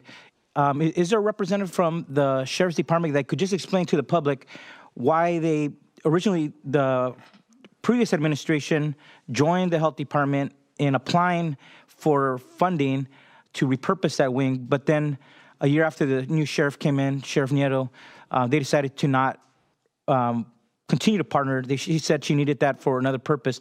I just haven't got a clear answer. In our last meeting, I asked, what has happened to that wing? What is it being used for? When they had a new facility that is now housing, I think, a good portion of the inmates that used to be in this particular wing. Do we have someone from the Sheriff's Office online with us? I think I see the Sheriff on as a panelist. Is that an active participant?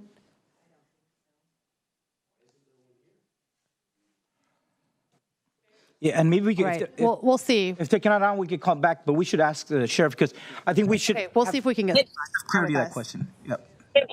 Can you hear me? I'm sorry, in my car. We can. Thank you so much, Sheriff, for chiming in, and sorry to put you on the spot. Did you hear the question, or do you need us to restate the question?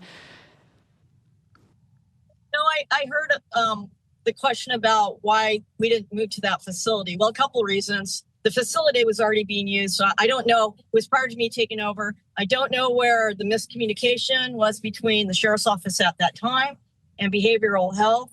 I think we covered it on an earlier item where a bunch of the facilities to do the programs that we have to do in the jail, the legislative programs, a whole bunch of legislative needs for interpretation, how in the old jail, because the jail facility is actually the old jail, and then the new jail. I also can't explain why They didn't build in the laundry facility, the cooking facility. There was a lot of issues that when I came in as the sheriff that I had to deal with, as the board knows. I've been very transparent about it, to talk about those issues.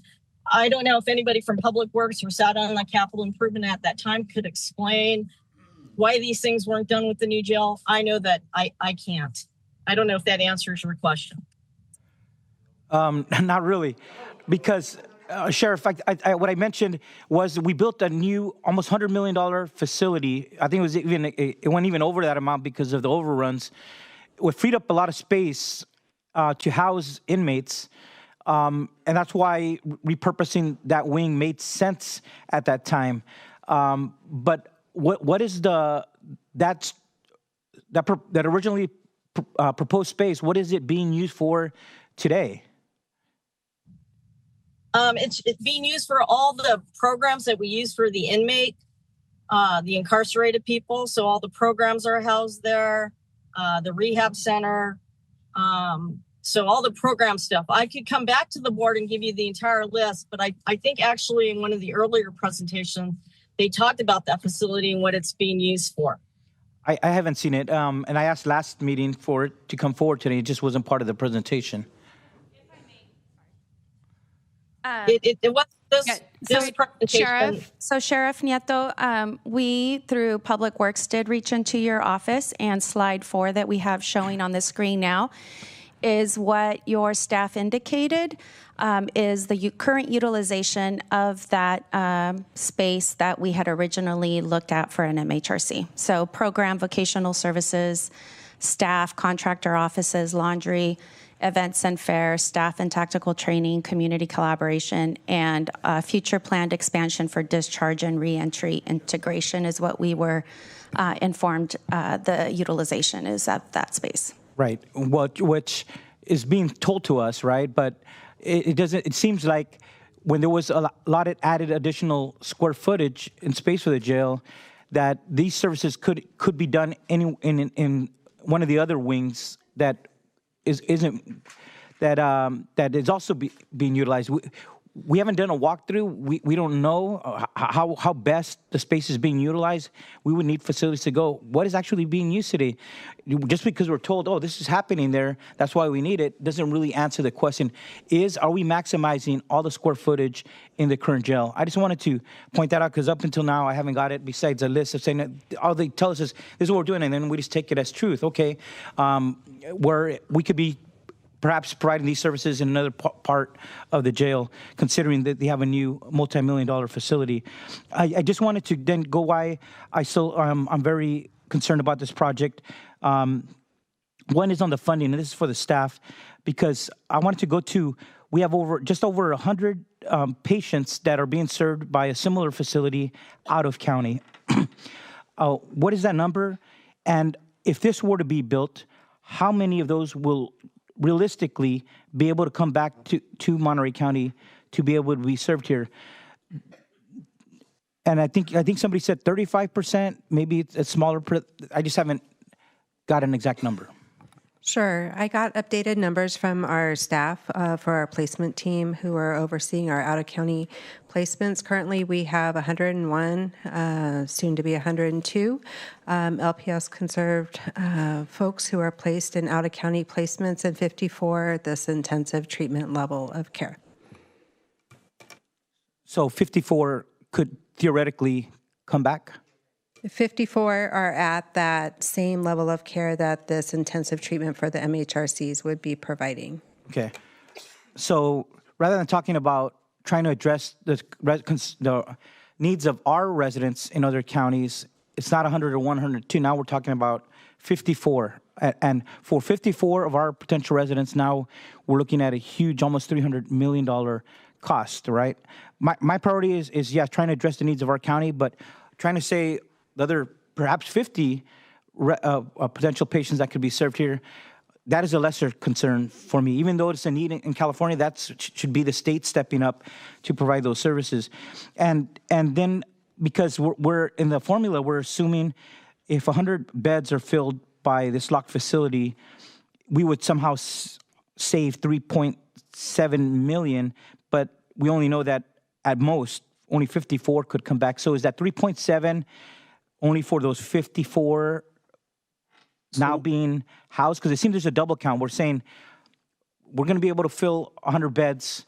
So technically those 54 are being served, but yet we're still counting this number for 101, 102 patients that we're not saying, oh, we're spending $3.7 million a year. Now we're going to save that money. So it seems like in what we're being presented is the money is being counted twice for those patients.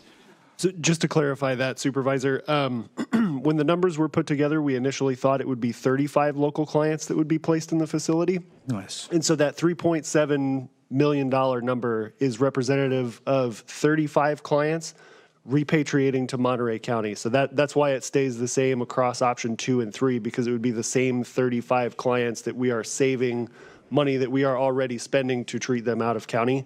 If that number goes up to 54, I don't have the numbers in front of me. We could get that information for you, but there would be additional savings if it were 54 clients as opposed to 35 clients that could return. Of the 100 clients that are currently under LPS conservatorship, some have conditions that would not be conducive to being treated at this level of care, and so they would likely always need to be at a higher level of care, likely outside of the county. But the numbers that were presented in the options here today were based on 35 repatriated Monterey County residents. So the number we've been really is 35. We're only being told today that it could perhaps be 54. So it's somewhere in between there. Okay, I'm just going to go to my other points. I know I'm running out of time. One, I just wanted to point out that I thought the new designs in our October meeting, I think it was October 15th, the designs that were presented here were very different than what was presented in the public meetings that were held after that. I just saw it as kind of, I don't know, I felt kind of misleading because it showed like this campus as with a lot of green lawns and people hanging out in picnic areas. This is a locked facility for security reasons, and it just seemed it was disingenuous to saying we're going to have all these green lawns, which are very expensive to install and to maintain, and then to think that make the public seem like this is going to be something where people are going to be outside having picnics, and I didn't see that in October. I saw it for the first time when the first presentation was conducted at the health department. So part of the challenge with that, Supervisor Alejo, is that we were still going through the design process, right? So we're still working on some renderings. So what we brought to the Board of Supervisors on October 28th was actually just the floor plans of the MHRCs, and I believe a high-level view of like where the buildings would be housed. For our community listening sessions, we actually had some renderings, and we were able to share that with the community. So as far as this being a locked facility, the actual MHRCs themselves, each building, it's a locked facility, but the campus was not intended to be a locked campus. But you're telling the public, you envision the public just coming, hanging out, and having picnics around this facility. I don't want to belabor the point. I just thought for me, it was just disingenuous. The other two points were because a lot of the concerns from the public, and I repeatedly asked for the public outreach to happen a long time ago, probably 20 months ago from now, June of 2024. But originally, the health department had told me that the original plan was to put it where the barn is at today, more away from the homes, closer to the jail. Next thing you know, when the health department said, "Oh, we put out a notice in 2024, only on social media, and put a flyer online," and because they didn't receive a lot of pushback from the community, then staff decided, let's put it back where we originally wanted, closer to the homes. Could you explain what happened there? Because even the original plan wanted to mitigate that. Next thing you know, it's back near the homes. And the second question to that is, with the state funding, there was a question whether if we utilize the state funding, would now the buildings become state-owned property rather than county-owned facilities? Sure. So to your first point, and it was part of the challenge of us having public outreach, is that at the time, the buildings were still moving as we were trying to figure out where it would best be suited based on infrastructure and all these things. So there was a concern on our end that if we put something out, the community would come back and be like, well, that's not what you shared a couple of months ago. So that was part of the reasons why we delayed some of the public outreach. And even at this point, we find ourselves in a situation where like some of the information that we shared on October 28th is not the same that was shared during our listening sessions, right? So that was the challenge. And again, the moving of the buildings, it had to do a lot with the traffic study that was being done and the infrastructure. So that's ultimately where our architects determined that it would be the best place for these buildings. Some of the considerations that you also brought up at one of our previous meetings was having a buffer between the homes and the MHRCs, a buffer between the MHRCs and the road. So it was taking all those things into consideration to make that final determination on where those buildings would be. As far as your point on the state funding, so it was one of our slides that we shared earlier. Melanie talked about that. So one of the things that we have not gone through, it's actually signing our final RFP or program funding agreement, apologies. So one of the things that some of the counties that are further along in the project saw was that there was that clause in the agreement that said that essentially if for whatever reason the project was not viable and the state could essentially take the property back and the facility. And on December 17th, we did get an email from the HCS where they essentially walked that back. That doesn't mean they can't walk it forward again, but that's what we heard from the state. Yeah, and that's why I'm very concerned. It could, in theory, under what they wanted, if for whatever reason things didn't work out, or if it did work out, we would own the land, but they would essentially control the facilities, the buildings, losing local control in the future for whatever other purpose it could be used for, in case this program were not to continue as intended. But I didn't want to the previous point, though, I did want to point out that I was told something different on why the location moved. It was never about traffic studies or designs being still underway. I was told it was because there was a lack of opposition. They moved it back closer to what it originally wanted. Last language concern I wanted to bring up, it was just the cost-benefit analysis. Going back to my original concern, the project started out at a very smaller, I think more realistic, feasible amount. It just skyrocketed in a time when there's so much political and fiscal uncertainty with state and federal funding streams. The state is facing an $18 billion deficit. The Congress and the president are cutting a lot of funding streams of healthcare, and perhaps this funding stream hasn't been cut yet, but doesn't mean it can't be on the chopping block to California next year or the year after that. And I could easily see a scenario, because hopefully if this were to all work out, and all the funding streams as you predict, great.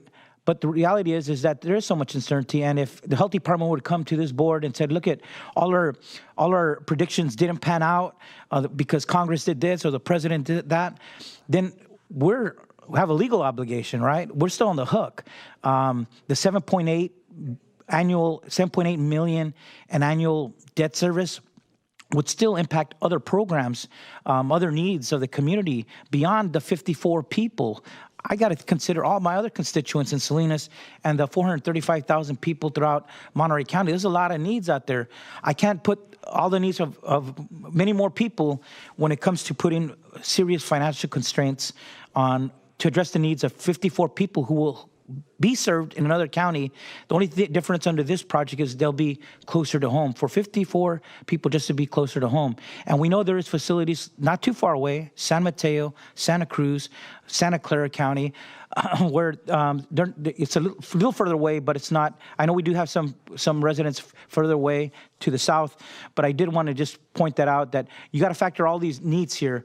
And it got to a point where it seems it's too great of a burden being placed on the needs of the larger community. Thank you. Thank you, Supervisor Alejo. Other comments, questions? Supervisor Church. One question to begin here. So when you came back in the fall, what would have been option 3, the 96 beds, it was showing about 28 million in revenue, $28 million in costs. It was running about 200,000 in the black, correct? I believe it was a new additional cost to the county of about $8 million. What, annual costs, you're saying? Yeah, annual cost. That includes the... I thought what we saw that it was going to balance off at a $200,000 in the black. So it was an $8 million annual cost because of the financing, the bond. But when you couple that with our potential to leverage new revenue, not just from the MHRC, but from our overall system of care, it was about 200K in the black. That's what I was saying. 28 million, and yeah, 200. That's correct, the 200,000. But now we're looking at, if I'm correct, 11 million in the red annually, correct? If option 3 were pursued, we would be looking at $11.3 million that behavioral health would need to fund with further efficiencies found in existing workflows. Okay. So, I mean, I really appreciate the efforts, the health department. There's a need here. I mean, I've seen mental health issues, some serious ones within my family, so I'm familiar with the need of it. I've heard other people speak about it here. There is a need. I mean, clearly there's a need. And, we need to continue looking at that. But there's a couple of problems here. And one of them is this really hasn't been presented to the public properly. I'm not going to blame the health department as doing something that other parts of county government or city government or government in the whole doesn't do. It's just a lot of times it doesn't do the right thing on getting issues out as transparent as they should be, as soon as they should be. And this is one of them, and this is what's kind of a problem right there. But that's a separate problem in itself. We've had people who've been here to speak about that. As I look here at the finances on this, and we were talking about earlier here about tens of millions of dollars in lawsuits, and here we're looking at $11 million in the whole every year. So,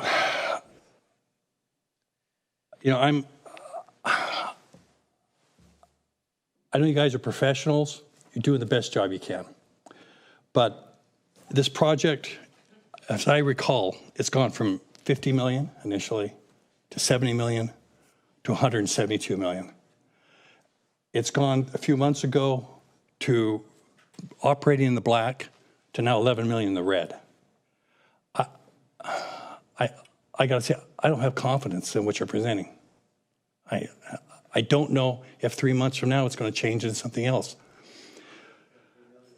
But as I look at this, it's also going to put us in borrowing a huge chunk of money. We've got other potential capital projects that this hasn't even been laid against on how it's going to be done. Plus, it's looking at it, it's running, as I say, in the red.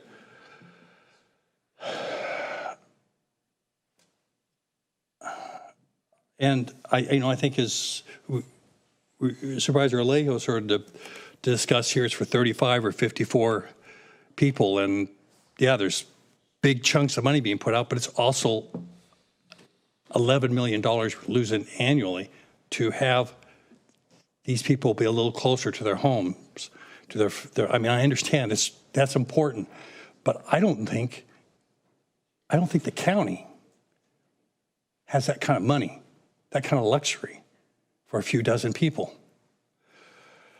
So it's, I hope I don't ever see a project come forth like this that is presented to us over a period of a few years, and the numbers are so unstable. not just on the operating, but altogether on the whole project. I mean, we can't make decisions here. There's almost $4 million spent because we thought this was a $50 or $70 million project. It isn't really what we were sold. And there's a saying, you either fish or cut bait. It's time to cut bait on this one. And we got to drop this. We got the plans for it, sure. I'm happy to make a motion to go with the fourth option on this. And if something else can come back, whether it's a jail or where it's elsewhere, and we can put some numbers onto here that are well thought out, please do that. But not this. This isn't working out. And I'll make that motion when we're ready, or I'll make the motion now. I'd like to speak still. All right, so I'm going to come at this from a slightly different angle, but end up mostly in the same place. I first want to say that I've known Fabricio for a very long time, and there's nobody I trust more with numbers. I think we're living in unprecedented times, though. The rate of inflation we've seen as of late, the differences we've seen in funding streams from the federal government, the challenges the state has seen in a major swing in their financing capability have all put us in the position that we're staring down the barrel at these incredible numbers today. Nobody wanted these figures, right? The project that was initially conceived, as Supervisor Church pointed out, was a lot lower cost. The challenges that we're facing as a country are what we're staring at in these sheets, right? This is that reality when we talk about those changes that are made at the highest level translate down to the decisions on the ground. This is the ground. This is that final point. This is the impact of every decision made on those impacts in state legislation and federal pieces on tariffs and costs of metal. This is where it culminates, right in front of us. And these numbers, to the point that, who do I trust? I trust Fabricio, but I don't trust that those changes aren't going to continue moving in the wrong direction for a while yet, ending up with an even bigger number should we continue down this path. It's for that reason that I'm uncomfortable moving forward today with one of the other projects, because I can't trust those figures based on what I'm seeing shift so rapidly under our feet so quickly. And I've been in this game in the county world for a long time, nearly 20 years. And in that, I'm left with this position of major concern around these figures. But I do want to caution community around the law of unintended consequences. That location, right, this facility, there's not very much ground the county owns within the city. And we try to concentrate services. I heard the idea of spread it out, push it somewhere else, but that's not how we do this. We do this by focusing our resources in a place where you can have a hub that services community and people know that's where you go. So I just caution, because I know that we don't know what that next popular thing to start funding is going to be. It could be more jails. We've seen that happen in the past, and then we'll be here fighting about, do we want a jail there? I'm just cautioning you, because it's that law of unintended consequences when we end up with more decisions, but that resource of ground and a space to actually improve community lives and investment, mental health will continue to be a huge challenge for our community. I see it in South County. A comment was made earlier that I have jails in South County. I don't have jails in South County. We have one for the entire county, and it is in Salinas, right? I want more resources closer to my communities. I am pushing for mental health services in my community. I'm pushing for these facilities to be located in my district. Know that. I want that. But I get this frustration that you're feeling in this moment when you see the hub, but know that that hub is rare. It's not like we have these placed all over the county. I wish we did, because in the end, servicing community where they are is critical, but Salinas will always be our largest city, with nearly 50% of our population being here, demanding more of those resources as well. Now, as we move forward with these decisions, just know that it's not the end. That ground still belongs to the county, and I know that there's still going to be additional demands on us as electeds to provide services to community. And when things inevitably shift, this board may be 5 different people. You may no longer own your home. I'm not saying, hey, expect this in the next year, but at some point, we will look to provide additional services to community on ground we own, and that's a big swath of ground, right? So I'm just putting that out there early, because I don't want folks to be shocked someday when a new proposal comes. It's the reality of the challenges we face, securing ground to build facilities that serve community where they are. And so for those reasons, I want to be clear about why I'm voting the way I am. I know we need mental health resources countywide. I know that sending these folks who have a need away is difficult on their families.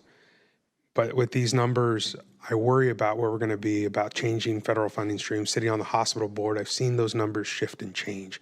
So it's for those reasons around the concerns of cost and the lack of an ability to pin down a number to trust within a certain percentage, given on the inflation figures that I've seen as a supervisor over the last 5 years, that I'm not able to support sticking to one of those other numbers today because I don't believe that the shifting target is going to be in our favor in the near term. The long term, I mean, it could just be as small as interest rates changing and swinging the other way by 3-4%, and all of a sudden we'll be in a position to pull off a project like this.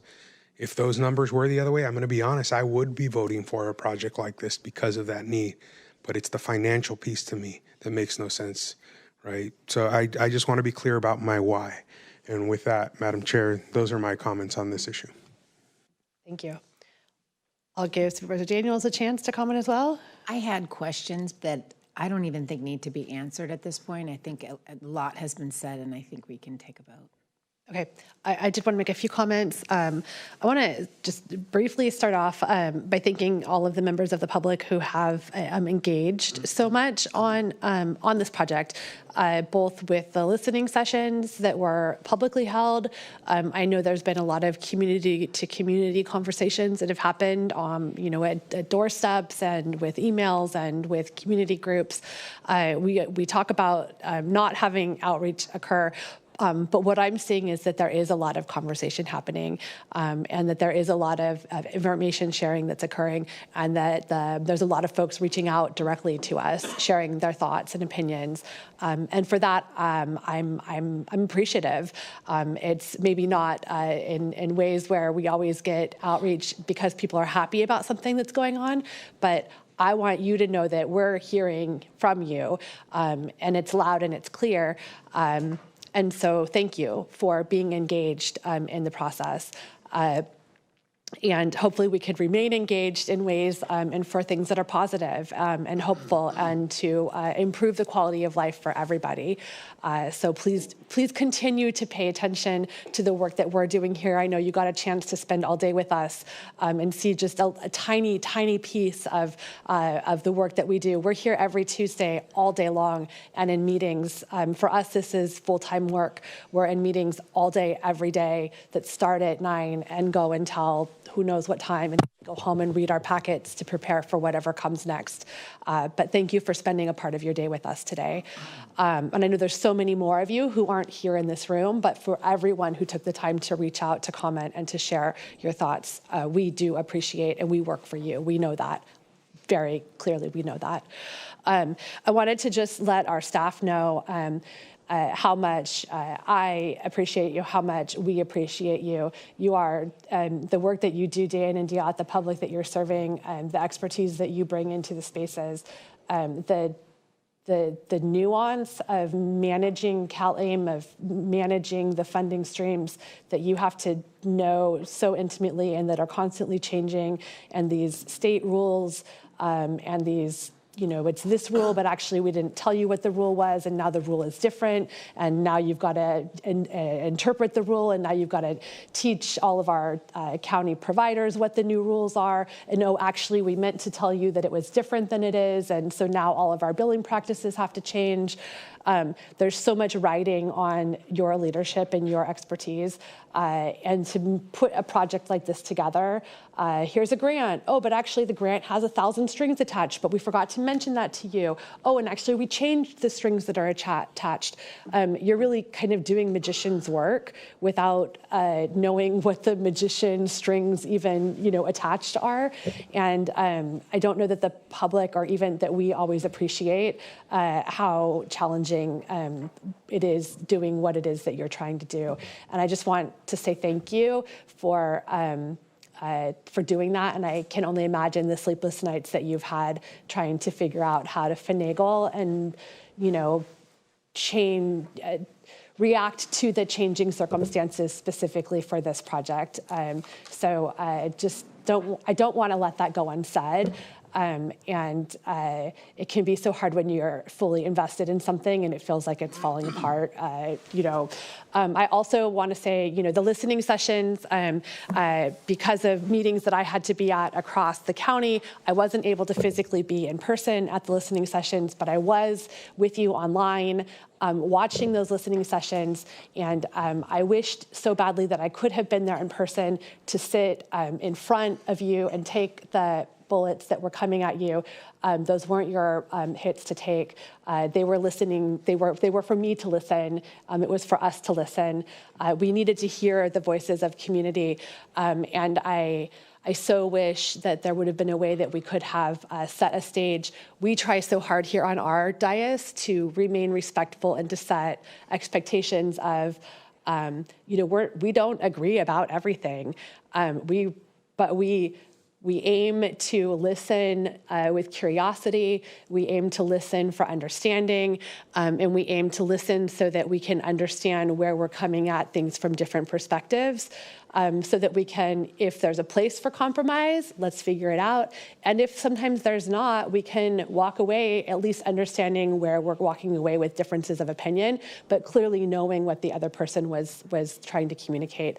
And I don't know that I always, that clearly wasn't the situation that you guys were sitting in. And I'm so sorry that you had to sit in those spaces.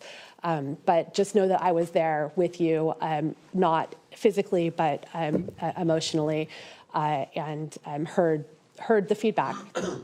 I wanted to also just comment in terms of the need for behavioral health and mental health services. I think, Glenn, you mentioned just the personal experience. When those experiences are personal, like they're real. Like, I think you shouldn't have to have that personal experience to have the empathy to be able to say, like, this is something. You shouldn't have to travel out of county to receive the care that you or a family member need, or to go into a locked facility in order to receive the access to care that you need. But the reality is that is how the system works right now, and it's unfortunate, and we need to do better. So I agree wholly, and to hear that it's actually 50 people that we would be needing to be able to bring back, I think is a much larger number. I think the last I'd heard it was closer to 15 or 20. So that's significantly more than what I had been aware of last. So the need is real, and I want to see us find a way to make this happen. We need to find a way to make this happen. It's imperative that we find a way to ensure that care is available to all of our residents when and where they need it. And also, the numbers on this project, I can't figure out how to make them make sense. Every time I look at them, they make less and less sense to me. I don't know if it's the location. I've thought through it 1,000 different ways. I can't make the numbers make sense. We need to figure out a way to get these services here in Monterey County. We've got to figure it out. And I'm on board to sit down and brainstorm the heck out of, whether it's a county facility, whether it's a county property, whether it's a school district property that we're partnered up with, a city property, whether we're purchased, like, there's got to be a way that we can figure this out. And I'm committed to being a partner in that process. And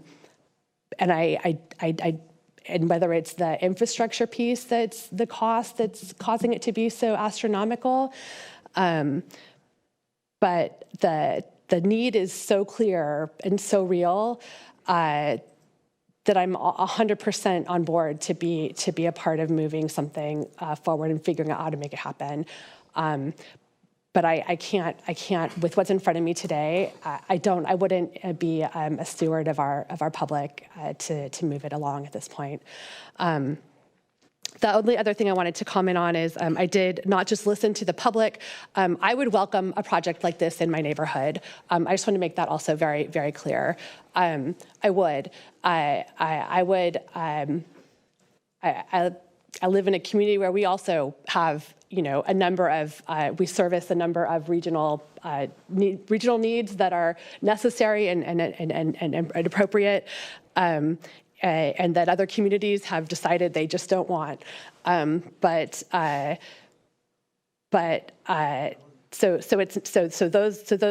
I just I want to make sure that that's very much on record. But I did reach out to a number of our service providers and asked a bunch of very specific questions about the project, the size of the project, and the finances.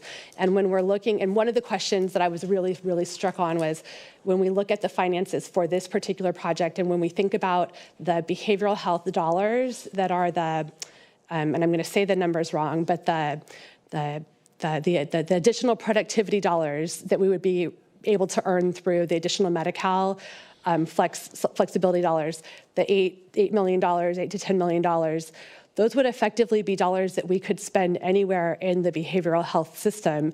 So those are dollars that we could be spending on early intervention. Those are dollars that we could be spending on the step up type of programming. Those are dollars that we could be spending in ways throughout the behavioral health system, serving a much larger population of folks, or in ways where we would have more flexibility.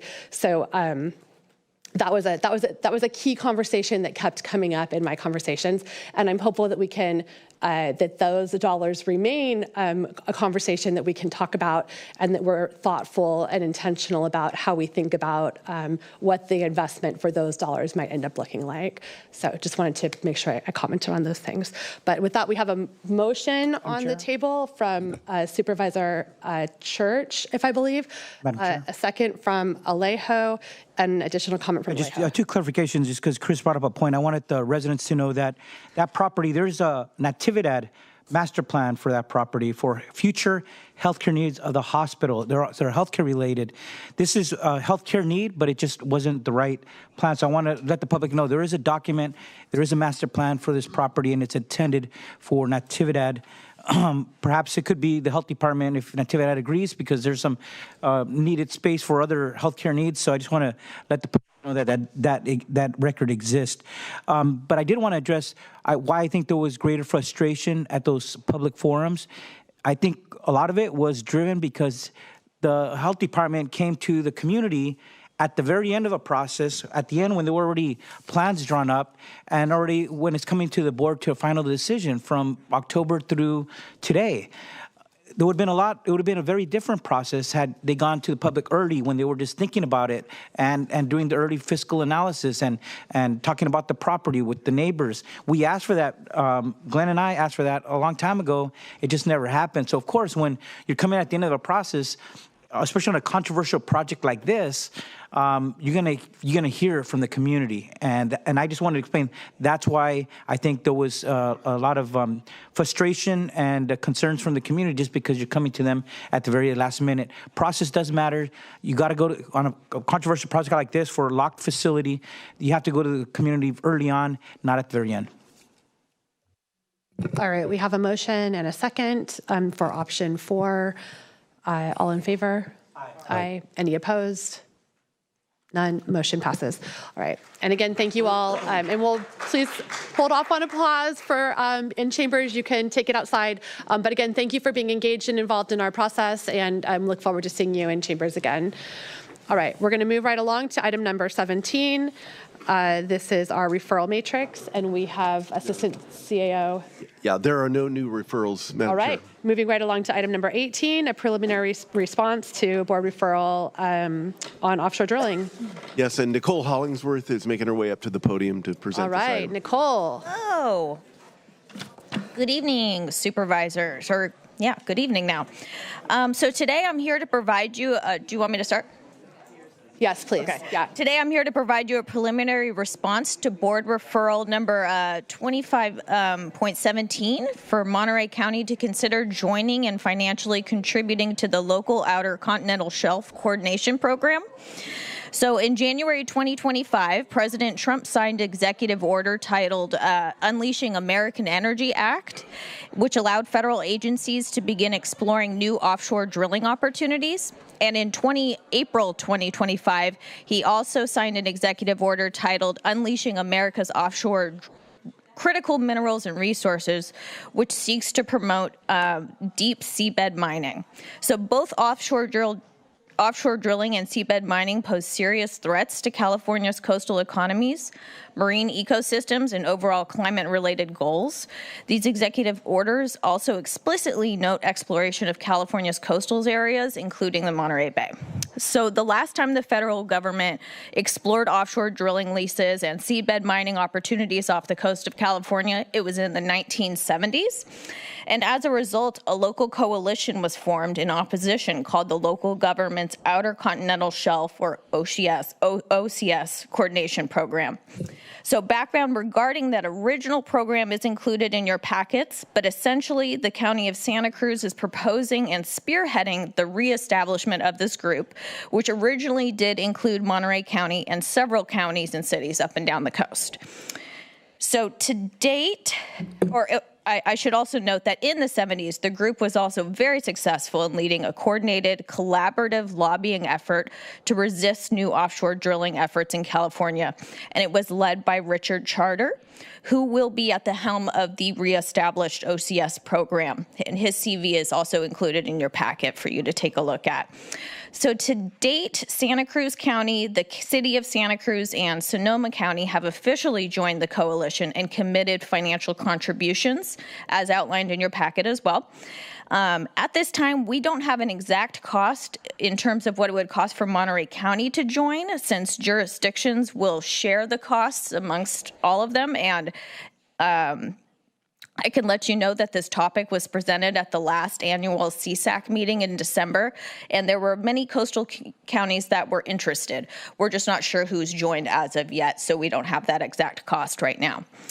Also notably, Monterey County has been strongly opposed to offshore drilling and deep seabed mining over the last few years and has weighed in extensively with our federal delegation, who also share our concerns through our federal lobbyists. I included all of our pertinent letters and comments we have sent to the federal government in the last few years in your packet, just so you can take a look at how you voted on this issue. But joining the OCS program would further address our concerns by providing a structured, collaborative framework with shared resources, regular updates, and a dedicated federal representation on just this particular issue. And additional information, including a proposed resolution language, or just proposed resolution language, is also included in your packet. Thank you. I'm going to jump in. Brought this referral forward. Time is absolutely of the essence on this. The initial comment period closes on January 23rd. And so I think it would be appropriate, as one of the largest one of the counties with the largest area of coastal resources, to join the coalition. We could do that either by passing a resolution or adding a small financial contribution to support just the work that Richard Charter is doing. I would suggest that we do both of those activities. The resolution that's included is just draft language, but if there's a consensus of the board today, I would hope that we could give direction to have that resolution formally formed into drafted up appropriately so that we can be approved. We can approve it post haste next week. I would have hoped that it could have been in the packet today, so we could have approved it today. I'll also mention that there is a people's hearing for opposing offshore drilling that's being co-hosted by Oceana, Save Our Shores, Surfrider Foundation, Monterey Bay Aquarium. I believe a number of us are planning to speak at that people's hearing. That'll be this Friday, January 6th. This Friday, January 9th at 6 p.m. at the Portola Hotel in Monterey will be joining communities across the state: Santa Cruz, San Diego, Costa Mesa, Santa Barbara, Sausalito, Eureka, and Sacramento. And I'll also just mention that, we've had these sort of threats come up before. This one feels especially real and especially urgent, that we are vocal and clear and aggressive in our opposition. So with that, I'm just going to go ahead and make a motion that we move forward with a $15,000 contribution and direct staff to bring forward the resolution that we can approve based on the draft resolution. Supervisor, I believe there are I believe there is draft resolution in your packet. Is it ready to approve? Okay, Should be ready to go. Okay, then I'll do that. Okay. So it's the template, but it appears like if Susan can just look and find out if it's something we can just assume is for Monterey County right now. Sure. And all the language appears to be there. I am trying to connect. Oh, here, I got it. But it's not agendized, right? So. No, it's here. It's on the agenda. It's attachment D. Oh, attachment D. D. Yeah, got it. Okay. Yeah.